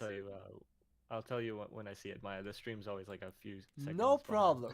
No problem. When you see it, I just wrote something right here, and Duquesnes. that's how I read it too. Do you know how it's pronounced? Duquesne. Duquesne. N. Duquesne. That's how it's pronounced. Duquesne. Duquesne. No, just half the letters are just silent letters. I hate it. That's my street, by the way. I might have ducks myself, but not that much because it's big. But and each time I have to pronounce something like that, and I had two things like that to pronounce today, and I was like, well, actually, I know, like, when you talk to the phone to somebody and you're like, well, I live at Duquesne, and you're like, they're not gonna write that. What if they don't write it properly? Yeah, if it's won't. important, like if I have to receive, for example, like a check by the mail or something like that, send it to Duquesne. There's somebody that's gonna be very happy, and it's not gonna be me. You just say it letter by letter, or you write it down. That's the what I only try to solution, do really. most often. Yeah. That's what I have to do, and I pronounce it Duquesnes. Make sure it's Duquesnes. Okay, if I sound stupid, you'll understand more. I'm always surprised that people know that LeBlanc, which is a family name, and with a C. How did they know? Yeah, true. I mean, I know why I know, but how do you know? Yeah, true. When I was younger, I would always like tell people like with a C. And then they write it with a C at the start. yeah, but you know, with a C at the end, I was that kind of guy that like with a C at the end. Duquesne with an S. Yeah, I'm the In guy the middle. who say with two S. Duquesne with two S. Guess where they go? High five. Yeah. So these kind of words make me hate the language. Like somebody failed somewhere. Somebody failed. Somebody had a job and he did not do it properly. With the little that I've seen of language, which isn't a lot, I will say that one thing I heard about French is that the reason we say chevaux instead of cheval is just because it sounds nicer. A lot of stuff And in French is one because it sounds nicer, and the other one is because the elites that had the budget to go to school did not want the language to be so simple that the dumbass could learn it. That's the sad truth of it. But yeah, And then there's Esperanto. but now you can say cheval. It is in the dictionary. They just changed it. Oh, let's go. Yeah, be pissed. It's Pas dans mon langue québécois français. yeah. Tu peux dire là, t'as-tu vu tout le gros paquet de cheval qui s'en vient vers nous autres? It's almost accurate French. It's almost valid. Almost. I wish we would create Québécois into its own language at this point. Like nous autres, just Nous one autres. word. Yeah. Nous autres, c'est nous autres. Ça y est should also be one word. What? Ça y est. Bon, ça y est. Say it. Ouais, mais genre, c'est comme quelqu'un est en train de faire quelque chose, comme non, fais pas ça. Ah bon, ça y est. Ah, say it. Yes. All these things should be words. I don't care. Like, make that into a word. I don't even realize that I say that kind of stuff. You know, it's so natural to a Québécois to say these kind of sentences and words. You don't think about it. I like their swearing. It's very combo orientated. Oh yeah, right. Like we should get like a combo counter for every swear we say. Like I want that on my T-shirt. Like combo 1, 2, 3, 4, 5, 6. You know, a swear combo meter on my T-shirt. I want that.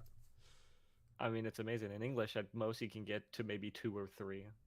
Yeah, that's why South Park, also, but that's why I think a lot of shows when they translate it in Québécois, they make it more vulgar. Is vulgar a word in English? I don't even know if that's a word in English. So I did not like watching Rick and Morty in Québécois at all. It's so childish. I know Rick and Morty is supposed to be childish, but for some reason in English, I don't have a problem with it.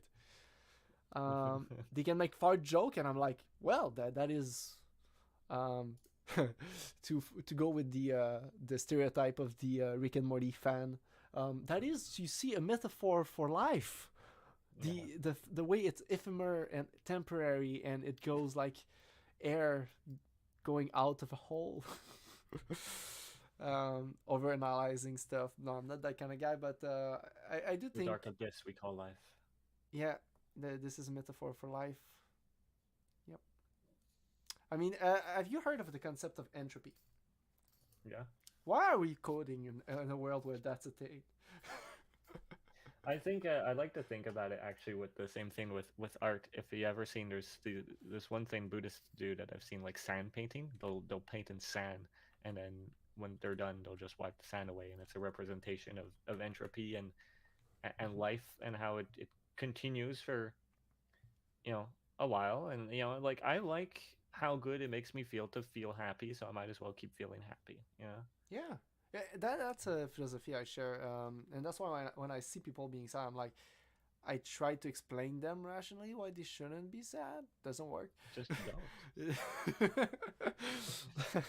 I try to It's not very rationalize the problem that makes them sad. Like my girlfriend was sad the other day because there's a street cat that lives on the street, and he doesn't have people taking care of him, and like she was feeling sad about that, and I tried to comfort her by explaining to her like, well, it's not like we can't take him in for multiple reasons that I could explain, and I'm like, so there's no point in being sad about it because there's nothing we can do about it.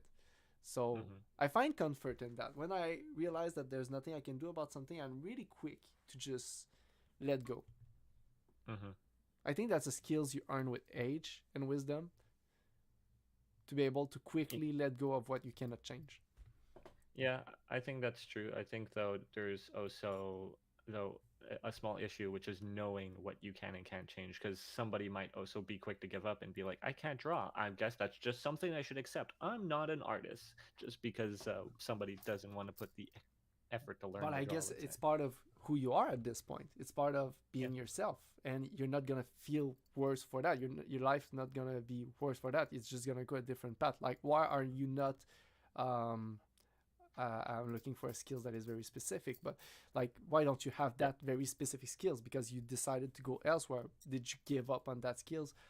I mean, it's not even a decision at that point. If you really believed at that point that there was nothing you could do about it, then there wasn't. Since if there was, you would have done it. If you knew what you could do for it, you would I have don't done think. it. I mean, I don't know about, because then we're going into the deterministic part of is life deterministic, and I don't know if it is or isn't. But I think I've seen people be able to change. Who knows if that was always going to happen, if that's somebody or something that they are. But I know that I used to think certain things, and because of being enlightened with different points of view, like it's like, oh, maybe actually I can do this thing, or maybe actually I am a person who can like do this thing. I just used the same example twice, but anyway. I mean, I never saw myself as a very manual guy who does manual stuff, but when my friends helped me with working on my car or doing some mechanics or stuff, I changed the oil of my car myself. And that is something I am so proud of. Yeah. It reached the level of making a programming software, because it is something I'm not good at, because it is not something, but it's not something I would ever say myself like it is impossible to change the oil of my car.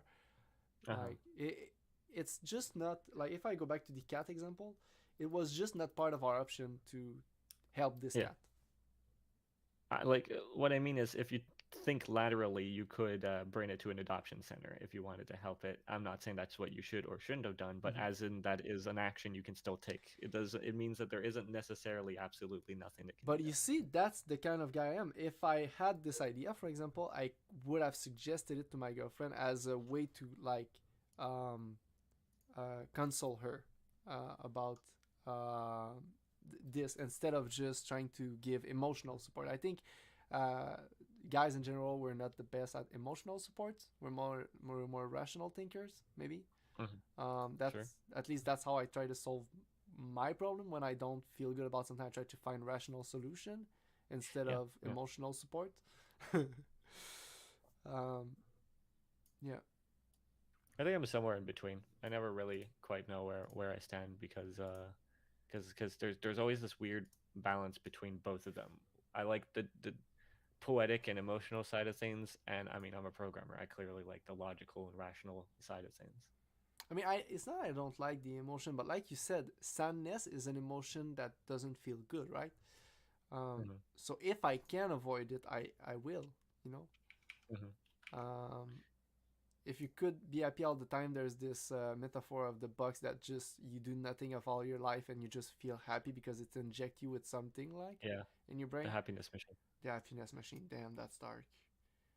And in some way, like, we're trying to reach that, but are we? I don't know. Would I be happy? I Is would. that what we want? Technically, is that what I want? I know that I've always been somebody, I've told everybody in my family this, but it's like, if there's like sad news, but I should know what it is, you should probably share it. Uh, It's like, oh, but you're gonna be sad. It's like, yeah, but I kind of want to be sad in this particular instance because I want. yeah, but not Don't just. worry, Remaxi, we won't be ignoring you forever. Yeah, sorry, it's just that this is here, and I'm gonna bring that here. And anyway, we're just talking, so we're not even working on that code right now. We're just talking about life and what it means to be alive. But you had a good point, Elatronion. By the way, Remaxi, if you want to join our stream vocally, talk to us. You could technically. You just have to start using the same tool that we're using. I just realized that. Like, Yeah. the people that watch my stream, if they want to take part of it, have discussion, like that could be cool. This is Element. It's one of the Matrix Protocol stuff. And this is very cool. This is what allows us to talk right now. It's not Discord. It's Discord 2.0. Discord 2.0. So, we're talking about something very important, like, but I had a blank because of Remaxi interruption in there. Good job, Remaxi. Know that this is all your fault. Yeah, all your fault. I just get support. Yeah, thank you for the support. Maybe helping us right now solve the problems of the universe. So, oh yeah, you were talking about the bad news. So we're talking about if we want to receive bad news or not. Hey, I'm kidding, Remaxi. Thanks for being there, for being part of this conversation that is very important. So we're talking about like bad news and whether people like prefer to have it and feel bad about the news or just not have the information and stay in the ignorance. And I had this saying that ignorance is a sin, but wisdom, knowledge is a burden. That is my saying. And I'm the one who prefer the burden, but the problem with the burden is that if I bring you a bad news or something that goes against what you already if it goes against your perception of the world enough. Have you heard of the concept of cognitive dissonance? Nope. I saw Maybe, that but I in don't real life. A person that would have a crisis of cognitive dissonance. Because I was talking to a teacher about some events that were happening, and I had all the sources because I do like to have sources when I bring a topic like this, and I have all the documentation and back my arguments with evidence and factual stuff, but what I was bringing to that person, who normally is a teacher, you expect somebody who is at least a little bit reasonable, right? Went so far against all that this person was told that she went into a state of, as it's called, cognitive dissonance, and she got angry. She got it's like I was attacking her directly, even though all I was providing was information. So that was almost scary, she tried to almost attack back with but I really remember that, and after that she apologized, all that stuff, but that we're all susceptible to suffer from that unless we are fully ready to deny all of our perception of reality. I've experienced that as well. I think what I've found to be fascinating though is finding a way to communicate the same information but without going through that, because being purely logical or purely to the point, despite it being the most accurate way to communicate, a computer to another computer would be that way, right? Yeah. A human to human interaction might require a more organical, emotional, appealing way of communicating that same information. And I think it's kind of interesting, just the difference between you're wrong or I disagree with what you're saying because of this. Like, for example, if somebody all his life believed that gravity functioned a certain way, and you're like, no, it doesn't. And here's the proof. maybe it's like you say, it's better to just prepare them slowly, Yeah. like or instead of just being, here's the proof. Take what I you mean, want. Here's the proof. Yeah, exactly. You're changing their whole worldview and what they know to be real. They're Yeah. like, well, what's real? If you're right, chaos might be. But that's the happening in thing. their They brain. have two responses that they can have. Either they accept the new reality you offer, or they fight it. Mhm. They try to fight it, but that's what brings the anger into people when they reach that point. I think it's because they have their own proof too. That's what needs to be considered. Is that I believe A because of X, you believe B because of Y. If we both still agree despite sharing our opinions, then we have to combine both X and Y to get a new opinion C, or really figure out which one of X or Y is invalid. But you see, due that's the to- point. That's if the other person has an argument against what you're bringing. But if that Yeah. person doesn't, and you really have something solid that they cannot deny, Yeah. that's why it goes into the cognitive dissonance stuff, because they don't have the choice to accept what you're bringing, because Uh-huh. especially giving if them a that choice. person is a person that is rational and can see Yeah. the rational that you're bringing for what it is. So that's a fascinating topic, I think. And we're also, like I say, we're all susceptible to that. For example, if somebody were to arrive to me and tell me the earth is flat, I would be I would like, say no. no, it's not. And if for real that person had an undeniable proof, you know, Uh-huh. like, would I really be willing to accept that? I remember. I'll tell you this. Yeah. This is a true story. I went through that a little bit when Apple released their M1 chips originally. What was in one chip? Can you give me a bit of context on that? They decided they didn't all their laptops and whatever. They didn't want ARM anymore. They didn't want Intel anymore. They were going to make their own processor. Okay, yeah. And they claimed that their processor was very good, which I'm sure it is. But they said that it was so good that, let's say I have a gaming PC next to me, right? Mm-hmm. With a really big GPU in it, and they were claiming that their flimsy laptop with absolutely no fans in it could render a 4K video in Adobe Adobe Premiere or whatever faster than my PC. And but was it true? Was it, did they have a point? It was. Damn. For the first time, Apple wasn't lying with their weirdly inaccurate graphs. But each time they present something, they're lying in some portion. Like, Yeah. the first time they presented the iPod is the most fascinating magic trick of all time. It is, because you don't expect it. And when I learned the way they presented they did the Apple iPhone introduction, it is intelligent, but at the same time they could have failed. Mm-hmm. They could have overpromised on what they were actually capable of doing, because they weren't able to do what they were promising at the time. It's like the Cybertruck. Yeah. I don't believe Tesla was able, when they presented the Cybertruck, to do the Cybertruck at that time. Yeah. But they still promoted it. They still showed it to people. They still got the money for it. And with the money, with the time, they figure it out. Yeah. Because if you give enough money and enough time to anybody, they can figure it out pretty much anything. With the M chip, the way Apple sort of lied or sort of told the truth. Mm-hmm. If you look at the numbers, yeah, okay, you can render faster and edit faster, and everything's better if you're a creator using Adobe products on the Apple thing than the PC that isn't just equivalent but far like superior. Mm-hmm.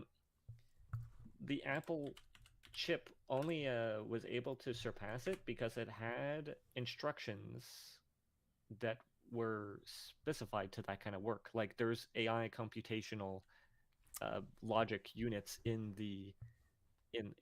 their chip, so it's like, of course, Yeah.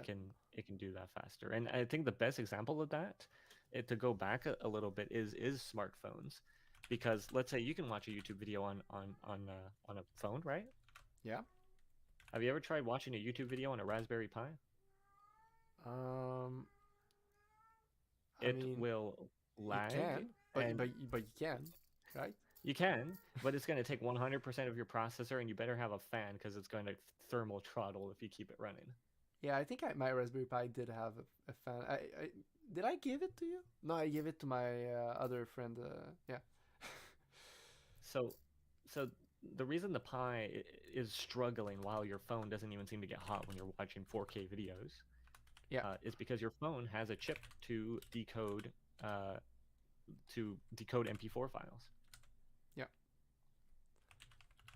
So, but that's the thing with multiple tasks on the computer or on the phone, that it does that. It has specialized protocol or methodology to do stuff. Like you look at video game nowadays, instead of uh, instead of having these games be rendered with incredible graphics, all they can do is just render a 3D game that looks like crap and then have a layer of AI on top. That's what the future of gaming is gonna be.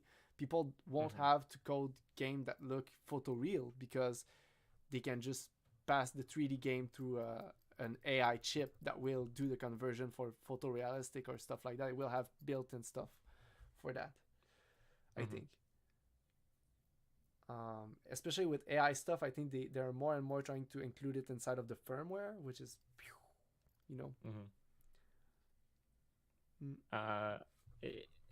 I think it's a question of optimization at some point. I mean, with AI, you can throw it and it can crunch a series of numbers and whatever. But like, I do like a bit the idea of like an optimized chip for certain things. That's literally what a GPU is. Try rendering something on the processor. It can, and we called it software rendering. And old Quake, the first Quake games and all that, I think we're doing that. Especially Doom was doing that and whatever. But then somebody decided that, hey, what if we put a chip that just did graphics very fast? It did nothing else. Yeah, specialized but chips. it does graphics. I can't wait for the specialized chips that will support 5D. They're going to be very useful.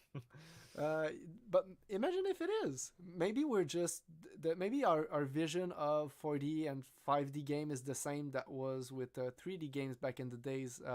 Back in the Nintendo, Super Nintendo era, the way they were seeing 3D games. I don't think many people would have believed that 3D games were gonna become such a huge part of the market. I think it would have been hard to predict because it seemed like such a niche, weird genre, I don't know if we lived back in that time, if we could have guessed like, oh, of course it's gonna be all 3D in 5 years, 10 years down the line. I suppose I don't know. Although I think once Nintendo tried some things with the 3D effects chip, like their progress at one point seemed a little more obvious that it was going to get better, but we didn't know to what point. Yeah. And we didn't know what tricks we would create, but. Of course, everything's more obvious in retrospect. I think, though, it's less a question. It's like a question also of the market. What do people want and whatever. Graphics are only getting better, and now it's funny. It's funny. I saw this, but it's like you gotta, if you're a company and you need like some strong computers for your developers because they're all AI engineers or whatever, right? Yeah. You're almost better off getting them a series of gaming computers than you are getting them like office computers. Well, that's the office computer we would get. Gaming computer. Very cool gaming computer. With RGB lights. With RGB lights, of course. But you know what? The other computer I have is it's a Think.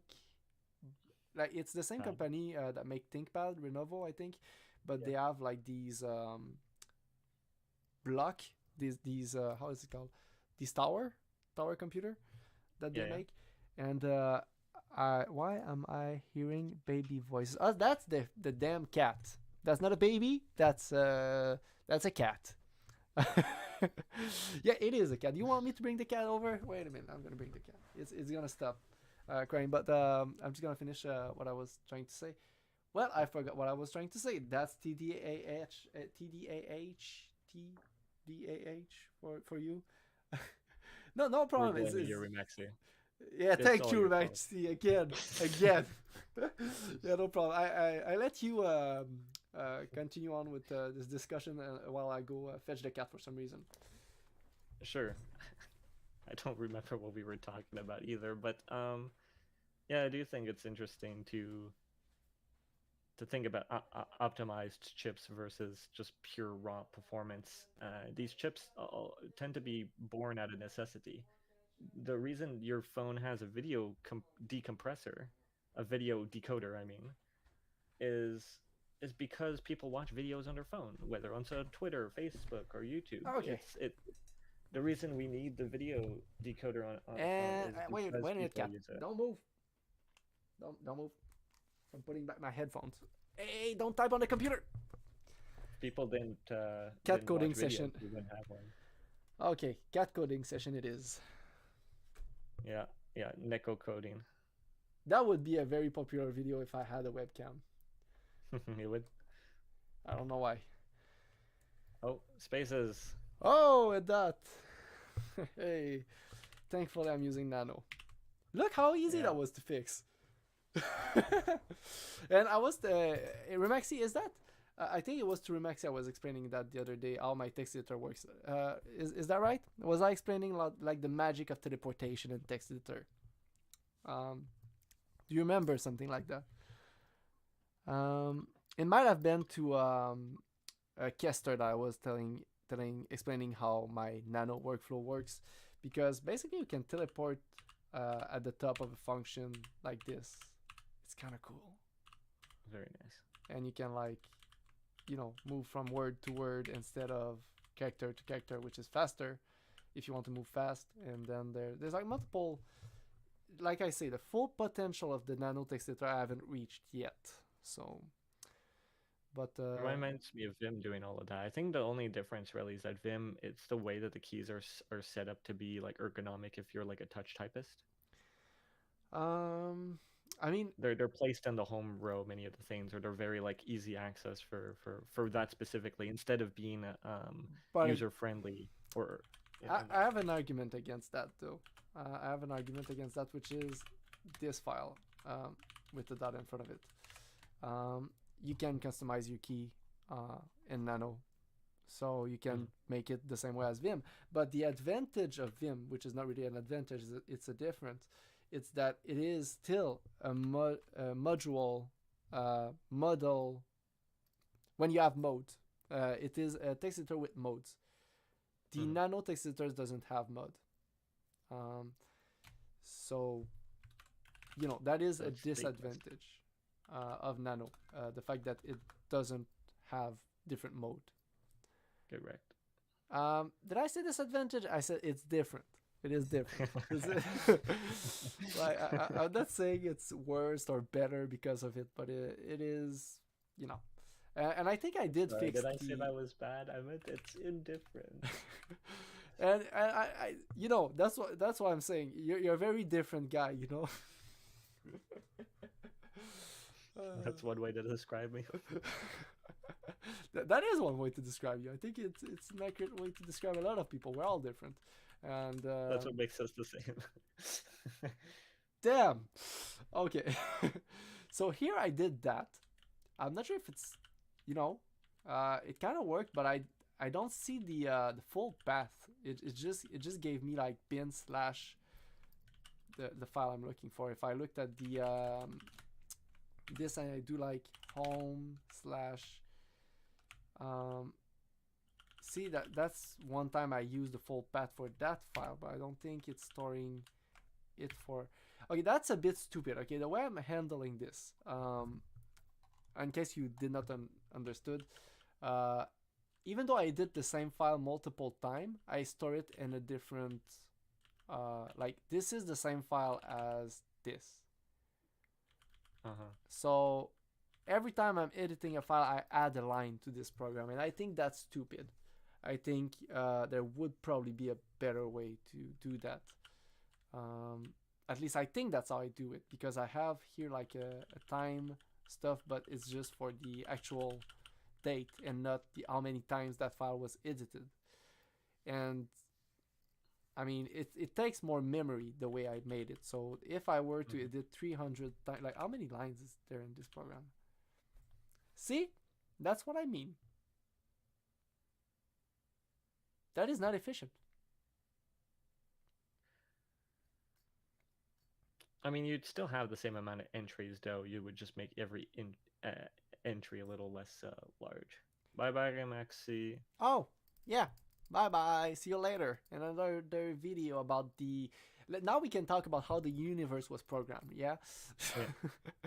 It's a secret. Now that Remaxi is gone, we can start to talk about our plan to dominate the world and conquer all dimension and the 4 quadrants of the universe. All that big brain stuff. We gotta get ready stuff. for tomorrow night. Yeah, exactly. When the stars align by the Quaternions alignment of the Elatronion galaxy. Best galaxy. Well, I mean, I'm talking about the most galaxy different that is... galaxy. Yeah, see, see now you get it. But yeah, I think but for your entries, it's forcibly going to remain this large. You're using what seems to be like JSON for your entries. Yeah, but as you can see, I haven't typed that JSON at the end of my file because extensions. Who need that, right? I just use them for my own sake of organization. Yeah, but most of the time, like when I don't use extension, it's because to me it's very obvious or the file doesn't need to be accessed. Like for example, if I want to access that file, just do nana e and I'm there. So I don't need to find it. I don't need to see it as a file. I just see it as the content of it. It's like if I had an HTML file, a CSS file, and a JavaScript file, and they all had a unique name but no extension, it would be a little annoying. Yeah, I agree with that. When I code these sort of file, I give them extension. So you see, I use extension when they make sense. That's my new logic. And the reason why I don't use them with my bash scripts is because I want to be able to type just the name, and it's quicker. I don't have to type that, and I can use tab to autocomplete the name. For example, X matrix, I should be able to. Oh well, there's too many stuff that start with X in my programs because X is a very cool letter. I agree with Elon Musk on that, and I just don't know why he bought a company to then change the name of it. It's a very bold marketing stunt. It is. It is. That's what it is. Why would you buy a company for its name and brand and then change the name and the brand, other than making people talk about what you did? And I heard that he wanted to go back on that deal, but it was too late, and he was like, "Oh, well, guess I gotta keep going with that." I got fucked. I understand why he would have wanted to go back on that deal, but again, I think he can afford it to do that, to have its own platform and stuff. And but I don't think it was a good idea to change the name of the platform. No. Because people are still calling it Twitter. That's a good. Yeah. That's a good example that it was a bad name. Yeah. I think it's a good name for what his idea though of making it kind of like WeChat or whatever, almost as a separate thing. But like he wanted to turn Twitter into WeChat where you can do anything on it. Therefore the X almost stands for like X as a variable where you could do anything. But as it stands now, you can't do that, so it's a little early to rebrand. But what do you mean by on WeChat you can do everything? I said WeChat. I think it's WeChat. There's like a WePay and We whatever. Like wait, you can, I'm you can gonna pay your look for rent. that. WeChat. Like that? Or we like the Nintendo Wii? No, We like us. We like us. WeChat like this. Oh, you mean like the big Chinese application that everybody's using in China? Exactly. That's not a good thing if that's what he was trying to do. No, it isn't. But he wanted to do that and call it X, as since WeChat is a little weird because it's not just for chatting, right? Like you said, it's a massive thing. He wanted to do that with Twitter, using Twitter as like the basis of everybody's already here chatting and stuff. They have Linux with it. Oh. No, it's not Linux. How thoughtful. So how is it called? QQ? What is QQ? I want to know. Yeah, learn something more like about that. QQ because it looks like Linux. Like that is a better penguin than the Linux mascot. I'm sorry. I like the Linux mask. Look at this one. Like he's a logo. The Linux mascot is not a logo. That's what makes it so funny when it's on packaging. It's Yeah, so it's not detailed. professional. I know it wasn't supposed to be at first, but now Linux is so much everywhere that like why? And if you want like to have a cool wallpaper with the Linux mascot on it, no, you can't. Like I could make that look cool really easily. I do think though, like any penguin, I think is close enough to like turn that people would like understand, you know? That is Linux. But again, Yeah. it would be funny. So you're using the QQ penguin to represent Linux, even though what is QQ? You make it your own distro, you call it QQ Linux, just to use this. I'm not John Cena. I'm not that big of a fan of China stuff, you know. QQ Linux. Like that's how they should have called their operating system because China does have their own Linux operating system. They should have called it that parce que c'est très QQ. In Quebecois, this application just shouldn't exist. Mhm. Yeah. But what is it? What does it do? App? There's just a logo for it, but no There's a Wikipedia page. QQ. You gotta You got to learn Chinese first, though. You got to learn to speak Mandarin. 10-cent QQ, also known as QQ, is an instant messaging Of course, it's software 10 service. cent. Do you know what 10 cent is? Yes, I do. Damn, but This little unknown company, you know, they're a little indie studio. In it's a bit China. niche. It's a bit Very niche. niche. But I do watch a lot of their series since in Canada they're free. I don't know if you have to pay for them in China, but 10 cent in Canada don't give a freak. They're like, hey, watch our content. So 10, if I can write it that's interesting. correctly, like 10 cent drama. They have a QQ lot is of a messaging service, by the way, and there's games on it as well, and music and shopping, microblogging, movies. Why do all their Freaking voice. application are the opposite of the GNU philosophy? All of their programs do all. Why do they have multiple applications to do everything? Like Yeah. they You have know- multiple everything app. Do you know what I think is really funny about the idea of the Everything app? Yeah. Is that we already have it, and it's called an operating system. Print that on a T-shirt. Print that on a T-shirt. Okay, so That's it's how I apparently see it's it. an evil, the secret Chinese company that owns everything. And it has the You actually Linux gotta- logo. You gotta like learn to go on Wikipedia when you're searching. Sometimes I notice you do this when you search things. You're quick to go on images, and sometimes you're like, "What is this? What is this?" I see this in your videos when you're like fixing things or whatever. It's like I'm just always thinking, screaming in my head. I'm like, just go to the doc page. Just go to Wikipedia. Just Like search okay, what- so I type It's- like doc, QQ doc. Well, with QQ, you could just write Wikipedia, and there it is. It literally on the right what it is. By the way, there's like a way to do like intelligent search on Google. There is a way to code your search in Google. So for example, I don't know if it's like file type, and then you can specify like PDF. Like that, I think is valid, and it should technically bring me to a PDF. There it is. Did you know you can do that? I did. That is like it's like the basic of computing informatics to have this knowledge that makes you better than everybody else that use Google. Instantly makes you a genius, you know. I do think like, it's practical. If I want a book for free, I can just like for example, yeah. Sorry, I gotta interject, but I got a meeting in 15 minutes. Oh, no problem. But thank you for having joined the stream, and I think I will end the stream. It was a very nice stream. Thanks for having been part of it and having contributed so much to this great video that I hope it's still recording, even though we don't have more memory. And It might be on YouTube. yeah, but it was scary the memory warning because one go of memory on their computer is never a good thing. No, at least it's it's still bad.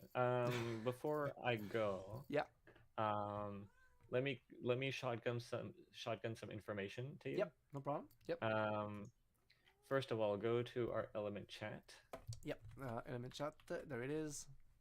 Scroll up above the calculator pictures. Yep. I sent. I took a screenshot of part of your code. Yep. For where you, this just those two comments I think are examples of, if anything, you don't have to replace anything that you do, everything you do with like a function necessarily, because it could be like overly verbose. But here you have a function called print help, and above it it says function to print help. Like I could figure that out by reading the function name, and then you're like define colors, and then proceed to define colors. Again, I can kind of see that it all has the word color in it, although your first one starts with color, and But the you other one see ends that I think the define color still does make some sense because not everybody understands why I would put these symbols into uh, these variables. You understand? But that's why you have the word color. I mean, it's like if you had I don't know. It's like But if I you think did you're right that it should be called like if I always put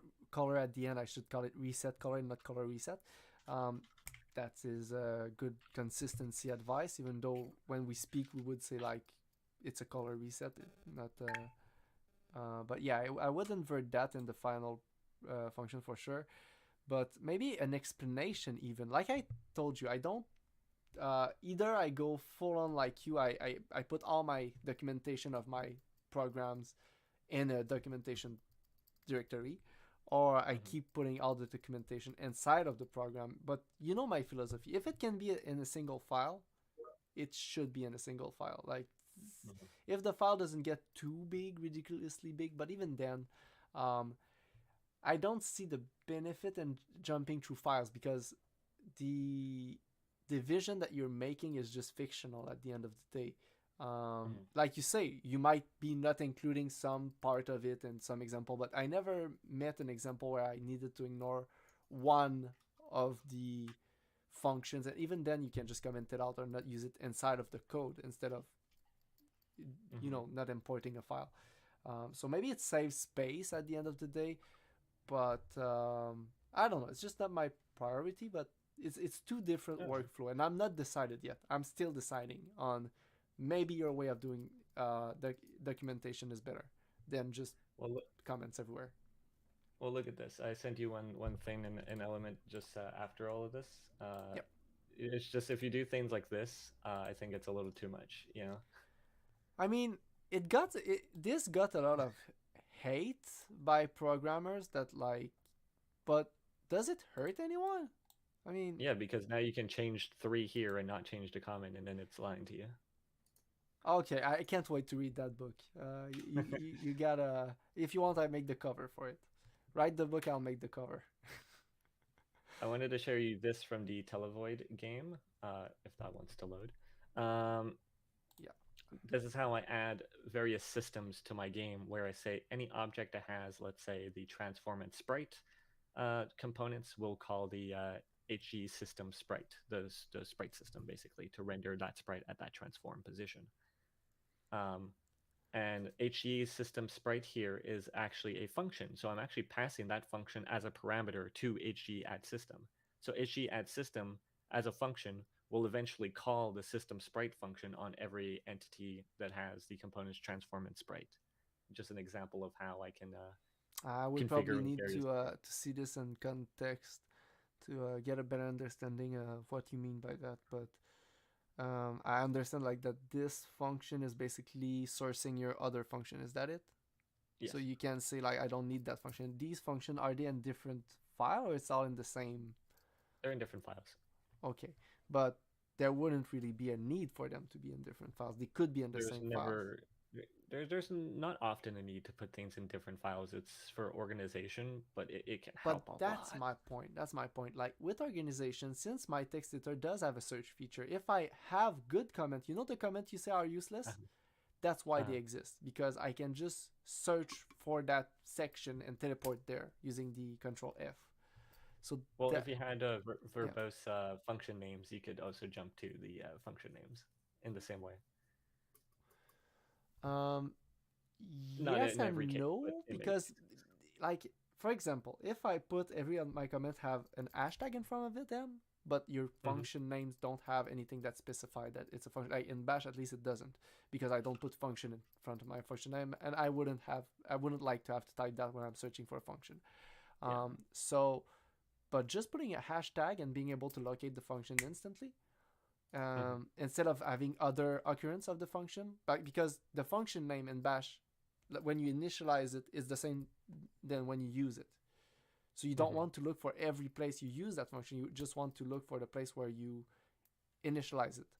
So depending on how you format your single file, I think that's even quicker than with multiple file where you have to quit, go back to open another file.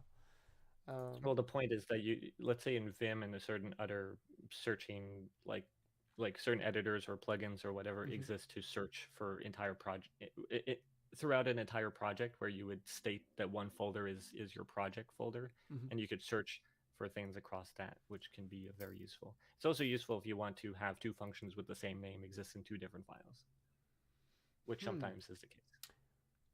Well, one example of that is that I could explain that another time since you have to go. But one example of that is the way that the flag script has its own print help function, but it will be overwritten by another print help function in my other file. But that is intended, you know.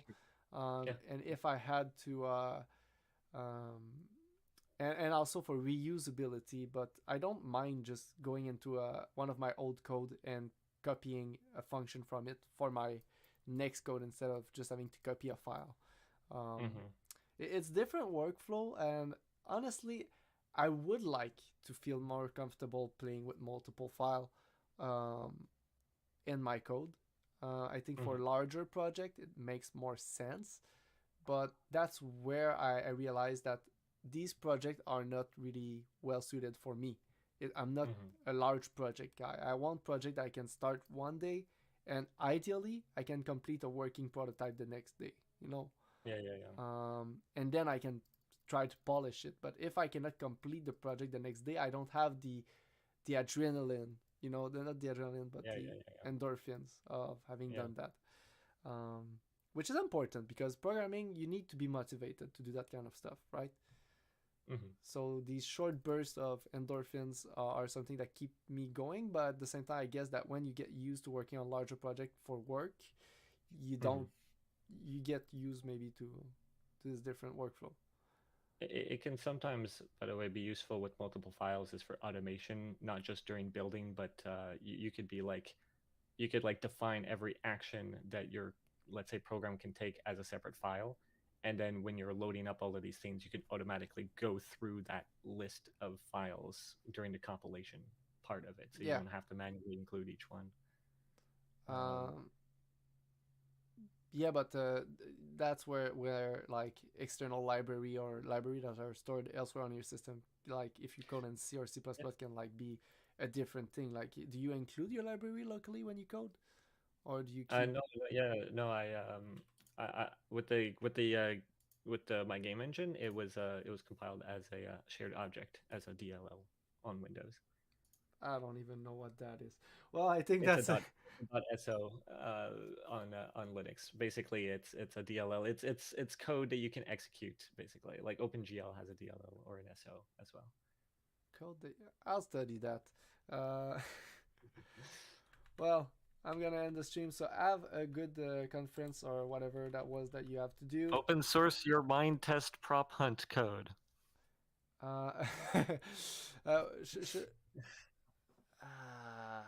It was a lot of hard work. Talk about how good it is, and I can't download it, I can't play it, and I can't see. You're like, it's the best mod ever in your video, and I can't even play it, let alone see the code. How would I do that? Upload that? I will. So the link will be in the comment of this video at the end of the day. Sounds good.